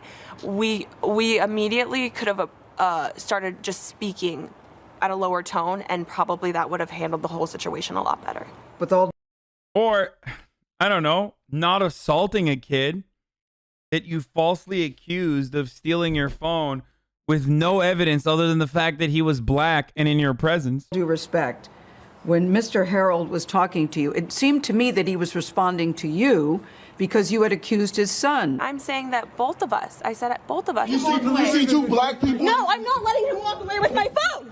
Bottom line is this issue is much bigger than I think Mia is appreciating, and she sees it as a very simple thing. Attorney Sharon Gatan sat with Ponsetto through the entire interview and wanted her client to feel empowered to tell her own story. But Catan also felt it important to provide context on Ponsetto's state of mind at the time of the incident. So let me just boil it down. She was a 22-year-old woman alone in New York. No one is with her. Her entire contacts, flight arrangements, Wi-Fi, emails, Apple Pay, her funds, her money is all on that phone. She agreed that her behavior and her actions were definitely less than elegant, shall we say, and less than graceful and less than what anyone else would do, and she agreed, and she wouldn't have repeated it. It's been reported that your phone was returned to you by an Uber driver. Is that true? That is not true because I arrived to the hotel with my phone in my hand. Okay, who returned your phone to you? The hotel receptionist. Mia, where had the phone been? Why don't we ask the hotel receptionist? Mia, to be honest, I'm telling you, you seem to be not remorseful, to have no contrition, that you're almost a little flippant about this. You have to understand, for this teenage boy who says that he was shattered. Gail, I'll have you know that the hotel receptionist was also a black person. You might be shocked to find out that black people communicate telepathically with one another when they're doing crimes together on Puerto Ricans such as myself. I'll have you know that this is probably what happened, and not that I literally forgot my fucking iPhone in the Uber. Like, the mind of a racist person and like the things that they will allude to before accepting what is so easy to grasp. Oh my Lord, dude. That kind of creativity needs to be captured, and you would actually get some conservative people writing good movies and actual art if they could demonstrate that same level of creativity that they do in circumstances where they want to like describe normal things, but in a really abnormal way. Like, did Donald Trump win the election? No, he lost the election. No, absolutely not. I'll have you know that Hugo Chavez and Maduro were plotting a coup by buying out Dominion voting machines, which we've been using in elections, which Mitch McConnell himself personally literally said he would not do anything against, even though there were bipartisan bills on his desk, because Mitch McConnell is also compromised by communist China. Like your mind works in such mysterious ways when it comes to denying just very obvious things that happen. Who said that he was traumatized. I'm traumatized. You're traumatized too because... Yeah, and I'm sorry. I'm sorry from the bottom of my heart. He is honestly, he's 14. That's what they're claiming. Yeah, I'm 22. That's what they're claiming. Like his age is a lie. I'll have you know, the police were also working side by side with this criminal network. And that's why they are claiming he was 14, when in fact he was 14 and 3/4. I've lived probably just the same amount of life as him. Like, honestly, I'm just as a kid at heart as he is. I feel sorry that I made the family go through like all of that stress, but at the same time, it wasn't just them going through that. I just don't think that you helped yourself by your behavior. When you looked at that video, what did you think? What did you think, Mia? I'm just as much as a kid as he is. I'll have you know, Your Honor, I myself have been held back many grades, and here is a certificate I have that says I have the thought patterns of someone whose prefrontal cortex has not been fully developed either. You asked me that. You already asked me that in the beginning of the interview. I'm not going over it again. I would like to have a real interview with real questions and real heart and real sincere apologies. Let 2021 be the moment of healing. Seriously. All right. What would you want an interview with real questions? I'll give you the floor. What would you like us to know, Mia? That I'm sincerely sorry to the family, and the dad and the... And why did you spend 12 minutes being like, the kid is not 14, The dad fucking attacked me out of nowhere. The kid probably still stole my iPhone despite the fact that, you know, there's no evidence for that. And that they're in the wrong for traumatizing me by, you know, slamming me into the ground after I tried to beat his fucking child. Son, for making them feel as if I was racist towards them when that is not my intention. Now, during the interview, Ponsetto kept interrupting her attorney, and Sharon Gatan says her client went off script. According to her lawyer, Ponsetto was prepared for this interview. They had talked about it. They had gone over it. But the 22-year-old, she says, decided to disregard her advice she was given. Bro, so if she wasn't like a annoying elitist white lady, you can see like 4chan would already be like writing articles and like spreading misinformation about how the kid was actually 27-year-old, was a 27-year-old black teenager, or not a black teenager, a black man who's 27 years old, who's been to prison like 8 times. And then like Republicans would literally act on that information immediately and start spreading it on Facebook about how like not only was he a 27-year-old criminal, he actually ended up murdering someone immediately after, and that this woman was a brave 22-year-old who literally stopped that violent crime from occurring pretty much. Like, you know, if the circumstances were like a little bit different, if she was like a cop or some shit, that's usually how conservatives operate. And conservative media would be like, well, we're not actually saying the black man was 27 years old. We're simply asking questions tonight. Is liberal media lying about this kid being 14? Find out more on 7. I'm Tucker Carlson, and I'm constantly and perpetually confused. Was Mia Ponsetto a hero? A question no one in liberal media dare ask. Well, tonight, we are asking such questions. I'm Tucker Carlson, and this is A Hero to All Italians.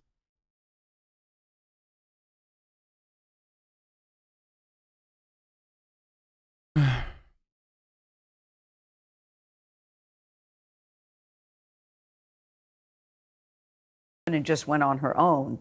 Mia Ponsetto was due back in court in March. I really felt for the attorney. We cut out a lot of it because I think you already get a sense of Mia Ponsetto. But there was a very interesting exchange between the attorney and Mia at one point, and we just decided just to let it go. But the attorney says, look, she's concerned about her mental health and her well-being, and she, of course, wishes her well. And I could see why she is concerned. The attorney worked very, very hard to try to guide her client during the interview, and it just, you know, I think it's hard when you have a client that doesn't pay attention to what you're saying. I think that's very difficult. It's difficult to sit there in silence while your client essentially gets herself in trouble. And judging by the backlash over the weekend to the first part of your interview, it was not received well. Yeah, I'm not sure if Mia really understands the gravity of this situation yet. I'm still not convinced. Once she was arrested, I think she probably figured that out. They're going to run the affluenza defense, and she's not going to suffer any punishments in court.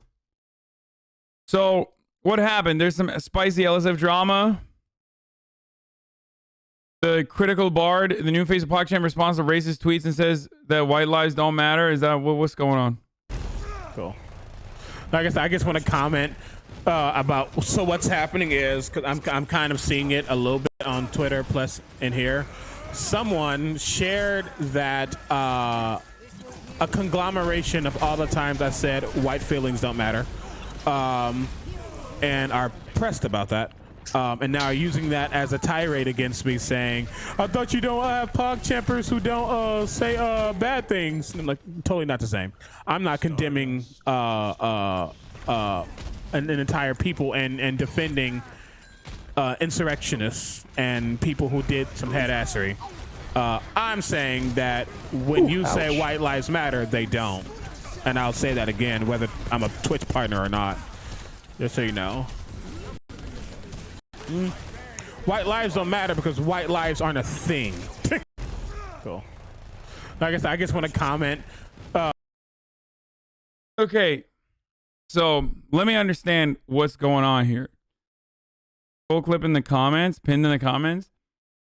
I don't know what the exact things that he said were, but I think he's talking about how like there is not a real concept such as white, And the only reason why there is such a thing as like black people or a culmination of like black identity, black culture is because of groups of people from Africa being removed from their fucking cultural background. So they had to rebuild a shared history in the United States of America as a consequence of that genocide, as a consequence of slavery.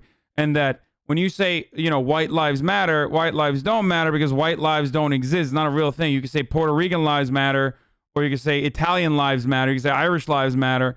But when you say white lives matter, that's not what he's saying, which, by the way, I think is still a touch edgy. And I have a doctorate in saying edgy shit that really triggers the fuck out of people. Okay?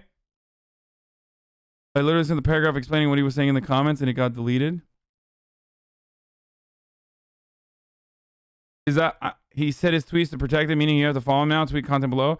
Last thing before I actually lay down, some dude bros decided to clip a small part of my stream, making it seem like I was being racist towards white folk. Allow me to post a full clip and take from what you will.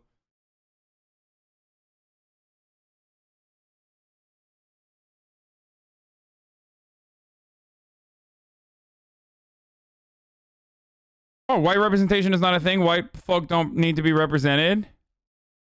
Let's make this very clear. Black Lives Matter. All cops are bastards. Fuck the police. Okay.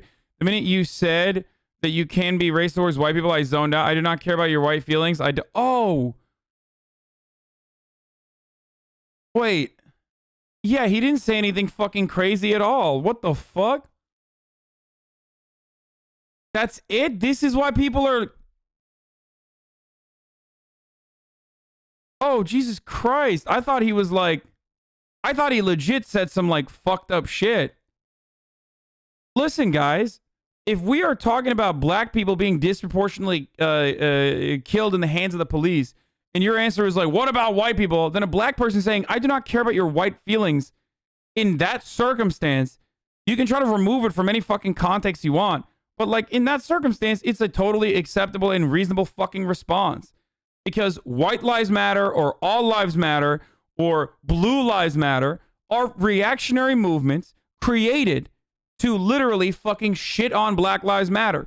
That's precisely why you don't hear white lives matter advocates, which is not even a real thing to begin with, when they don't act out when Daniel Shaver is killed. You know who's actually there? Daniel Shaver, when he's killed in the hands of the fucking police. Okay?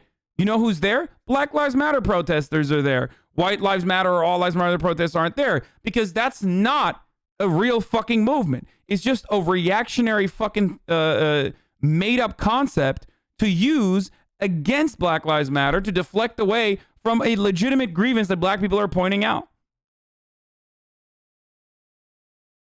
So that's one. I mean, I don't think that it's a good PogChamp, but that's besides the point. I don't think that this is a good PogChamp. I think that but that's again, besides the point. Unrelated to the conversation that we're having. Okay? Most of the PogChamps have been kind of fucking not good.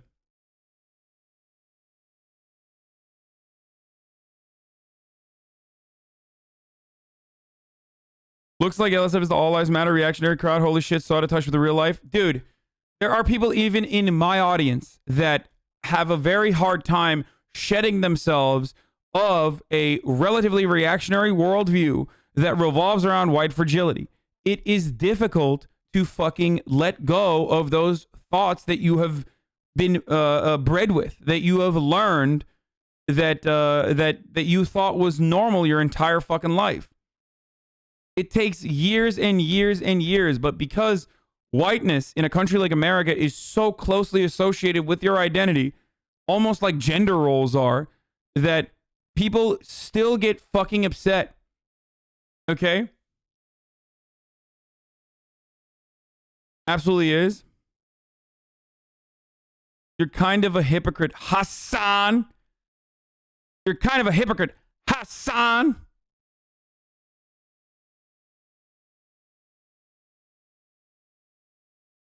Stop making excuses for them. For who? White people? Man, suck my dick. I'll make excuses for whatever the fuck I want. If you think me describing the reason as to why so many people who otherwise are like turning a new leaf or whatever still hold on to some reactionary fucking points of view, then I don't give a fuck about your point of view at all. Okay? I'm literally defending a person who's under attack currently, regardless. You know what my fucking worldview is. I don't give a shit if you think that I can't, like, describe the other side's point of view a little bit.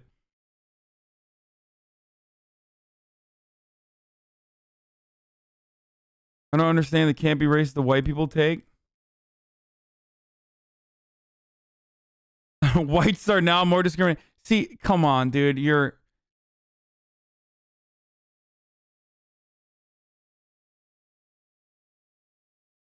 That's not why they're saying it's racism, though. Whites are more discriminated now than blacks.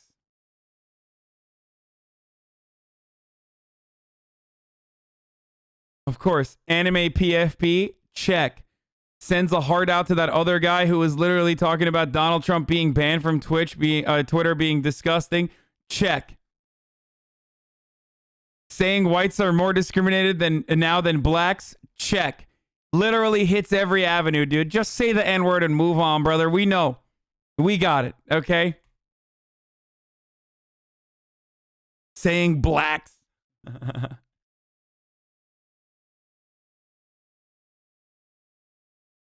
You can be racist against white people and not all cops are bastards. Seems like an ignorant rant, and you are just throwing out random things to justify it. Brother, I think you are unfamiliar with what my worldview is. I've talked about ACAB as a fucking term a million times over, okay? This is a profession. Cops are supposed to uphold all laws, even, and in a lot of instances, unjustifiable laws. That's what that means. Someone could be a good person otherwise, but they can't be a good cop. While they're being a cop and doing their cop-like duties, they are going to inevitably uphold a cruel and unjustifiable system. This is where ACAB comes from, okay? This is a systemic criticism. Why do you not address the racism towards white people take? Because I think it's a dumb fucking take. I don't know I don't know how you have arrived at racism towards white people from any of this shit. White representation is not a thing. White folk do not need to be represented. I mean, again, not very well worded. I would have to listen to what he actually has to mean, what he's trying to say there. But, oh, the minute you said that you can be racist towards white people, I zoned out. Yeah, you are trying to rob the context from all of these conversations. He's having a conversation with another human being, responding to them. The context of which he is mentioning this is absolutely important to understand. When you rob that of the context of itself, it very clearly it seems like a deliberate effort to make it seem like he's, just straight up being like, yo, fuck white people, I hate white people. Again, saying fuck white people, I hate white people is discriminatory. It is. But it's not the same as adding on to the systemic burden or the systemic racism that black people experience by additionally being discriminatory against black people. Okay? I have talked about this time and time again, but it always is important to remind people, white people experience oppression. White people do not experience oppression, unfortunately for all the white people who claim that they do, on the virtue of the color of their skin. White people experience oppression on the virtue of being under capitalism, but they do not experience oppression by virtue of the color of their skin. Whiteness is literally a made-up concept built around the foundation of exclusion. Whiteness is a concept created for an in-group to exist so that there is justifiable oppression to the out-group. That's precisely why whiteness as a concept has expanded throughout time and is greatly different in different countries, but especially in the United States. Benjamin Franklin very famously thought Germans were not white, by the way. He thought that Italians and Germans were swarthy. Italian people were not considered white until they were. Irishmen were not considered white until they were. Greeks were not considered white until they were. Polish were not considered white until they were. Hispanics were not considered white until they were, because that concept is ever growing. Okay? It can grow to increase the size of the in-group to maintain dominance, or it can get smaller. As a matter of fact, Aryans or the Übermensch is that whiteness, that purity concept getting smaller as a consequence of fascism. Okay?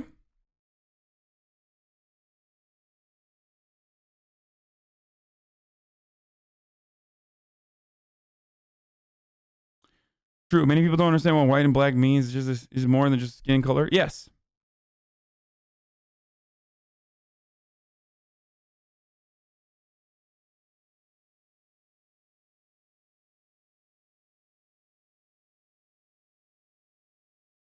Here's a clip with more context. White lives don't matter because white lives aren't a thing. You can be proud of being Italian. You can be proud of being Scottish. You cannot be proud of being white. It's not a thing. Oh, he's saying literally exactly what I was saying. Yeah, of course. Side, black folk have to say Black Lives Matter because we were stolen from a country that we loved and were forced to be here, stripped of our heritage and our identities. All we know is our blackness. There's a difference between saying Black Lives Matter and exactly. And if you knew like fucking 3 black people, you would already know this reality.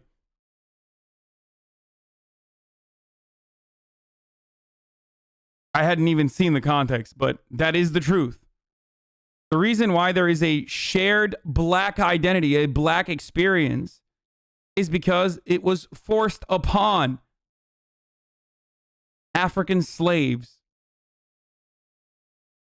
when they were robbed of their own unique cultural background. That's why white people can fucking trace their lineage back to the Scottish village that they came from, whereas black people cannot in America.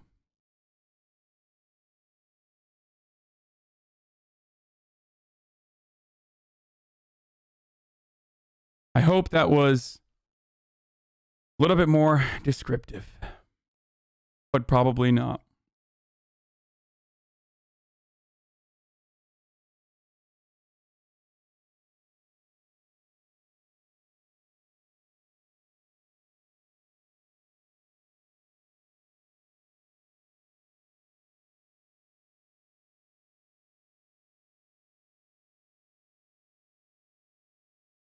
As a mixed white guy, Black Lives Matter message of police brutality only against blacks is pure shit. If Black Lives Matter focused on police brutality as a whole, they would be protesting about Justin Lamp or even the woman who was shot at the Capitol Police. Success. Proposed to my longtime girlfriend, Specs.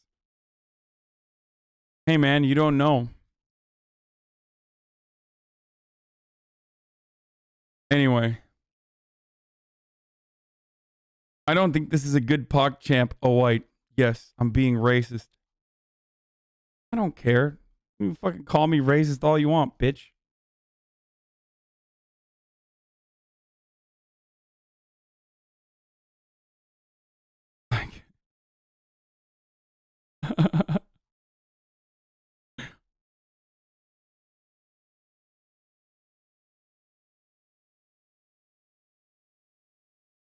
Anyway, do you know anything about the dude who was at the Capitol protest which got the original PogChamp banned? The most disgusting thing about that clip is that he plays Sigma in QP, actual sweat lord.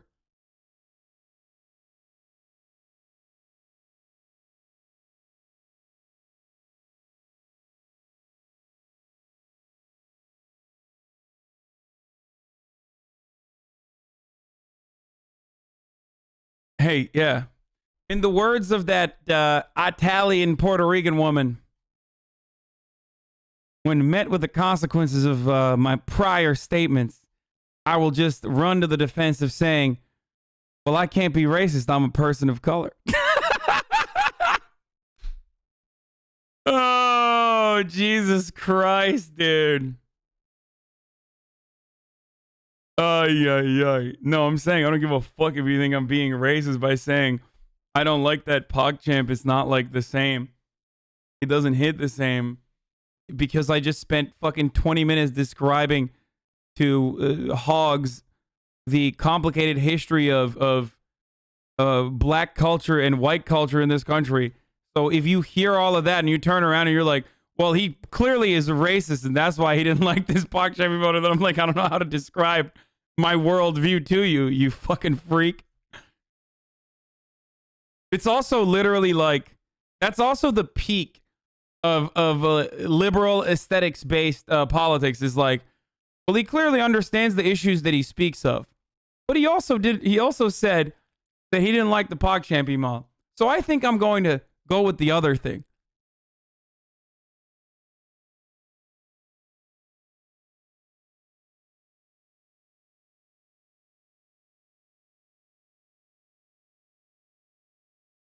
Well, someone did the jokes yesterday. I wonder how long it'll take for a person behind the next Pog to have their old tweets dug up.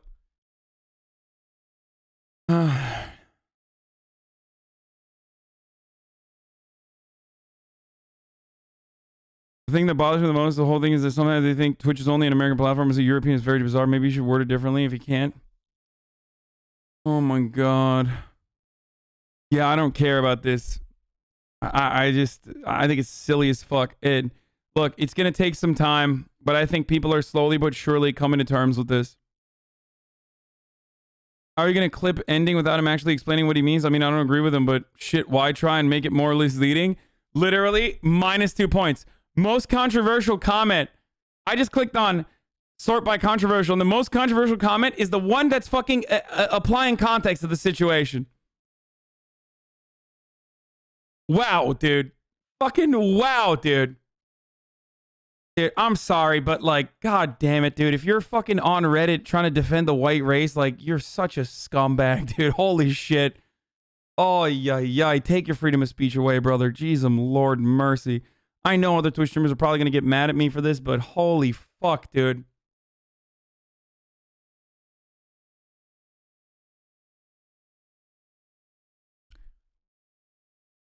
Oh.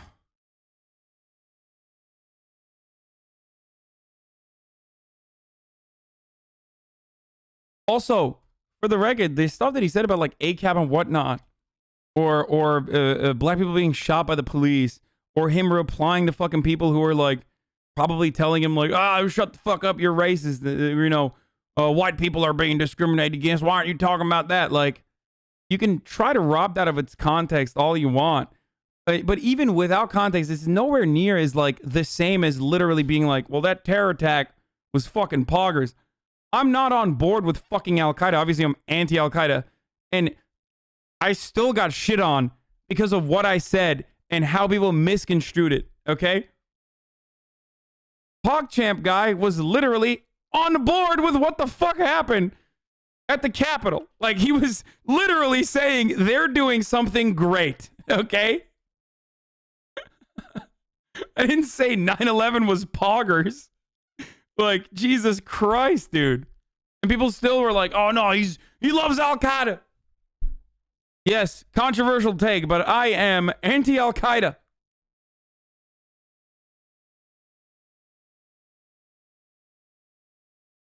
Anyway.